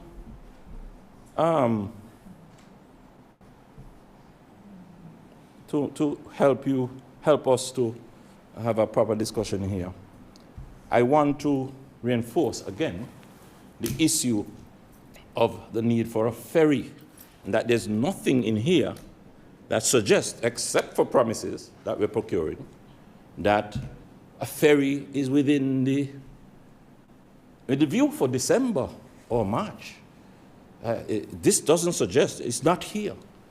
So I'm encouraging the Honourable Premier that by next time, the supplemental, very soon, September, I mean, we need to have some clear idea as to when we will have a ferry, because this morning, as you notice, we have an issue with Medivacs. It could be any one of us at night. And the only solution, if there's no ear access, is to have a ferry. And within days, if the British government wants, we could have a ferry. You know that? Days. Within days, they have the power to do that. The British government was the one who gave St. Helena £300 million for an airport. And part of that argument was to get people to medical care quickly. But before that, 30 years ago, they provided a ship, not a ferry, a ship, costing £30 million back then. £30 million back then. So we know the British government has the capability. And I stand here knowing that if we unite as one parliament, I guarantee you, Honourable Premier, that there will be much more of a substantial response if we are united. If we are united over this whole issue of Montserrat getting out of the rut we're in. So despite what you heard happen this morning, Honourable Premier, I am willing to give my support, and this contribution is part of it. And Madam Speaker, to make sure that I don't sit down without emphasizing something that I must lobby for. I'm lobbying for every man in this room, Madam Speaker. Madam Speaker, I love you for the fact that you like evidence. You ask me for evidence when I speak. So I'm sharing with you, Madam Speaker, the letter written to the Secretary of State, the evidence provided to make the argument for a swift move from islanders, which have a safety issue, to Twin Otters, and a swift move to providing a ferry. Okay? A swift move to providing a ferry. So this was presented before, and I'm sharing with you again, because I will be writing to the Secretary of State again. I have not had a proper response, I must say. Not satisfied response I had. I was sent to the governor responsible for the whole mess prior to this. I'm sent to her, and that doesn't work. And I also want to share, Madam Speaker, something I shared with you. A document showing that the failure to come up with supplementals that provide funding to address safety led to loss of life. What you didn't hear during the conference is in this very short document, which I will share with you again, and I will circulate to everybody. I won't do it by paper. And I'm hoping that these things will be added to the minutes of the legislature so that the public can go and not only see the debate or the script from the debate, but can see the documents too, digitally at least. Or the hard copy is there for somebody to get if they want to read, or in the library probably. So, Madam Speaker, this document refers to the fact that the warning was given to close the airport 16 days before the people got killed at the airport, near the airport, yet nothing was done. A warning from the scientists. So, Madam Speaker, remain relevant to the very relevant, Madam Speaker, because, Madam Speaker, I just wish you would allow me, because I'm nearly finished. The point I'm making is that I'm making an appeal for supplementals following this, the appropriation bill we have, to be adjusted further because we act to see that something happens. It's not going to happen unless we act together. We have to act through resolution, through whatever means, to make change for the people of Montserrat. So here I'm submitting these documents, and I'm letting the public know, and I will continue to make my appeal and lobby for us to get a ferry, to get night flying, to protect life. And, Madam Speaker, this supplemental does not have any provision for negligence. So you want to hear about this bill? If there is negligence, and we are negligent, we can be found or forced to take monies from this supplemental to cover negligence on our part. So, Madam Speaker, with that, I will end my presentation. And thank you, Madam Speaker, for allowing me.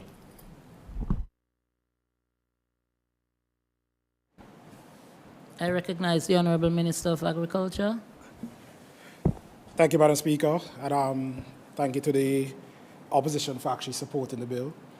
And because they supported the bill, Madam Speaker, I'll keep my address quite short, but I think that when we're giving our submissions, sometimes we have to clarify in order so that the public doesn't get the wrong impression.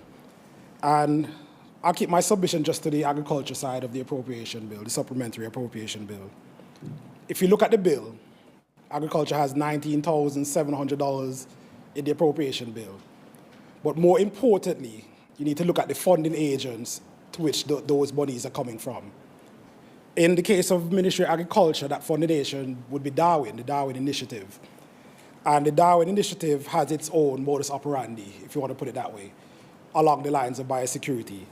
So while I do take their submission, Madam Speaker, that they would have loved to see other things in the bill, they must also understand that when you're getting money from certain funding agents, they have specific requirements and specific uses.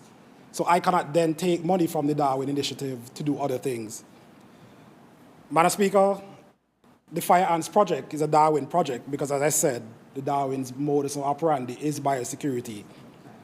And while it was mentioned that fire ants pose a risk to farmers and people, really and truly is the reason why that project was approved under the Darwin is because the fire ants is a biosecurity risk to other organisms, especially like our moths and our bees.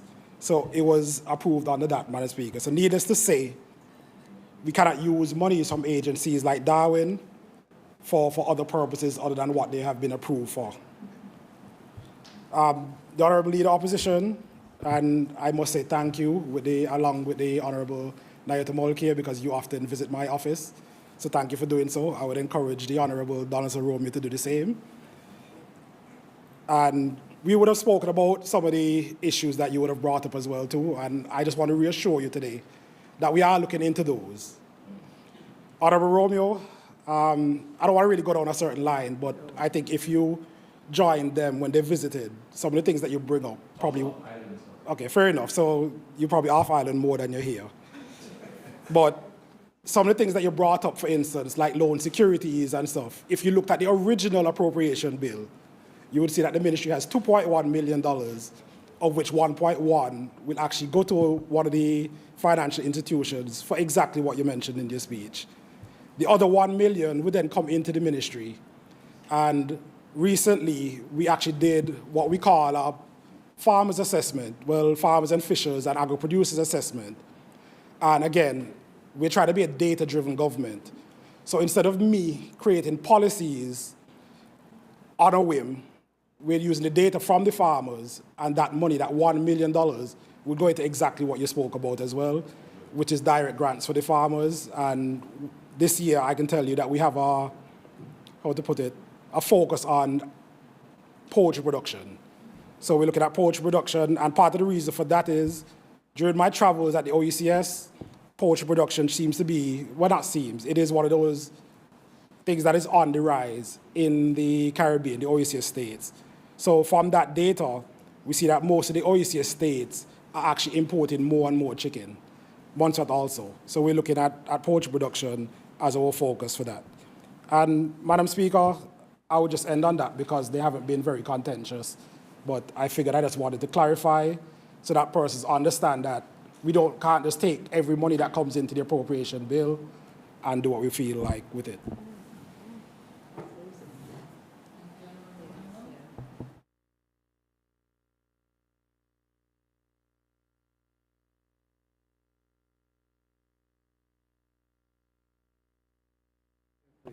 I recognize the Honourable Minister of Build. Madam Speaker, I may have to ask to sit, but I'll stand. No, I say I may, but I'll see how I manage. I'm fine. Yes, I think I manage. Madam Speaker, I have heard Honourable Molkia and the others, and we welcome their feedback. And it's one of the things that we've always said when we bring appropriation bills to the House, that they must be clearly delineated what they're to be used for. So we can have that information in due course, as well as the Public Account Committee also have that jurisdiction in terms of oversight. But I have no umbrage with what was put forward. For myself, I have advocated that previously, always holding on to my benchmark democratic legislative handbook from our PAC training. And we want to strengthen our parliament in this oversight role, and so I have no difficulty with that. We'll give that outline for my ministry in terms of what we're doing with the lighting, which one is for lighting, and as we heard, the other portion is to address the auditing of the accounts for the resin bid. It's an EU project, but not because an EU project does not mean that this House does not have the right to examine what is put before it and see whether it is something that should be allocated. So I thank you for that intervention, and I would like to give detailed as far as possible so I can get that in writing from the ministry so that you understand exactly, rather than just speaking to it, that we can put it in writing for yourselves at some point. So thank you for your intervention in that regard. Okay? And just to say, we can't move money from lighting to roads. If I could have done that, I would have been very happy with yourselves to get rid of those potholes that our people, including myself, is suffering from. But it's not about me, it's always about the people. So yes, thank you for that support and that intervention. I will seek to do whatever we can to advance the completion of the pothole remedying, as well as get our roads as smoothly as possible within the financial means that we have. Because I would want some beautiful, smooth roads like what I saw in Bahamas the other day, and in Beckway as well. But everything takes time, and as we work together, we can seek to advance that. Okay?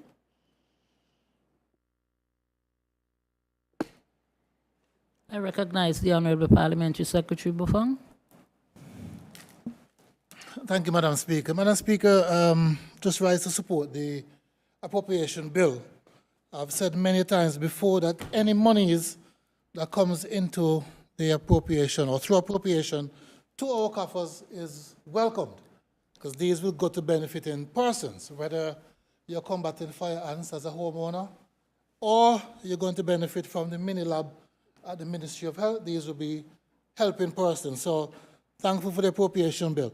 Madam Speaker, I want to say congratulations again to the Ministry of Built, or formerly MCWLE, with their approach in dealing with the energy efficient lighting in our energy reduction. I'm sure a lot of persons across the country would have benefited in carrying in their bulbs, and whatever they plan to do with these funds, whether be it auditing or the completion of the project, Madam Speaker, we are welcome for that. It's just a question of continuity for me for the Minister of Health with relation to the mini lab and the other aspects of the funding, whether or not it will come into our recurrent budget going forward, because this seems to be a one-off. So he has some questions about continuity and whether or not we'll be able to afford it from our next year's recurrent budget. And as far as Darwin and fire ants and the treatment of fire ants, Madam Speaker, I want to thank Darwin. Little as it may be, some $19,000 is not a lot of money in treating with fire ants. My previous experience tells me that that's nowhere close to the amount you need to deal with the problem we have on Ireland. Our fauna, our vegetation, our farming is nowhere near enough. We got some flack when the aggregate came for the port project and the measures that we put in place in terms of containing or making sure that the giant African snail did not make it to Montserrat. The same thing happened with the fire ants. They got here sometime in the previous project, and these are the kind of accountability we have to show as parliamentarians in dealing with the longer picture or the bigger picture in managing projects and in funding.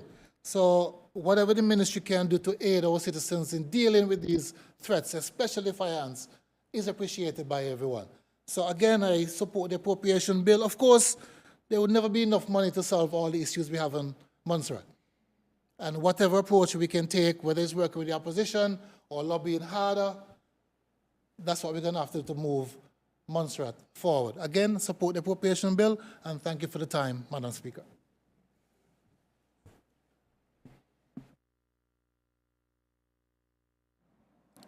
Any other? Oh, I'll ask the Honorable Premier to wrap up. I recognize the Honorable Premier.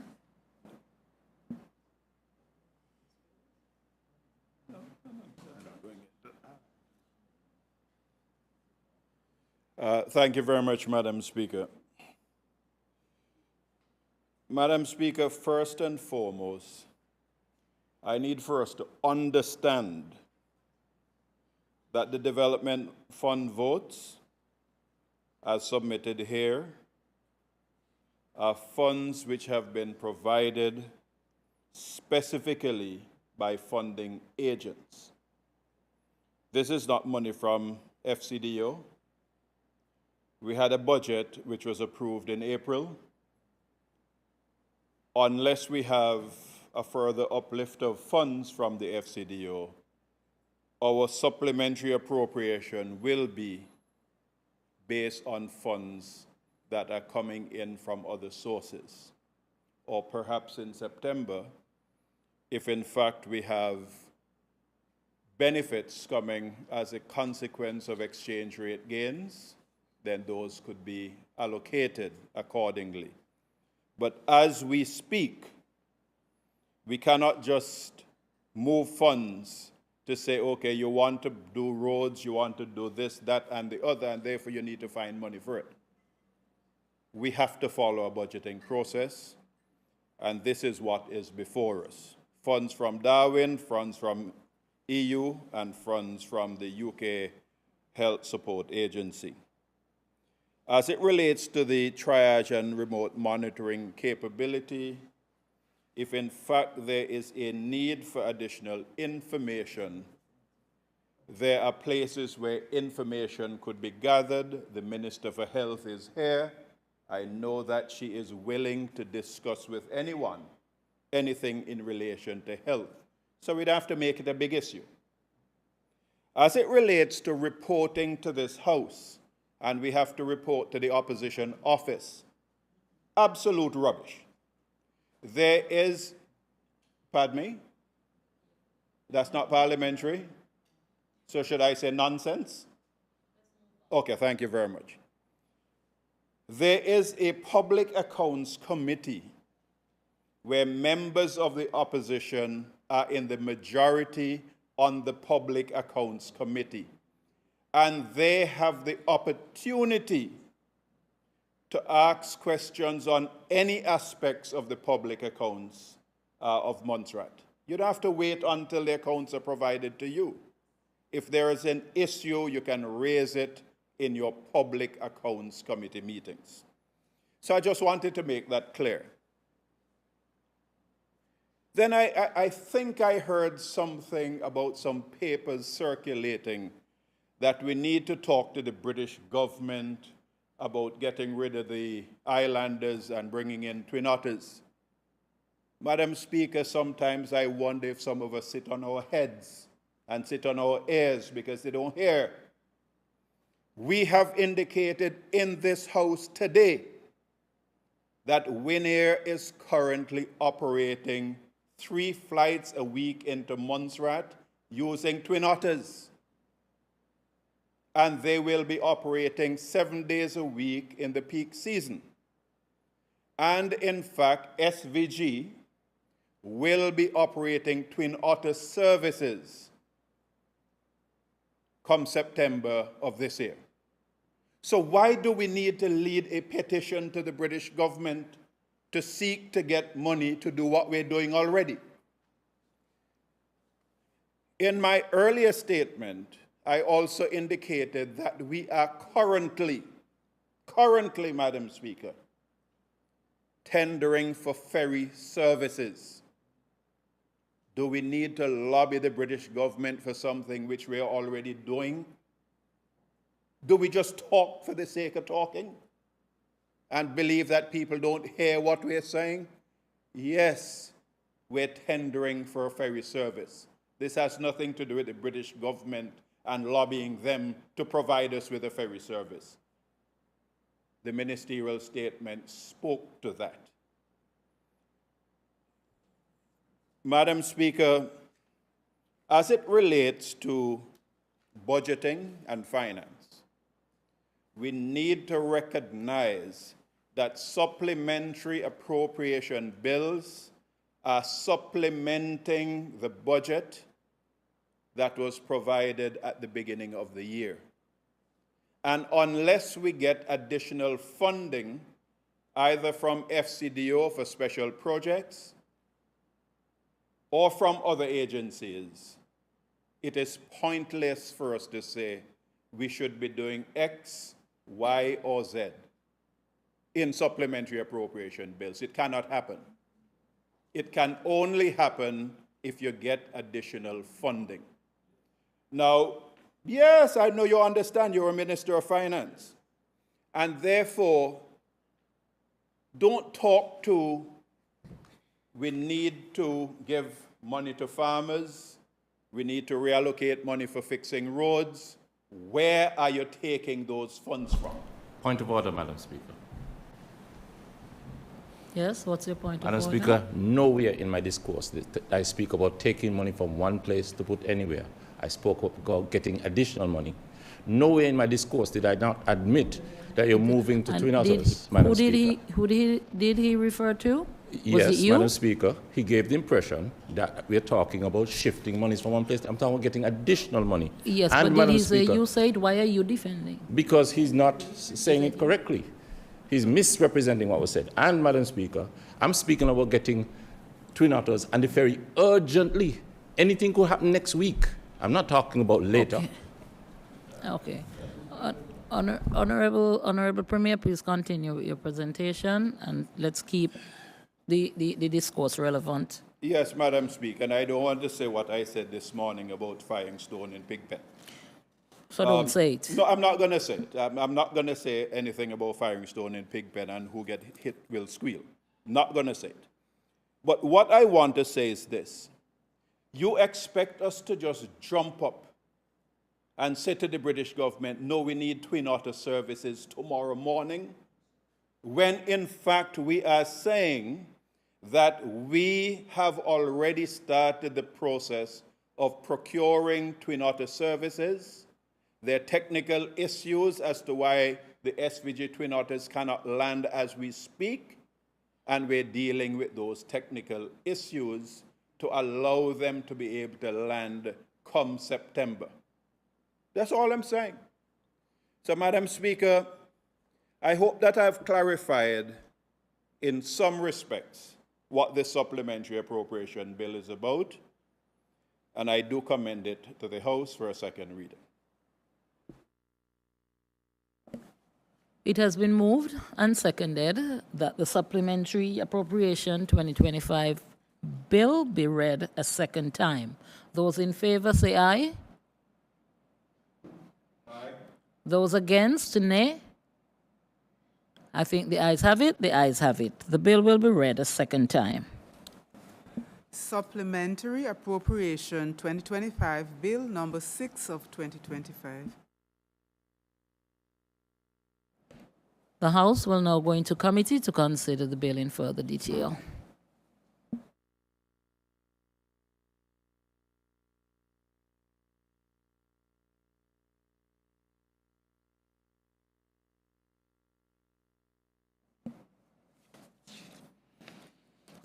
And so we'll begin with the supply vote summary. It actually has a $0 supplement, so just for completeness and to ensure that it is captured in the records, I would just put the question that the supplemental amount of $0, so there's an authorized estimate of $175,883,300, with $0 supplement still with the balance of $175,883,300 should form part of the schedule. Those in favor, say aye. The supply votes. Those in favor, say aye. Those against, nay. The ayes have it.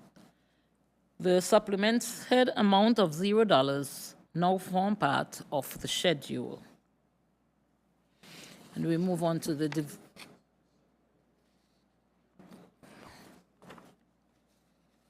each line, it's a 0. Oh.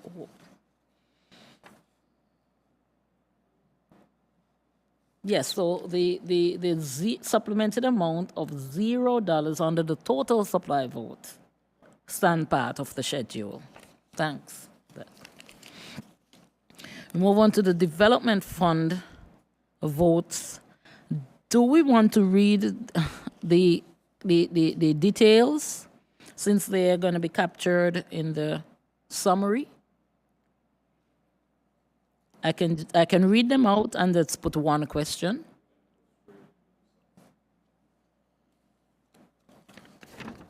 Okay, so I think I'll go straight into the summary of the development fund votes. So, and I'll just read those that are affected. So vote 30, Ministry of Agriculture, Lands, Housing, Environment, Youth Affairs and Sports, an authorized estimate of $4,393,800, supplemented with $19,700 for a revised estimate of $4,413,500 that it should stand part of the schedule. Those in favor, say aye. Those against, nay. The ayes have it. Vote 30, Ministry of Agriculture under the Development Fund votes.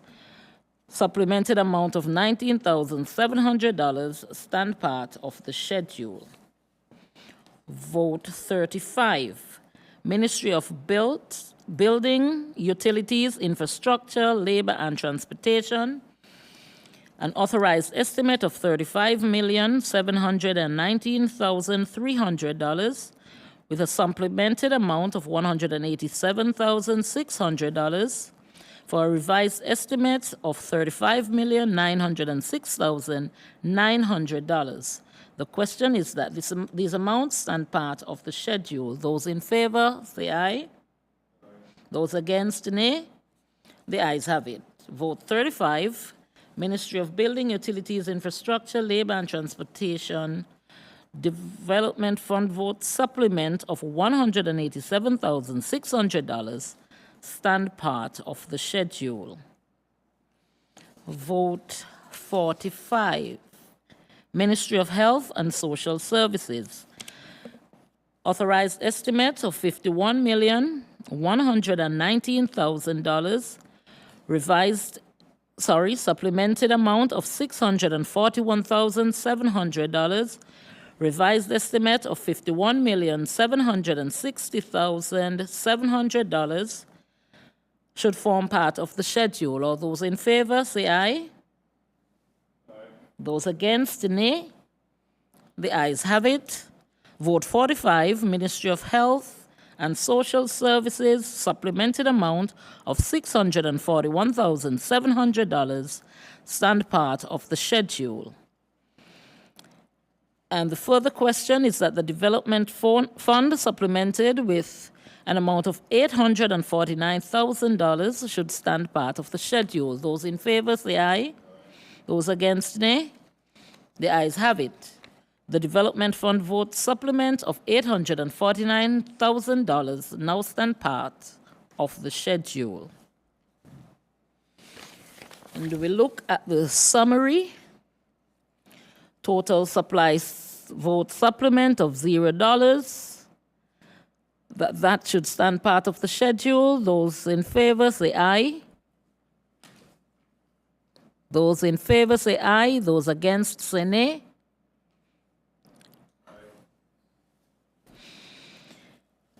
The ayes have it.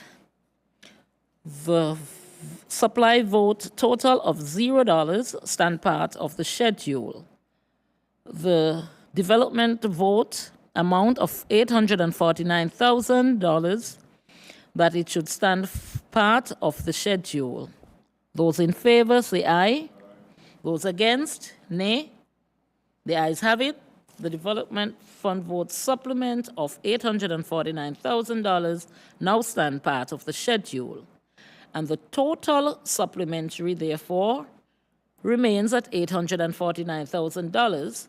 The question is that it should stand part of the schedule. The total amount should stand part of the schedule. Those in favor say aye. Those against, nay. The ayes have it. The total supplementary of $849,000 now stand as part of the schedule. The question is that the schedule should stand as part of the bill. Those in favor say aye. Those against, nay. The ayes have it. The schedule now stands part of the bill. We move on to the clauses. Clauses 1 to 3. The question is that it should stand as part of the bill. Those in favor say aye. Those against, nay. The ayes have it. Clauses 1 to 3 now stand as part of the bill. Enacting clause and long title. The question that the enacting clause and long title should stand as part of the bill. Those in favor say aye. Those against, nay. The ayes have it.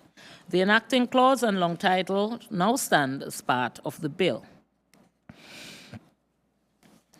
And the final question is that the bill be reported to the Assembly. Those in favor say aye. Those against, nay. The ayes have it. The bill will be reported to the Assembly.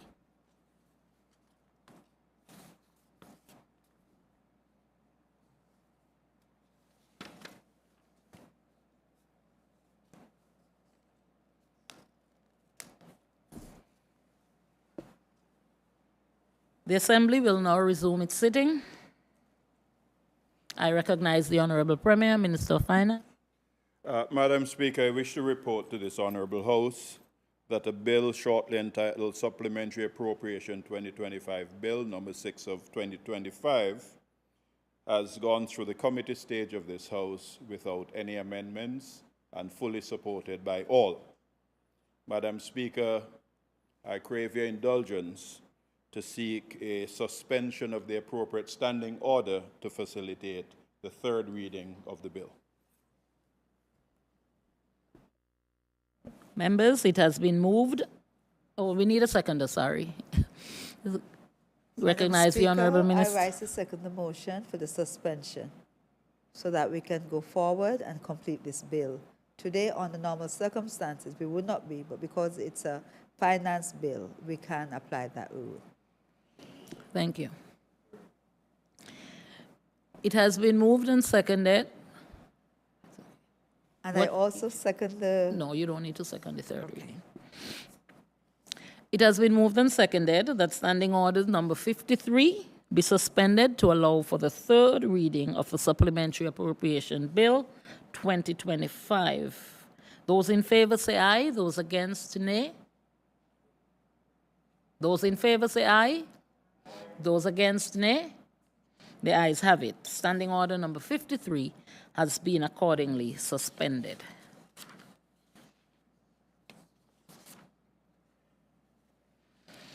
And it has been moved that the bill shortly entitled Supplementary Appropriation 2025 Bill be read a third time and passed in this Honorable House.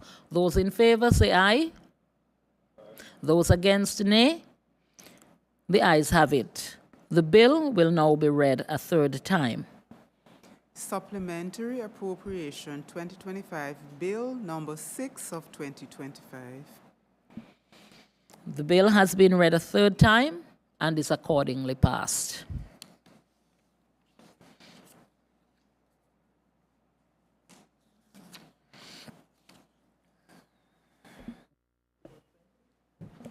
I recognize the Honorable Minister of Finance.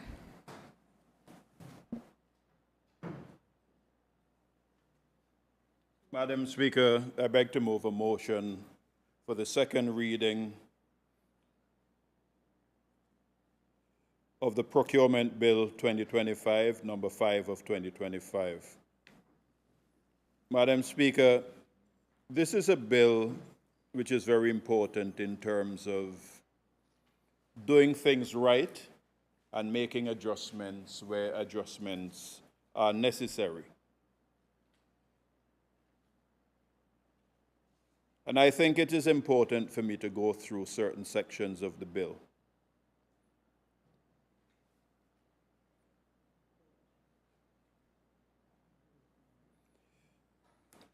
Open tendering, Madam Speaker, means publishing a request or invitation for tenders and considering all submissions received in response to the invitation. Just thought I needed to make that clear. Procurement means the acquisition of goods by any means, including purchase, rental, lease, or hire purchase, and the acquisition of works, consulting, and other services. There are some prohibited practices. An offense identified under Part 6 of the Penal Code, Cap 4, a fraudulent practice consisting of any act or omission, including a misrepresentation that knowingly or recklessly misleads or attempts to mislead a party to obtain a financial or other benefit or to avoid an obligation. A collusive practice consisting in an arrangement between two or more parties designed to achieve an improper purpose, including influencing improperly the actions of another party. A coercive practice consisting in impairing or harming or threatening to impair or harm directly or indirectly any party or the property of the party to influence improperly the actions of a party. Public contract means a contract for the supply in return for consideration of goods, works, or services, including consulting services between procuring entity and a supplier. Public funds means all revenues or other monies raised or received by and for the purpose of the government. It also speaks to the procurement board, public service law, the need for publication, sustainable procurement, and so forth. A tender.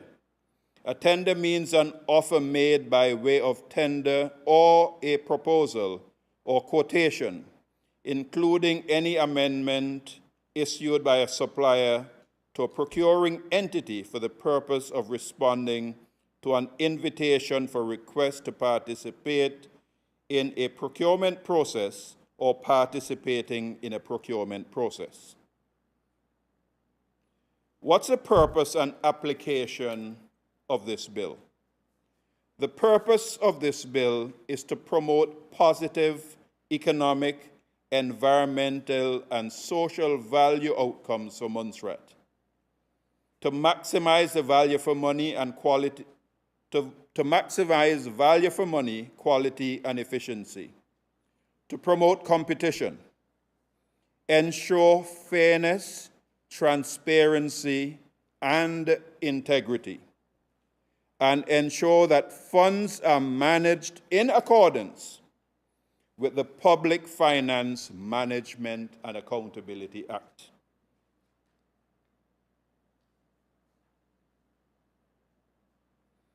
Madam Speaker, this bill applies to every procuring entity. This bill applies to every government-owned entity other than as prescribed. And where the conflict between this act and the regulations or any other law of Montserrat in matters relating to public procurement, this bill or this act, when it's passed, will prevail. There are certain exemptions A procurement made under a regional or international cooperative procurement agreement, including among members of the Organization of Eastern Caribbean States, and I dare say we need to add in CARICOM as well. A contract awarded to a supplier from a framework agreement to which Montserrat is a party. A procurement for the purposes of national defense and national security. The acquisition or rental of land, existing buildings, or other immovable property, or the rights thereon. Administrative structure for public procurement. The Financial Secretary is responsible for the administration of this Act, including the implementation of government's public procurement policies and of securing Cabinet's approval of recommendations for any amendments or improvements to those procurement policies. It also speaks to the establishment of a public procurement board. It's in the document. I'm not going to go through that. But the Public Procurement Board shall be responsible for reviewing and approving the membership of the Departmental Procurement Committee. The Departmental Procurement Committee deals with smaller allocations of funds, and the amount is in the document. But it's an upgrade as to what was there before, significant upgrade as to what was there before.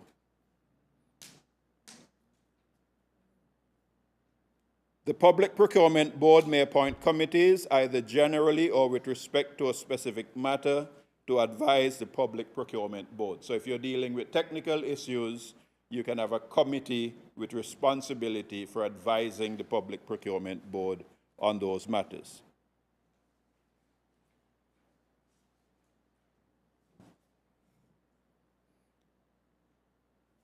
The Departmental Procurement Committee, the accounting officer of every procuring entity, shall, subject to subsection 2, establish a Departmental Procurement Committee comprising the accounting officer or senior public officer within the procuring entity, delegated by the accounting officer, who shall be the chairperson. At least 2 other senior public officers meeting the conditions, a member from the Public Procurement Board designated by the head of government procurement services, but that person shall not be able to vote. The Financial Secretary may, in the circumstances prescribed, direct that the functions of a Departmental Procurement Committee be transferred to a different entity.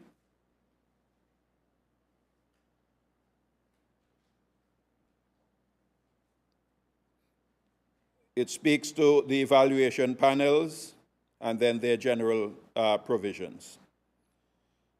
All accounting officers shall, before the end of each financial year, prepare and submit to the Public Procurement Board an annual procurement plan in a form provided by the head of government procurement services. Critically important.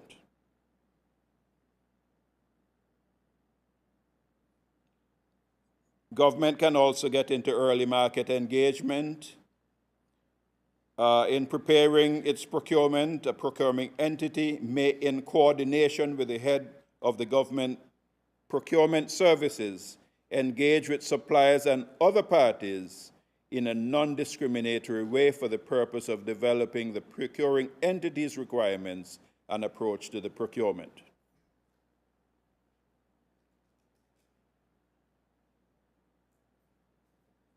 Eligibility of suppliers. That goes into detail in terms of how suppliers become eligible for entry into the procurement system. This act also speaks to giving local suppliers a certain leg up to about 20% of any procurement. This allows an outside contractor the flexibility of utilizing local services up to 20%, or in fact, a local tenderer can get a benefit of 15 to 20%, 15% advantage over an external tenderer. And I think that answers the question which was raised earlier from the other side. So, Madam Speaker, Part 5 deals with the award of public contracts. A procuring entity shall select the most appropriate method of procuring for each requirement as part of the procurement planning process from among the following: open tendering, restricted tendering, requests for proposals, requests for quotations, direct contracting, or electronic reverse auction. And the document itself speaks to what the electronic reverse auction is, so I will not seek to go into any detail there. Document also speaks to the open tendering, requests for proposal, restricted tendering, and the like.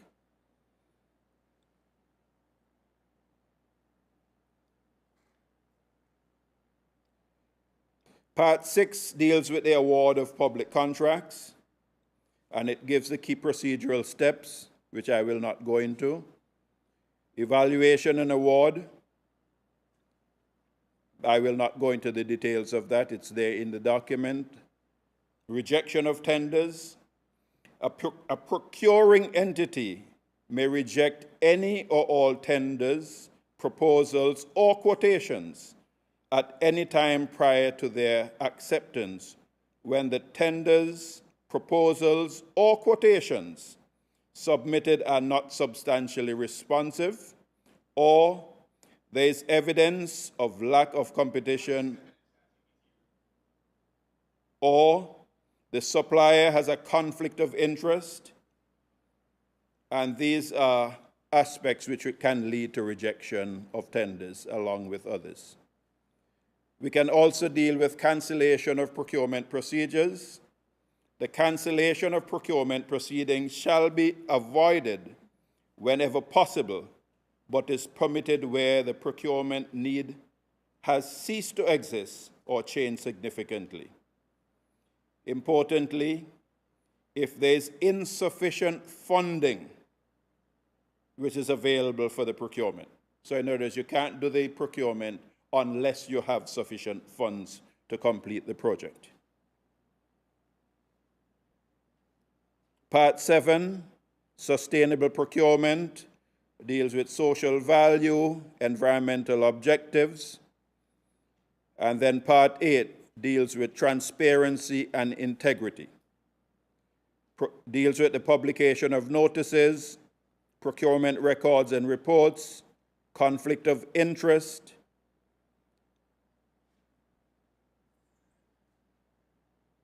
disclosure of interest in procuring proceedings, integrity, a public officer or persons who can influence a decision relating to a procurement shall not engage in or abet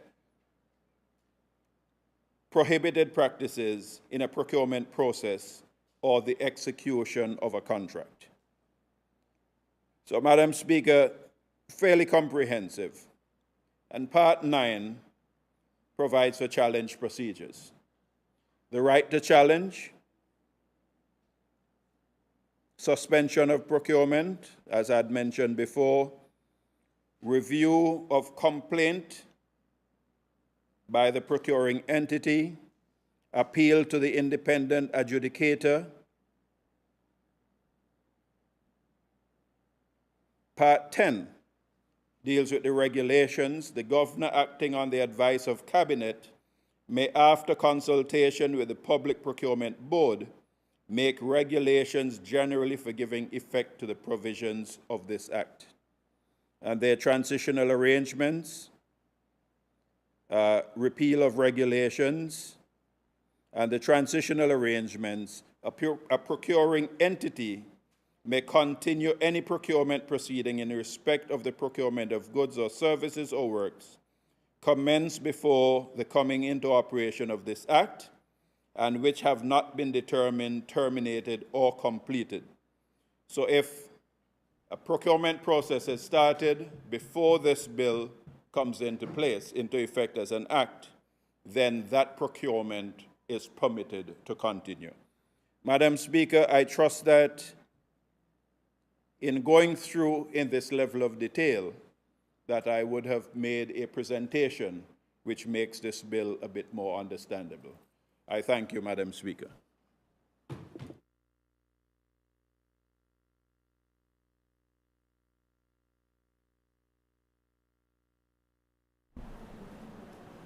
Recognize the Honorable Leader of the Opposition.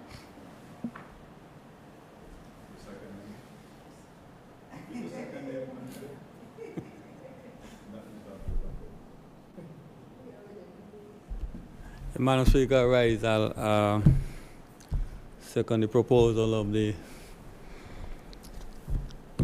Procurement Act 2025, and I'd like to use the opportunity to add my contribution.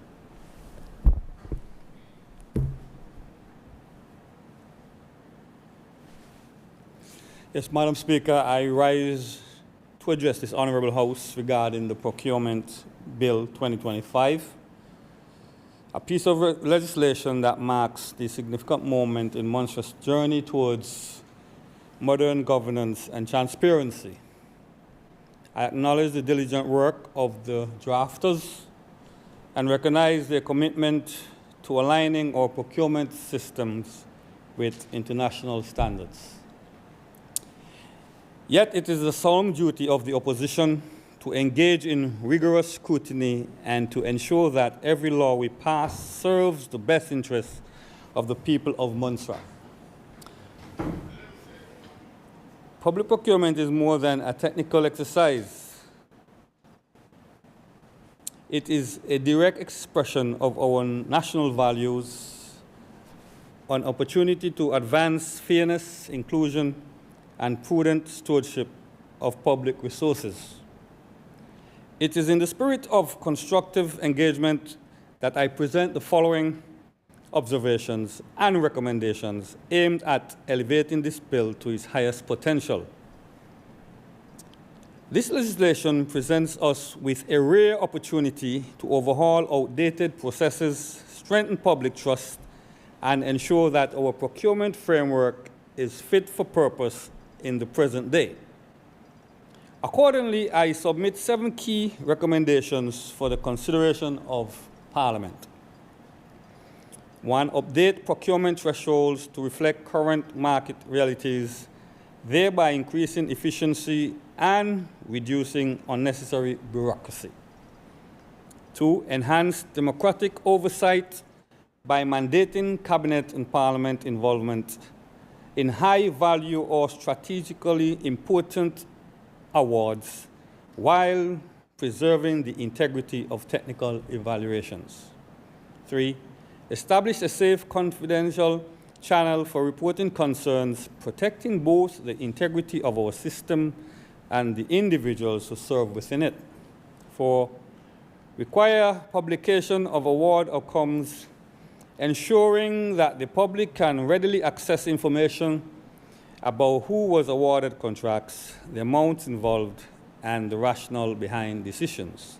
5, incorporate provisions to support local contractors and small businesses, safeguarding their participation against undue complexity or costs.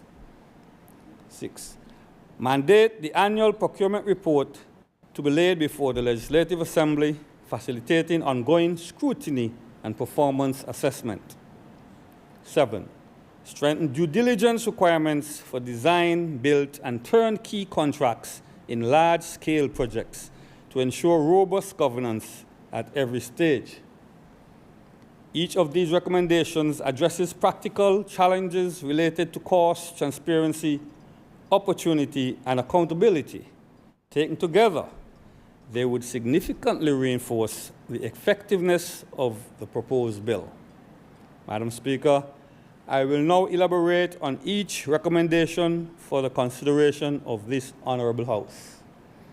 1. Elevate procurement thresholds to meet modern realities. Presently, the Act states procuring entity shall request a quotation from at least one supplier if the estimated value of the procurement contract does not exceed $5,000, or 3 suppliers if the estimated value of the procurement contract exceeds $5,000 but does not exceed $75,000. I think I heard the Premier spoke to some upliftment. I don't know if he's referring to the thresholds. Okay, to threshold. So when he responds to me in his wrap-up, he'll give clarification on that.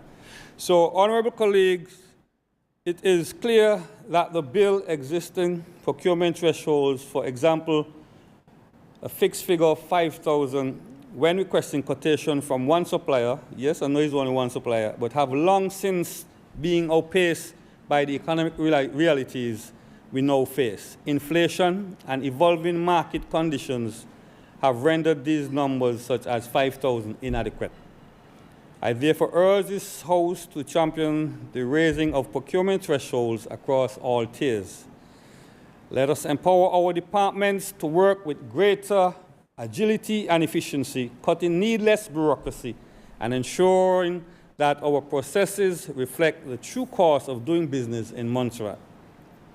By modernizing these limits, we not only streamline operations, but also reaffirm our commitment to responsible stewardship and sound governance.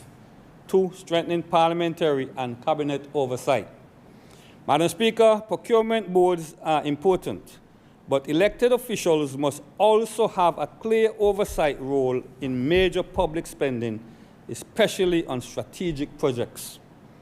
The bill should require that significant contracts above a set value or related to national infrastructure be approved by Cabinet, which can only accept or reject contracts based on national interests, policy alignment, fiscal matters, or legal advice. These decisions should be recorded and reported to Parliament to ensure both institutional integrity and democratic accountability. Let us never lose sight of the foundation of democracy, the people's right to demand transparency and accountability from those entrusted with public funds. While procurement boards are vital, purpose, ultimate accountability must rest with those elected by the people of Montserrat. It is essential that the bill requires all significant contracts, those exceeding a defined threshold or touching on national infrastructure, to be subjected to Cabinet approval.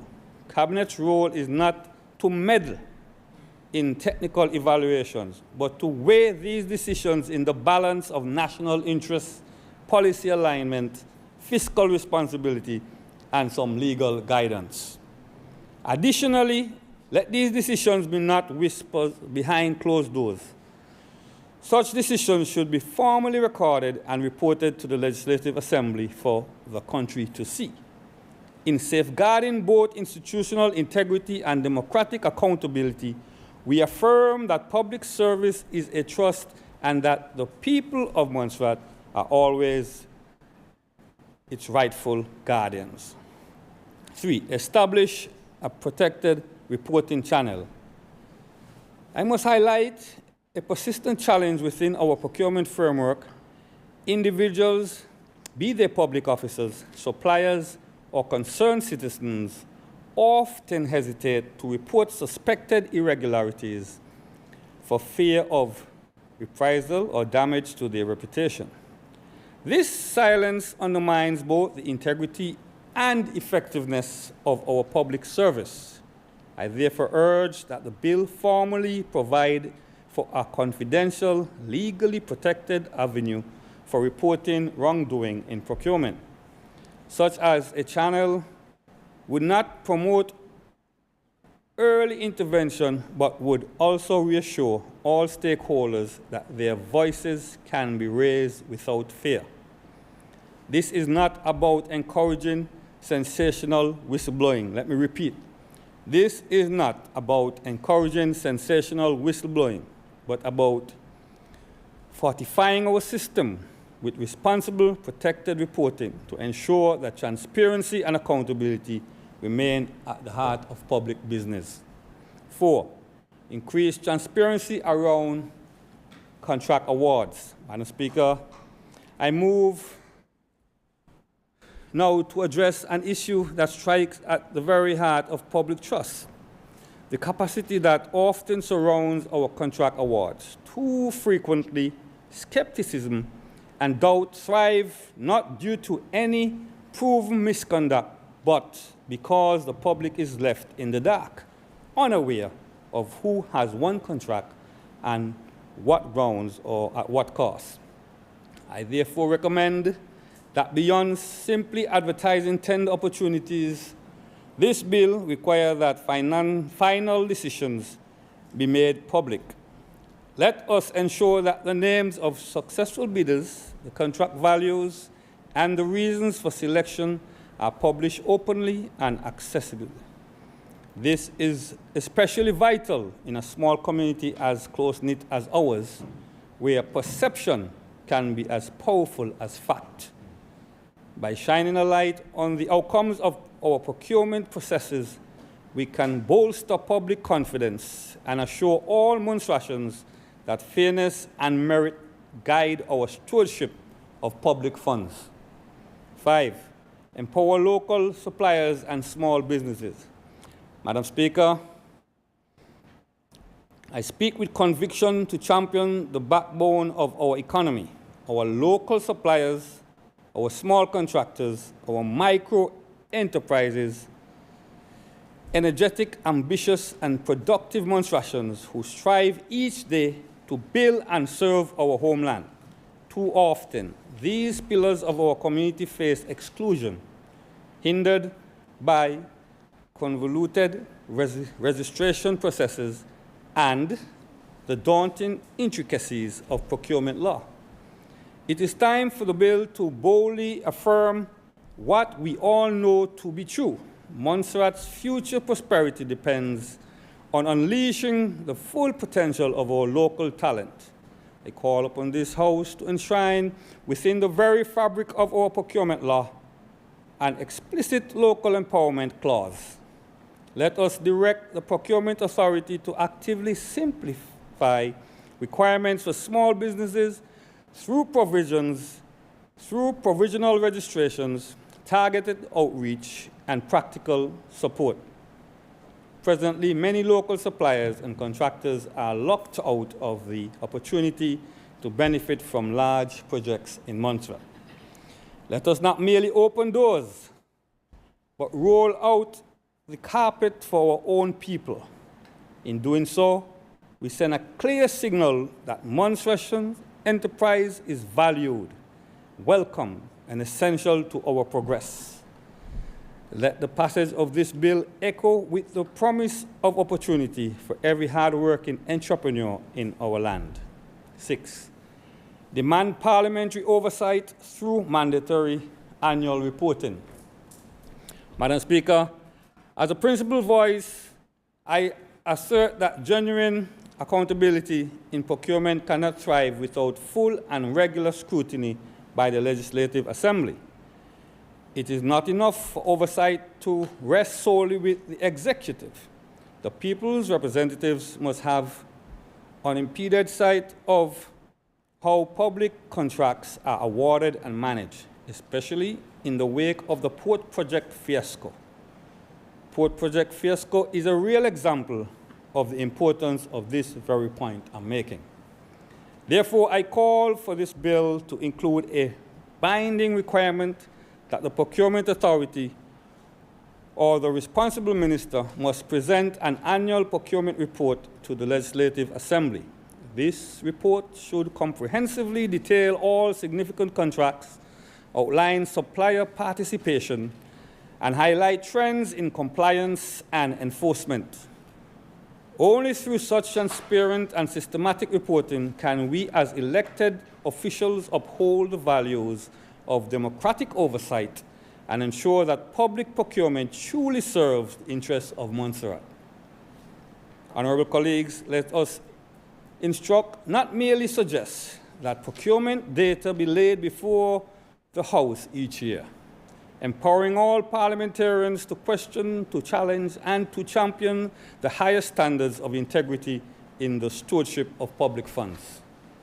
7, strengthen safeguards for design, build, and turnkey contracts in large-scale projects.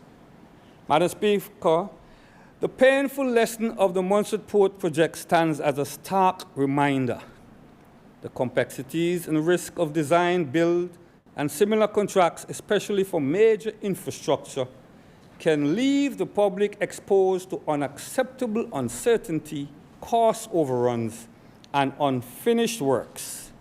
When a single contractor is entrusted with both design and construction, the lines of accountability sometimes are blurred and loopholes widen. Most honorable colleagues, this bill must go further in anticipating and closing those loopholes. I urge the inclusion of specific clauses that mandate enhanced due diligence, independent technical review at each project stage, and milestone-based permits with strict performance bonds for all design, build, and turnkey procurement. For projects above a defined threshold, especially those critical to national development, there should be a statutory requirement for external audit, transparent publication of contract variations, and a formal mechanism for Parliament to interrogate project process and progress. Let us learn from the port project's costly interruption.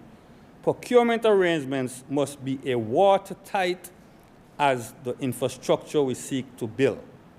By codifying rigorous oversight, layered approvals, and public transparency for high-value contracts, we can restore faith in major project works and ensure such failures are never repeated. Madam Speaker, I do hope that my intervention will be included in the bill going forward, and I now rest my case. Thank you for the opportunity to present this contribution.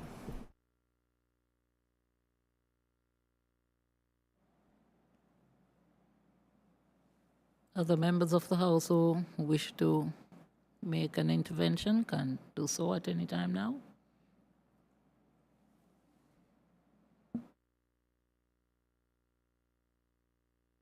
It seems there are no other.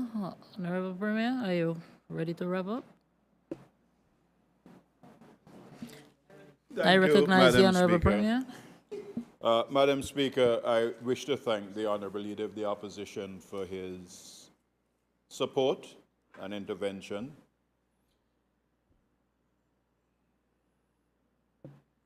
And when we go into committee stage, we can have a discussion on some of the points which he raised.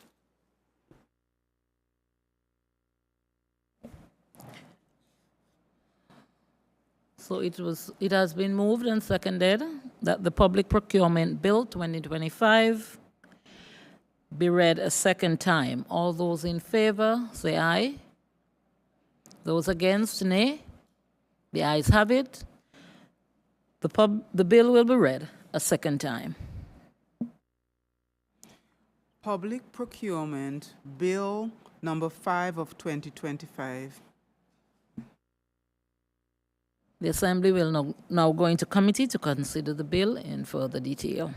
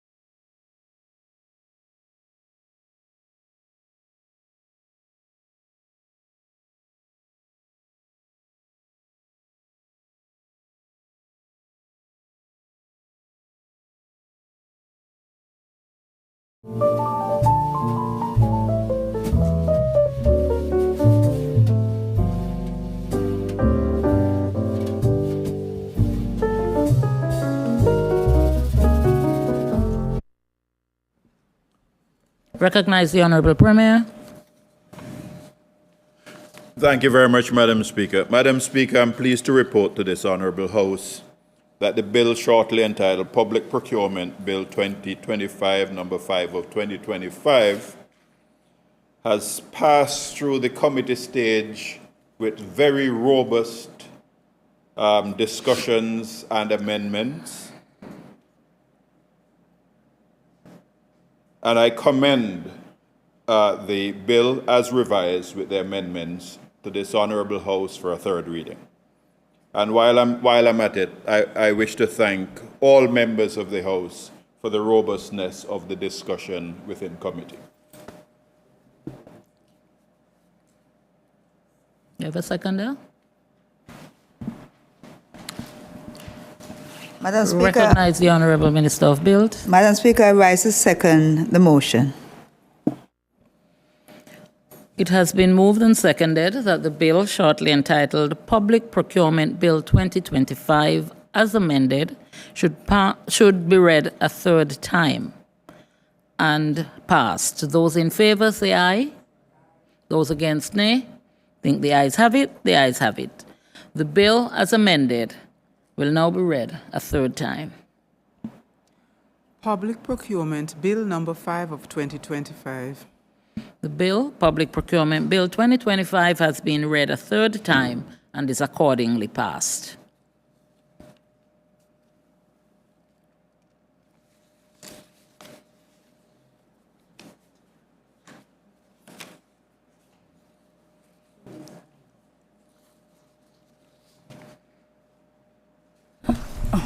Crave your indulgence.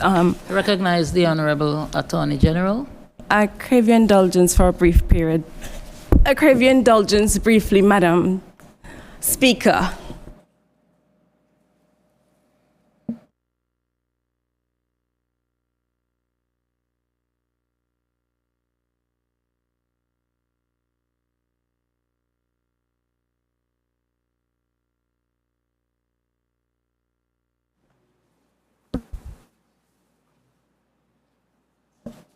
I recognize the Honourable Premier.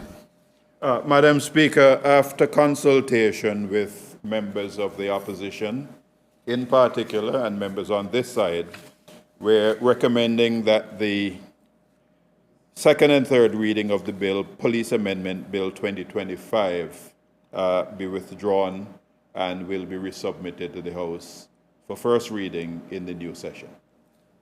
There are substantial works which they have indicated that they would need, and we would not be in a position to conclude it today. So I am therefore recommending that we take it off, and I think Honourable Mulcair wish to second that motion. I recognize the Honourable Mulcair.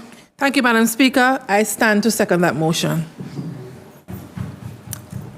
It has been moved and seconded that the bill shortly entitled Police Amendment Bill 2025 be withdrawn. Those in favour say aye. Aye. Those against, nay. I think the ayes have it. The bill has been accordingly withdrawn. Other business, adjournment. Do we have adjournment? Do we have someone moving the adjournment, or we stay here?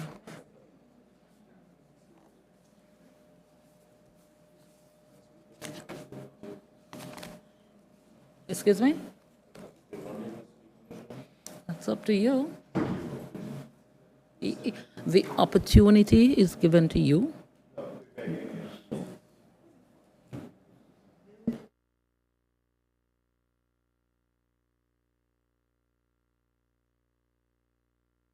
Adjournment was announced. Is somebody going to move the adjournment?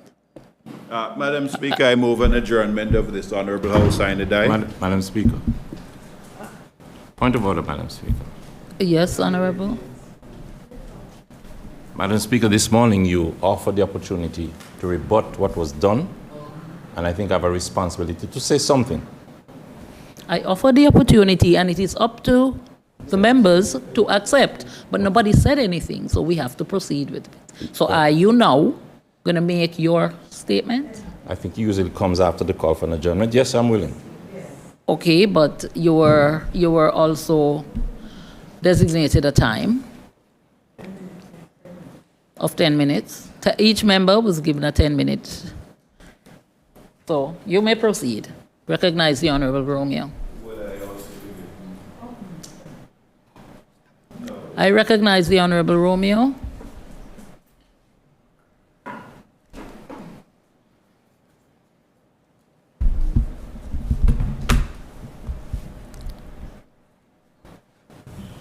Thank you, Madam Speaker. Madam Speaker, this morning, the Honorable Premier was allowed to malign the opposition, say some very disturbing things about the opposition, and I'm not allowed to do as he did and use those similar words. But what I can say, that much of what he said is not true at all. He accused us of using the resolution which was placed in the Honorable House the other day, which I raised, resolution to increase, let me make sure I say it correctly.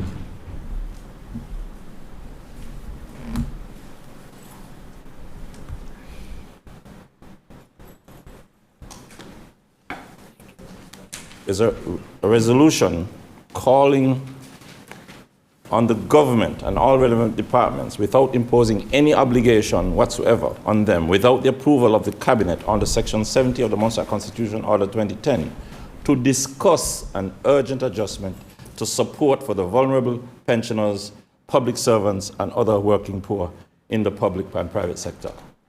He made accusations that we were playing politics and that we were misleading the public by going on the radio, a whole host of things. I requested the opportunity to rebut, and thankfully, Madam Speaker, you finally agreed. I don't think I'm going to be able to address it in 10 minutes, so I will use another forum to do just what was done while I was overseas listening. But I owe it to the public to tell them at least that my job was done by raising the resolution, by making an increase in income for the working poor, public servants, and even people in the private sector, to make it a priority. That's my job. So whatever they may like to say, it is now a priority, and it is going to be addressed. However, Madam Speaker, without doing what the Honourable Premier did, because I'm still interested in us having a one Montserrat, my rebuttal is going to emphasize the fact that the Honourable Premier knows the rules. He knows it better than most in this House. And he's taking advantage of the ignorance of many in this House that he was doing something very inappropriate. Erskine Mary, which is the authoritative guide on parliamentary procedure in the United Kingdom and Montserrat, the House of Commons and our Assembly, they are the authorities with regards to rules. And they have strict rules about making accusations against members of the House, as was the case this morning. Here's a summary of what they say. Members must not make personal accusations, imputations, or improper motives, or impute improper motives, or use offensive or insulting language about the members of the House. The rule exists to maintain order and mutual respect in parliamentary debate. Madam Speaker, we are committed to the one Montserrat talk, and that is why my tone even now will be to suggest that from here on, I expect the Honourable Premier to try and at least maintain mutual respect by the words he uses. And in that vein, Madam Speaker, at least we can have a civilized discussion. Madam Speaker, the Erskine goes on to suggest that if you're preparing a speech or drafting remarks, it's important to avoid direct accusations or language that could be interpreted as imputing another member's honor or integrity unless you intend to do a motion. So if you intend to attack somebody's honor, you need to do a motion where the person is able to rebut what is said. Madam Speaker, I also want to say, the Speaker's role, the Speaker of the House, will typically intervene if a member makes an accusation or uses unparliamentary language. The offending remark may be required to be withdrawn, and the member may be disciplined if they persist. So the apology he gave is one thing, but if you keep persisting in this way, he needs to be disciplined, or whoever needs to be disciplined. Madam Speaker, I want to emphasize as well, if anybody were to go back and listen to the resolution, I was very careful not to blame the government for the situation we're in. I was very careful not to respond to even the negative things the Honourable Premier said when I came back and rebutted. I tried to stay in a frame of mind that will encourage us to have some unity on a matter. And I want to make this very plain. Had we ever united, as suggested by the resolution, as an assembly, and whenever the results from the research is done, that is being done, when those results or evidence come back, if we were to ever unite and make a case to the British government, I promise the people of Montserrat that it will be the best case, best opportunity for significant change for the people of Montserrat. Because what we may end up having is that the government goes, negotiates, comes back with something. It may be reasonable, but it could have been far better. And in putting that resolution forward, it was giving us an opportunity to demonstrate our willingness to work together as a team. So, Madam Speaker, I'm not going to say any more than that. I am going to use the opportunity to go on the radio and speak more specifically to some of the false accusations and statements made, because people out there are confused. Confused. They want to hear sound as if we're working together. And as much as I regret what happened this morning, please, last thing I want to tell you, I didn't debate this afternoon for that reason. I have evidence here that I wanted to share with the House about poor procurement procedures that led to serious problems for Montserrat in the past. And I knew if I were to raise them this afternoon, there'd be a lot of confusion. What happened this morning would be nothing compared to me exposing the truth about the fact that you may